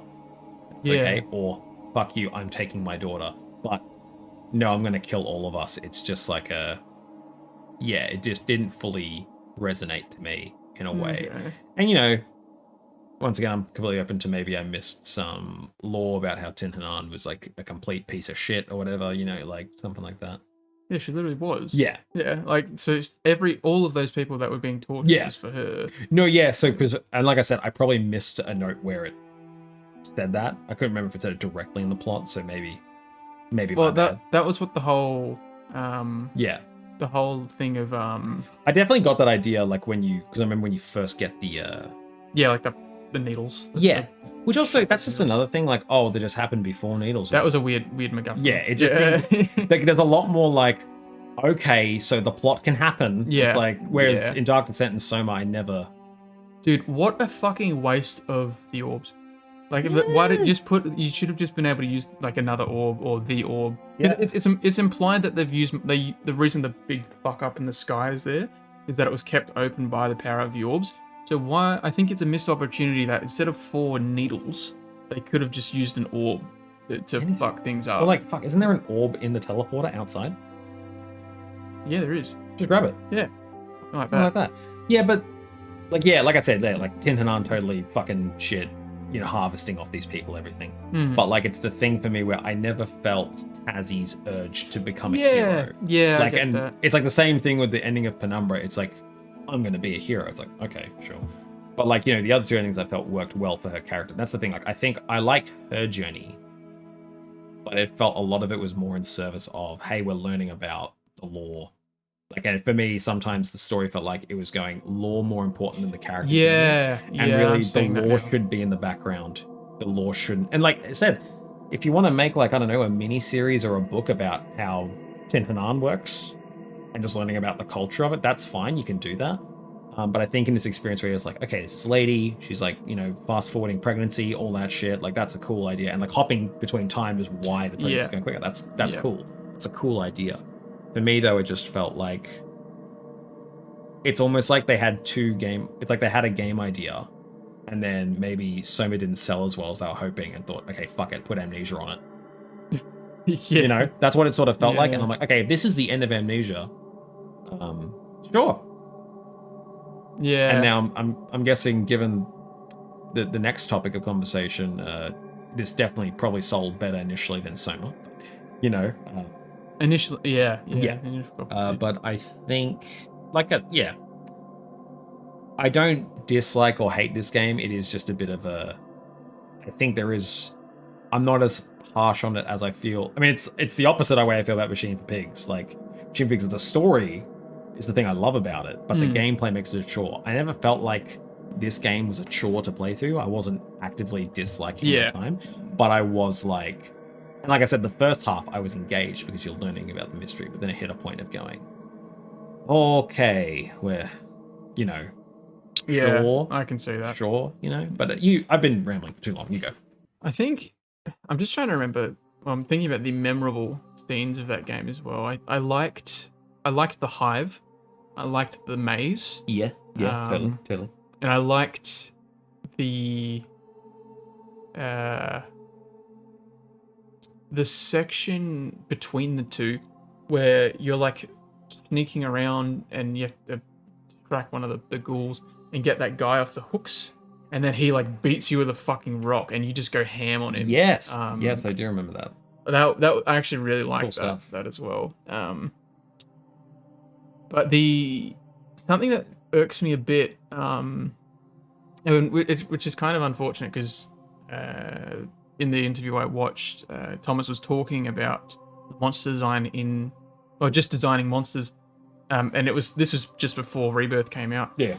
I don't like the monster design in Rebirth. I think the Wraith, which is like the floating one with the fucked up the Death Eaters. The Death Eaters. I think they get a bit of a pass, but you're right, they do seem a bit Death Eatery. Whereas the ghouls are just like shriveled tall people. They that look like the spoilers for Until Dawn. They just look like Wendigo. darkened Wendigos. Yeah. Also, didn't like that. It looked scariest in the sketches. That. I was like, that's a horrifying thing. And then I saw it, and it's like, when you see Leon humbling like towards you, coming up, it's like, oh fuck me, that's holy freaky, shit. But I totally agree that it was a very sort of, we've seen this design before. Yeah. And I think as well, it's lost from my brain. Nice. Oh well. The fear mechanic as well, which we didn't even touch on in Machine for Pigs, because Machine for Pigs doesn't actually have. It's not in there. Yeah, which there are some, yada yada yada, lore implications, yada yada. But again, I think that kind of, it's probably a good thing it wasn't in Machine for Pigs, because it would have just slowed the game down even more if you had to sit in the light all the time. Yeah. Like, it is a. There are too many bombastic moments in that game to be worried about your sanity. Yeah, like it's a game that's not mechanically interested in any of that at all. Yeah, exactly. And so it wouldn't get away with it. And I think here, the main way to calm down is to rub your tummy. Yeah, but I like the fact that they didn't actually lie this time about like, hey, if you're scared, the monster's gonna smell you. Yeah, like I like that. That's cool. Yeah, like I said, I think all of those sort of gameplay ideas and just the actual going through, I thought was cool. Yeah, but I think it's all by the end sort of a lack of care in the narrative, and it is a horror game, and it's not just about the scares experience because it is providing, it's like psychological and providing lore and all this other shit. I just think a bit more time and care needed, which is funny because it was it was being developed for a long ass time, like longer than Dark Descent, honestly. But I think Dark Descent's an example of it's simple yet effective. This is just, I think they're just trying too much to make up for the fact that they don't have a lot going on. Yeah. Like it's also simple, but they're trying really hard to be like, no, look, a lot's going on. It's like, no, like, not a lot is happening, and that's fine. Like, I just wish maybe either do the game about Tazi in the desert or Tin Hanan in the other world. Like, pick one. Because I don't know if they fully converge, or it could be something like maybe at the end, like, once again, though, like, it's the whole sort of structure of the game. It's sort of, I don't know if there's a full game in either of them. Yeah, really. okay. And, I mean, you could maybe make, like, a survival game in the desert by Rebirth people. I mean, Frictional, Oh, I'm sure. I think that was something brave as well, is that this is the first time second time, Soma was the first time in an Amnesia game where, like, in expansive outdoor sections with no scares kind of thing.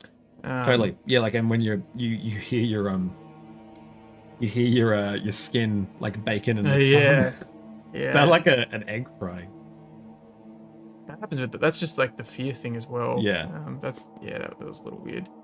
I know as well, just in terms of media, the game didn't get much traction with Shadow dropped the hell out of it, yeah. Like, I mean, well, they did some okay advertising. There was 3 main trailers, and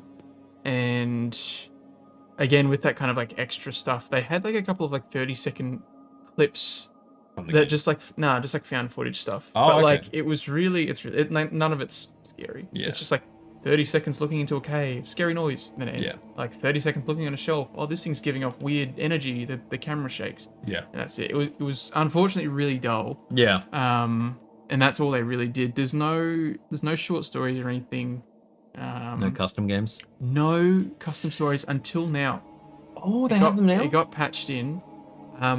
Every couple months I check the Steam Workshop.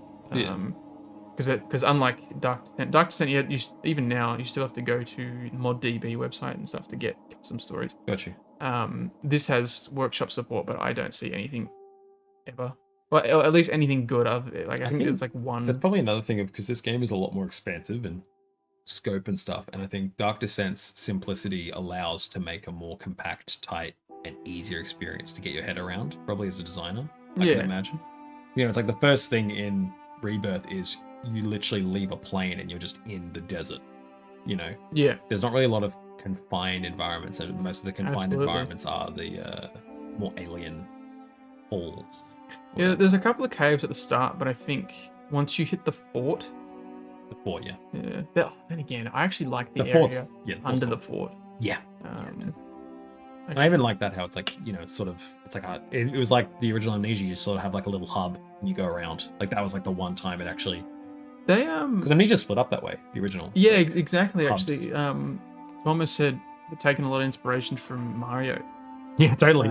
Yeah, he was the castle. He was the castle, and he was really into he was really sad actually. He was like, dude, we put so much effort into these areas of the games that people just there once because it's a hallway they're walking through, but it looks really cool. Yeah, which is a lot of Penumbra, Overture, Black Plague, and Black Plague did it a bit better. Yeah. Than Overture, but Overture was just usually one straight hallway. Yeah. Or many fucking mazes of dog. Whereas when they got to Dark Descent, they were like, hey, we want players to kind of backtrack a tiny bit to see our work, and it worked. Yeah. It absolutely worked. You got maybe 3 hub sections, 4 hub sections, and you didn't even notice half the time. Yeah. Because they're so condensed and so just good. I love the fountain. The fountain is definitely the most memorable one. As well. Because, like, yeah, the fountain you have to run back and forward 1 or 2 times, and there's the 2 doors up the stairs where it's like the further you get in, the less times you have to walk back and forward between the hub area.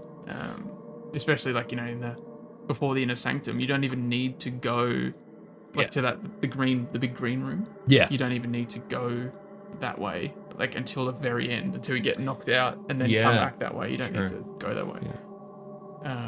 So sorry, jumping back to Rebirth. The only real hub area is the fort.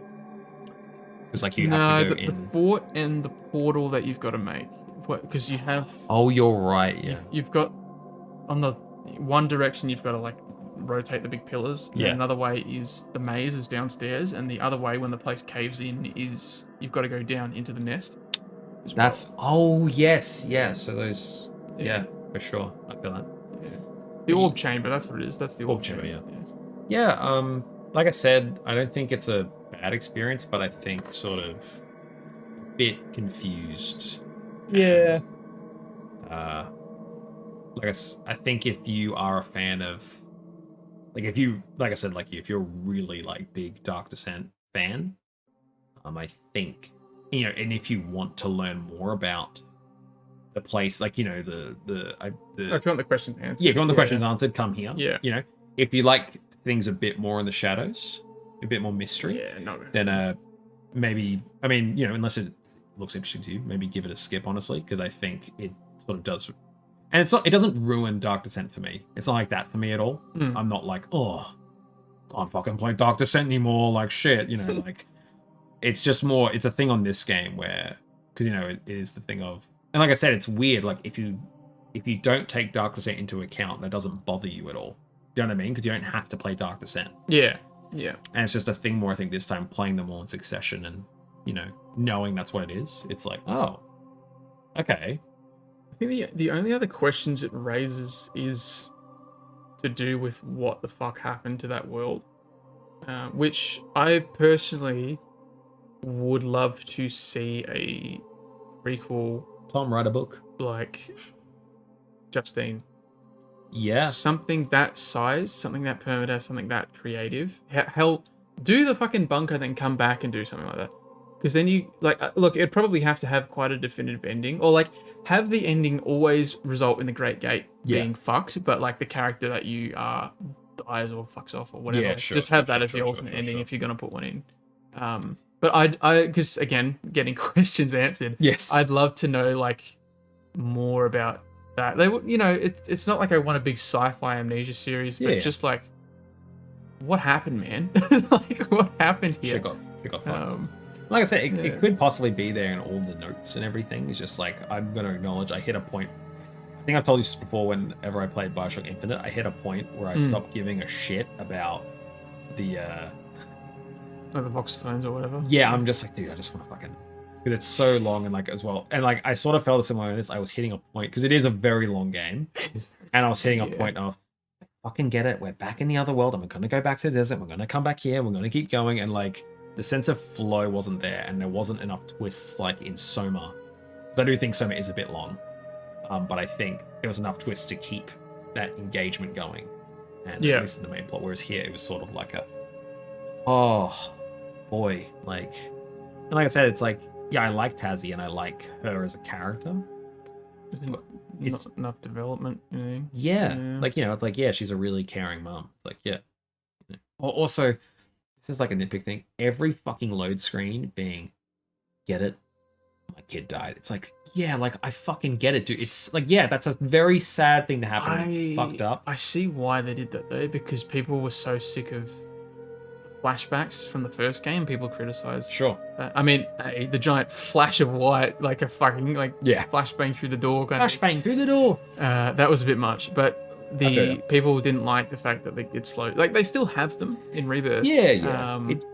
But because in this time it was more the sketches, right? You get a sketch of. No, you did have the sketch book, which is in the inventory, but every now and again, like if you came across something, like the screen would go grey, and then she'd have a flashback. Got you. It was like, well, I think it's just a thing for me more where it's like, you know, the game's like going, and do you get it? Losing a child sucks. I understand it's a unimaginable, like awful thing, and they just kept doing it, and I just hit a point of like, holy, like I understand, you know, like, and I said there have been other games before this that have done something like that, and they remind you when it's necessary and important, and it hits even harder, you know. But I know I'm probably ragging a lot, but I definitely don't hate this game. I think I'm just...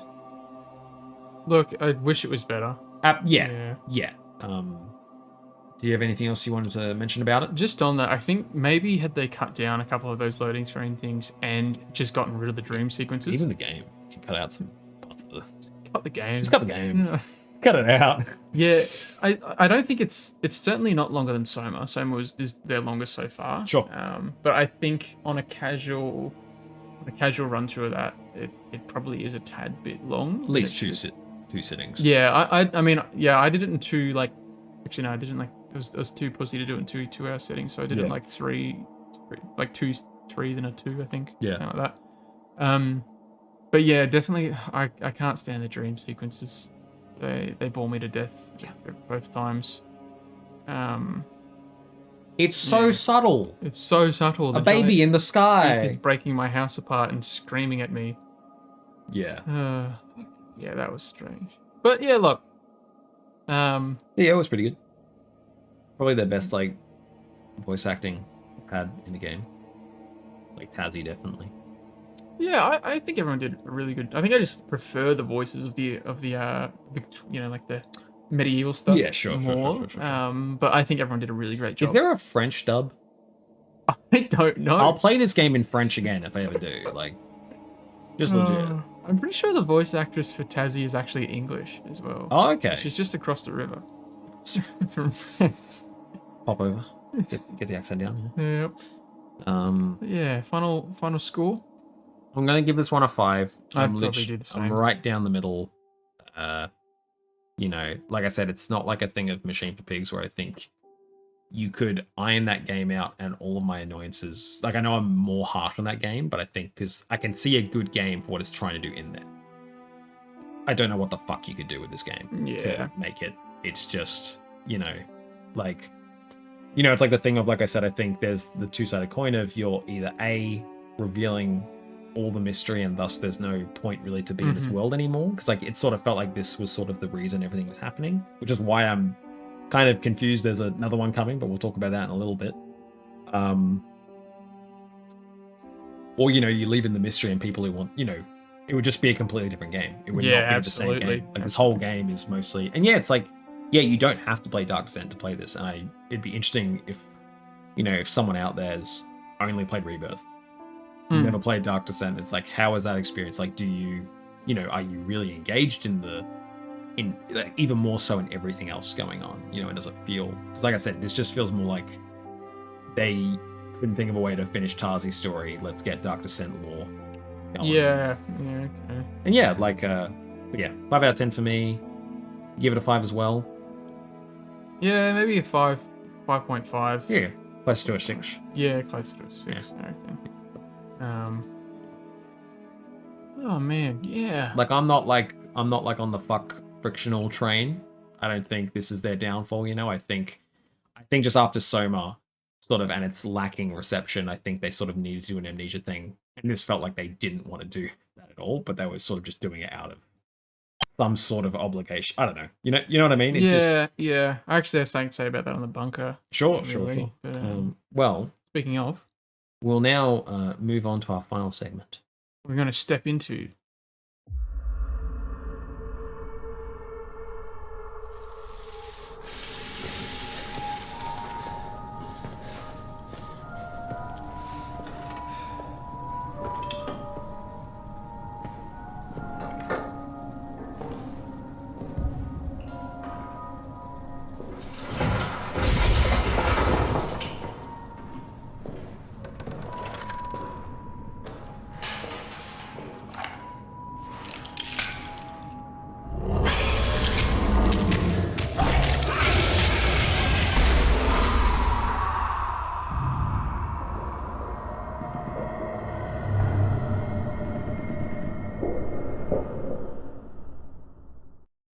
The bunker. Yes. The bunker. Oh man, where do we start? Well, this segment's all about just the future, concluding what we think. But yeah, we'll actually, firstly, I'll pull up the thing that you sent me this morning. Oh yes. We are recording this on the 2nd of February, and on the exact same day, Frictional put out an update on Amnesia the Bunker, which reads, "Hey everyone, Amnesia the Bunker has been delayed and will be released on May 16th, 2023. I believe before it was just scheduled for March. It just said March. They didn't say when. Yeah. The team here at Frictional had a tough winter with a slew of illnesses that have affected the development. We're a small team, and things like this heavily impact production. It is important for us to do the game justice, and in light of these halts in production, we don't wish to rush the end product. The team is working hard to make the bunker the best it can be, and a few more weeks will make the necessary difference. Amnesia the Bunker will be available on Steam, Epic, GOG, PlayStation, and Xbox on May 16th, 2023. So, just quickly, thoughts out to Frictional. Yeah, man. Stay safe, guys. Honestly, didn't have to put a date on it. Take as much time as you need, especially if health stuff's happening. Yeah. I love that transparency, though. Yeah. Good Good about this. Yeah. So just ultimately, and if anyone's getting bothered by a delay, it's 2 months. Piss off. Yeah, honestly. It's fucking nothing in the grand scheme of things. Oh, this bunker's going to be so interesting. My prediction already for what is coming in their future is that, so in 2016, I think it was. So right after Soma. I think it was right after Soma. They said they had, it might have been after.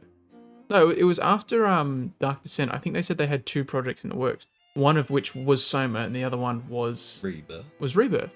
And when 20, I got a feeling it could have been whatever Rebirth was originally meant to be, and then it became possibly whatever the hell that was. Yeah.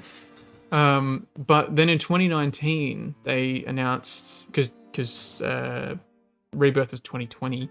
In 2019 they said they were working on another IP. Yep. And I didn't think it was Amnesia. I thought hey, maybe they'll make. Oh, I knew they were going to make another Amnesia. Yeah. Did they say that before Rebirth? I don't think so. Yeah. I think at the time it was still we just knew that Soma had come out, so they had one more thing in the pipe, and then they announced another, and then Rebirth got announced. Got you. But I didn't expect it to be the bunker at all.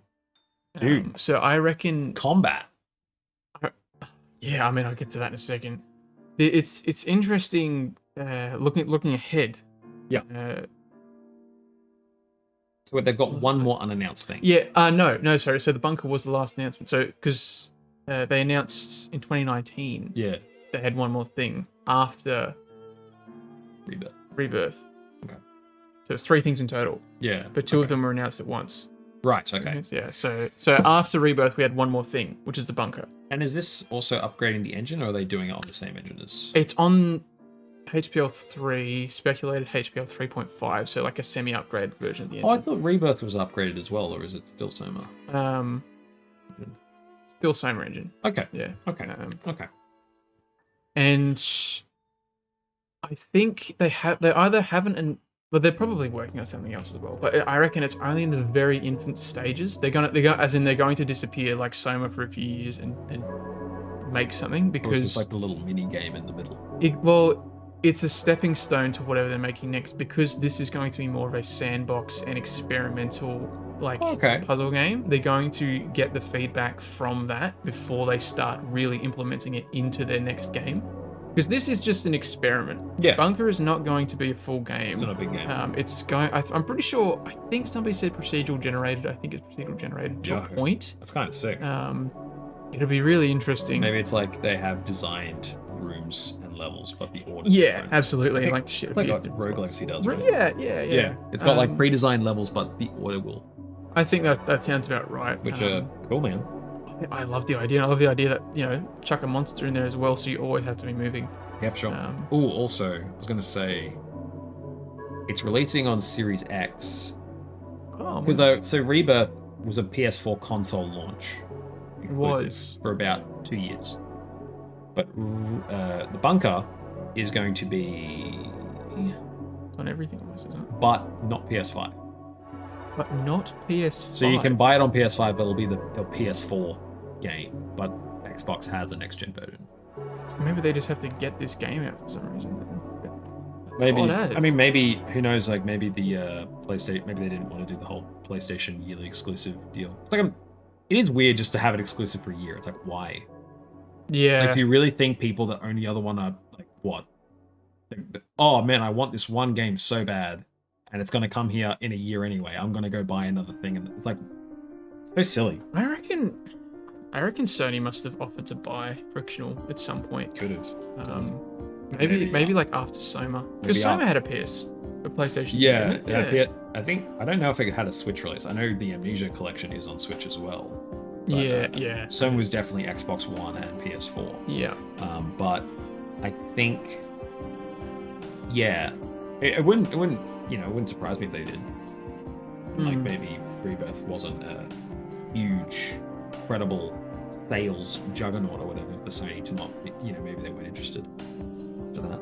But I don't know. Also, I don't know if PlayStation's the audience for Frictional games. Yeah, like, true. It feels very PC focused, honestly. Yeah. Or the type, the audience they would probably most likely play it, except for me, because I'm a scrub. Yeah, it's Fucking failure. It's a weird can of worms what Bunker is going to be. So I didn't know any of this. So have they said this like in a procedural generation? Yeah. It was in the blog post, the reveal blog post. I think was just talking about it. It's also I don't think. Well, it's going to be interesting having to if it's their whole people or most of their people will be working on it. Because I could imagine it being like a little small side thing, just sort of prep something. Absolutely, and it's like I just said. I think this is the first time they're. I dare I say like immersive sim elements, you can shoot a door lock, you can blow the door up kind of thing, like you can find a way around. Like, Amnesia's never done that before. It's never had multiple ways to solve, or Frictional's never had multiple ways to solve a puzzle, or at least very, very minute ones from memory. You can do it like once or twice. Yeah. The key to the jail in Dark Descent, you can either use a water bucket or a piece of fucking wood or something. But having like that kind of immersive sim, it'll be interesting as well. Like they'll have to design rooms where like maybe you won't have a pistol. Exactly. You will have a pistol. Yeah. So it's gonna be interesting to see because, like I said, I think it's the jump that I think I was waiting for. Because if this was just another, oh boy, you're running around a bunker and it's like okay, like, and also the fact that it's called, like I said, I think the fact that it's called Amnesia could just be to make it sell a bit better. That's what I was gonna... honestly. And now you're saying it's procedurally generated. I'm like, okay, they're not going to fucking worry about lore or anything. No, they're not giving not at two all. shits about it. It's going to be very brief. They have stuck around, because it's in World War One, and they've danced around those time periods. Basic premise, obviously, can be the basics. Like it's the same way I feel about this Outlast multiplayer game. It's like okay, like whatever, like who gives a shit. It's just going to be more the fun of doing that with friends, and this is going to be messing around in a sandbox, like I said, and. I think I wouldn't be shocked if they actually, I hope it is something original, whatever the hell they're building to. Yeah. But it would be, because then they could go, hey, if the bunker ends up being good, it's like, hey, it's like this but expanded, and if they've earned some trust with the bunker, that can just sell the next game alone. Yeah. Sell it more in just a way of like, me understanding what the concept of this game is. Absolutely. But yeah, like I think that. Yeah, it's sick that because I think they sort of knew they'd sort of worn out there. Absolutely. Like Absolutely. it was only 3 games, but it was a decade. Yeah, it was 10 years. Yeah, like it was 2010 to, and you can sort of count Penumbra as a prologue. They've been doing it for 15 years. I'm sure they're probably sick of it as well. Yeah. And like I said, so now that you've told me that, I was going to originally come in a bit negative, like what the fuck are we doing? Yeah. But now I know that. Yeah, they're actually making. They're clearly using this as a building bridge to something else. Absolutely. I hope it's on Amnesia, maybe Penumbra remake. Everyone's been saying all the Frictional fans have been wanting a Penumbra remake. I don't know how you would, unless they actively did a remake of the first 2. Or it could just be like the same sort of setup or premise. Yeah, and then like, well, I mean, like, make the first two and then do a third one. You know, Sure. Like kind of thing. As in release them really close to each other. Or because that way you just have a remaster. what if you do version. the credits are rolling, and then you keep playing the game? That'd be fucking sick. Like it's just called Penumbra. Yeah. It's just the full, because originally I think it was meant to be like a single game, but then they split it up. Yeah. That was the Yeah. Well, I didn't even mention that back then. Yeah. Yes. Correct. Like or something just completely new. Like I'm down for whatever, but I'm definitely glad that they, because like I said, I think in a way Rebirth is the end even of that just gameplay philosophy. It's like I agree. We need to stop doing this. Yeah. Because like I said, it's the whole thing. If they answered all the questions, there's no real reason to mess around. And like I said, this is more messing around in a gameplay sense, not in a world sense. Yeah. And so it'd be interesting then, once they've done this experiment, their next game, like 5 years from now or whatever. Another like Soma, like fresh. And as well, it's going to be using these gameplay ideas with the interesting storytelling that they've liked to do with Dark Descent and Soma. Mm-hmm. Like it's going to be really interesting. Like maybe not even procedural generated, but like just messing around with the mechanics. Oh no, absolutely. Like again, I think they'll make more of an immersive sim horror. So like, yeah. By a horror with immersive sim elements. Dude, it'd be like I was thinking it'd be cool if they did it like Resident Evil like 1, but it's like, so you're in one location, but you're backtracking through the whole thing and you're unlocking different levels to it. So it's a bit more of an like, it's like if Brandenburg was like fully interconnected, not just hub. Yeah. Hub. Shouldn't whistle too loud. But I probably didn't pick it up. I whistled. I'll put it in the subtitle. Put in the subtitle, yeah. Or if not, I'll just cut it out. If it's too annoying. Yeah. Look, I'm looking forward to the manga, and if it goes well, I'm really looking forward to what the next step in Frictional is. 5 years, hell yeah. In 5 years, and I'm happy to wait. I'm very happy to wait. And I know. I'm just happy to know they're like having fun, man. Yeah. They're just, and especially now that they've grown to like, I mean, it's still a small fucking studio, 25 people. That's tiny. I mean, obviously they do get contractors and whatnot, which is good. But I really wish them all the best. Straight up. So what's the bunker score? Bunker score? TBA out of 10. Yeah, TBA. Well, all I'll say is, Ben, thanks for badgering me for 5 years to play these games, and then I finally did it. Because I think it was a cool side of horror gaming that I hadn't experienced before, and I finally got to, and I'm glad that I did it. Like I said, I think Amnesia Dark Descent is probably one of my favorite games. Soma is definitely one of my favorite games. And I'm excited for the future because I think even they know they need to move on.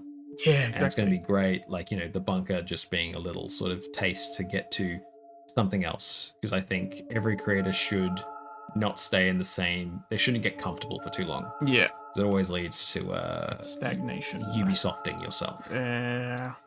So, thanks. Had a lot of fun. Yeah, well, I'm glad. And I hope everyone else listening gives this a try as well. Just like, I mean, obviously, don't burn yourself out if you think you can't kind of get through it all. But like the whole Frictional Games collection goes on sale quite often on Steam or GOG or whatever. I always see it. Not that I know if this is a worthwhile spot playing, but if it's all you got, I always see the collection like going on sale on Switch. Yeah. Like, well, there you go. Really, it's always like around $4. It's like, you're getting 2 full, like, interesting games, and I mean, one's like great, but like, Machine for Pigs, I think definitely worth that price range. Yeah. I like, you're not just getting one, you're getting Machine for Pigs and Justine. Yeah, it's insane. Justine's so young. But again, I highly recommend them. And I especially recommend playing them as they're intended. Try not to play them, and I guess it's a bit hard for console players, kind of on a big TV, and if you're not wearing lights headphones. out. Yeah, because I've had volume the up. best experience. Even just and you don't even need modern, like a modern computer to run these things anymore. Definitely Amnesia 1, you wouldn't. No, not at all. Or any of the Penumbras. The most you might need to do is tweak some like in-game settings for the Penumbras to work. Like the resolution might be a bit funny, but I have played it on 2 or 3 different computers, and I've managed to get it working every time very, very, very easily, like through the in-game settings. So definitely give it a go if you guys pick it up. And yeah, again, for the whole series as well. But in Australia, probably on sale, might only set you back a maximum of like $20, $25 for all of those games. Well worth. Except Requiem, we don't talk about that. But that's part of the bundle. You can't actually buy, maybe on GOG, you can't actually buy the Penumbra games separately anymore. You can only buy them in the Gold Edition bundle. Yeah. I think that's just Plague and Requiem. Is it? I think Overture's Oh, still separate. But you can get a collection. So yeah. Like I said before, we looked up, like they're all, even the collection pack is all the same price. You may as well just get that. Yeah. So definitely hit them up. If you're intrigued. I would say, personally, I think jumping into either Dark Descent or Soma is probably a good way to start.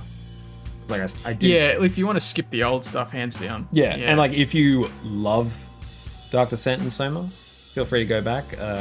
Like I said, Machine for Pigs, just know you're not getting, an Amnesia game, basically. Is the only way to really sum it up. Yeah, well, that's just it. Go in. I mean, obviously, you have to be a bit skeptical about it, but just go, like, if you do play the first Amnesia and then the second one straight afterwards, don't do what I did, and don't be the guy that goes in expecting Amnesia 2. Yeah.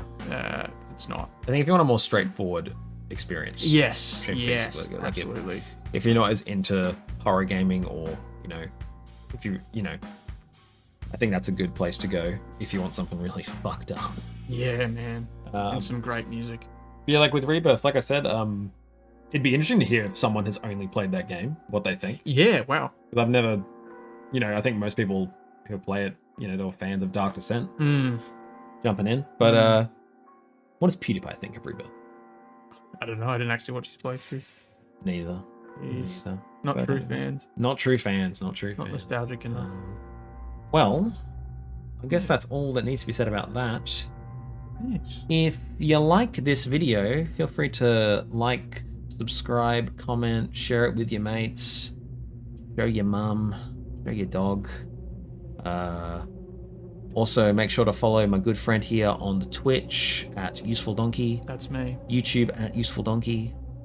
I might be streaming, I might not, but you should all might be. Come say hi. Twitter as well is where you'll get updates. Yeah. On that. And check out Mr. Like What You Likes Twitter as well. Oh yes, right there. And if you guys enjoy stuff like this, let me know in the comments. If you've stuck around for the whole, I don't know how long this is, it's probably ridiculously long, but if you've been here the whole time, thank you for hearing us ramble. Thank you so much. Probably sound insane, probably suck, but whatever. I have Connor on my stream very, very occasionally. Whenever he is. Oh, I'm popping in for the Requiem stream. Jesus Christ. It's happening. I might have to set that as like a goal. Some kind of like, very, very future goal. Are you saying you gotta get paid to play Requiem? Yeah, actually. Oh my god. Charity. Frictional should be paying me. Charity Requiem stream.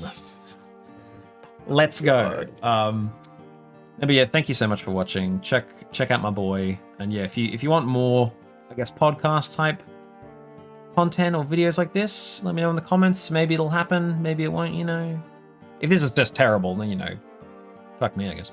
Well, once every so often. Well, just remember to, stay toasty, boys. Ta-ta.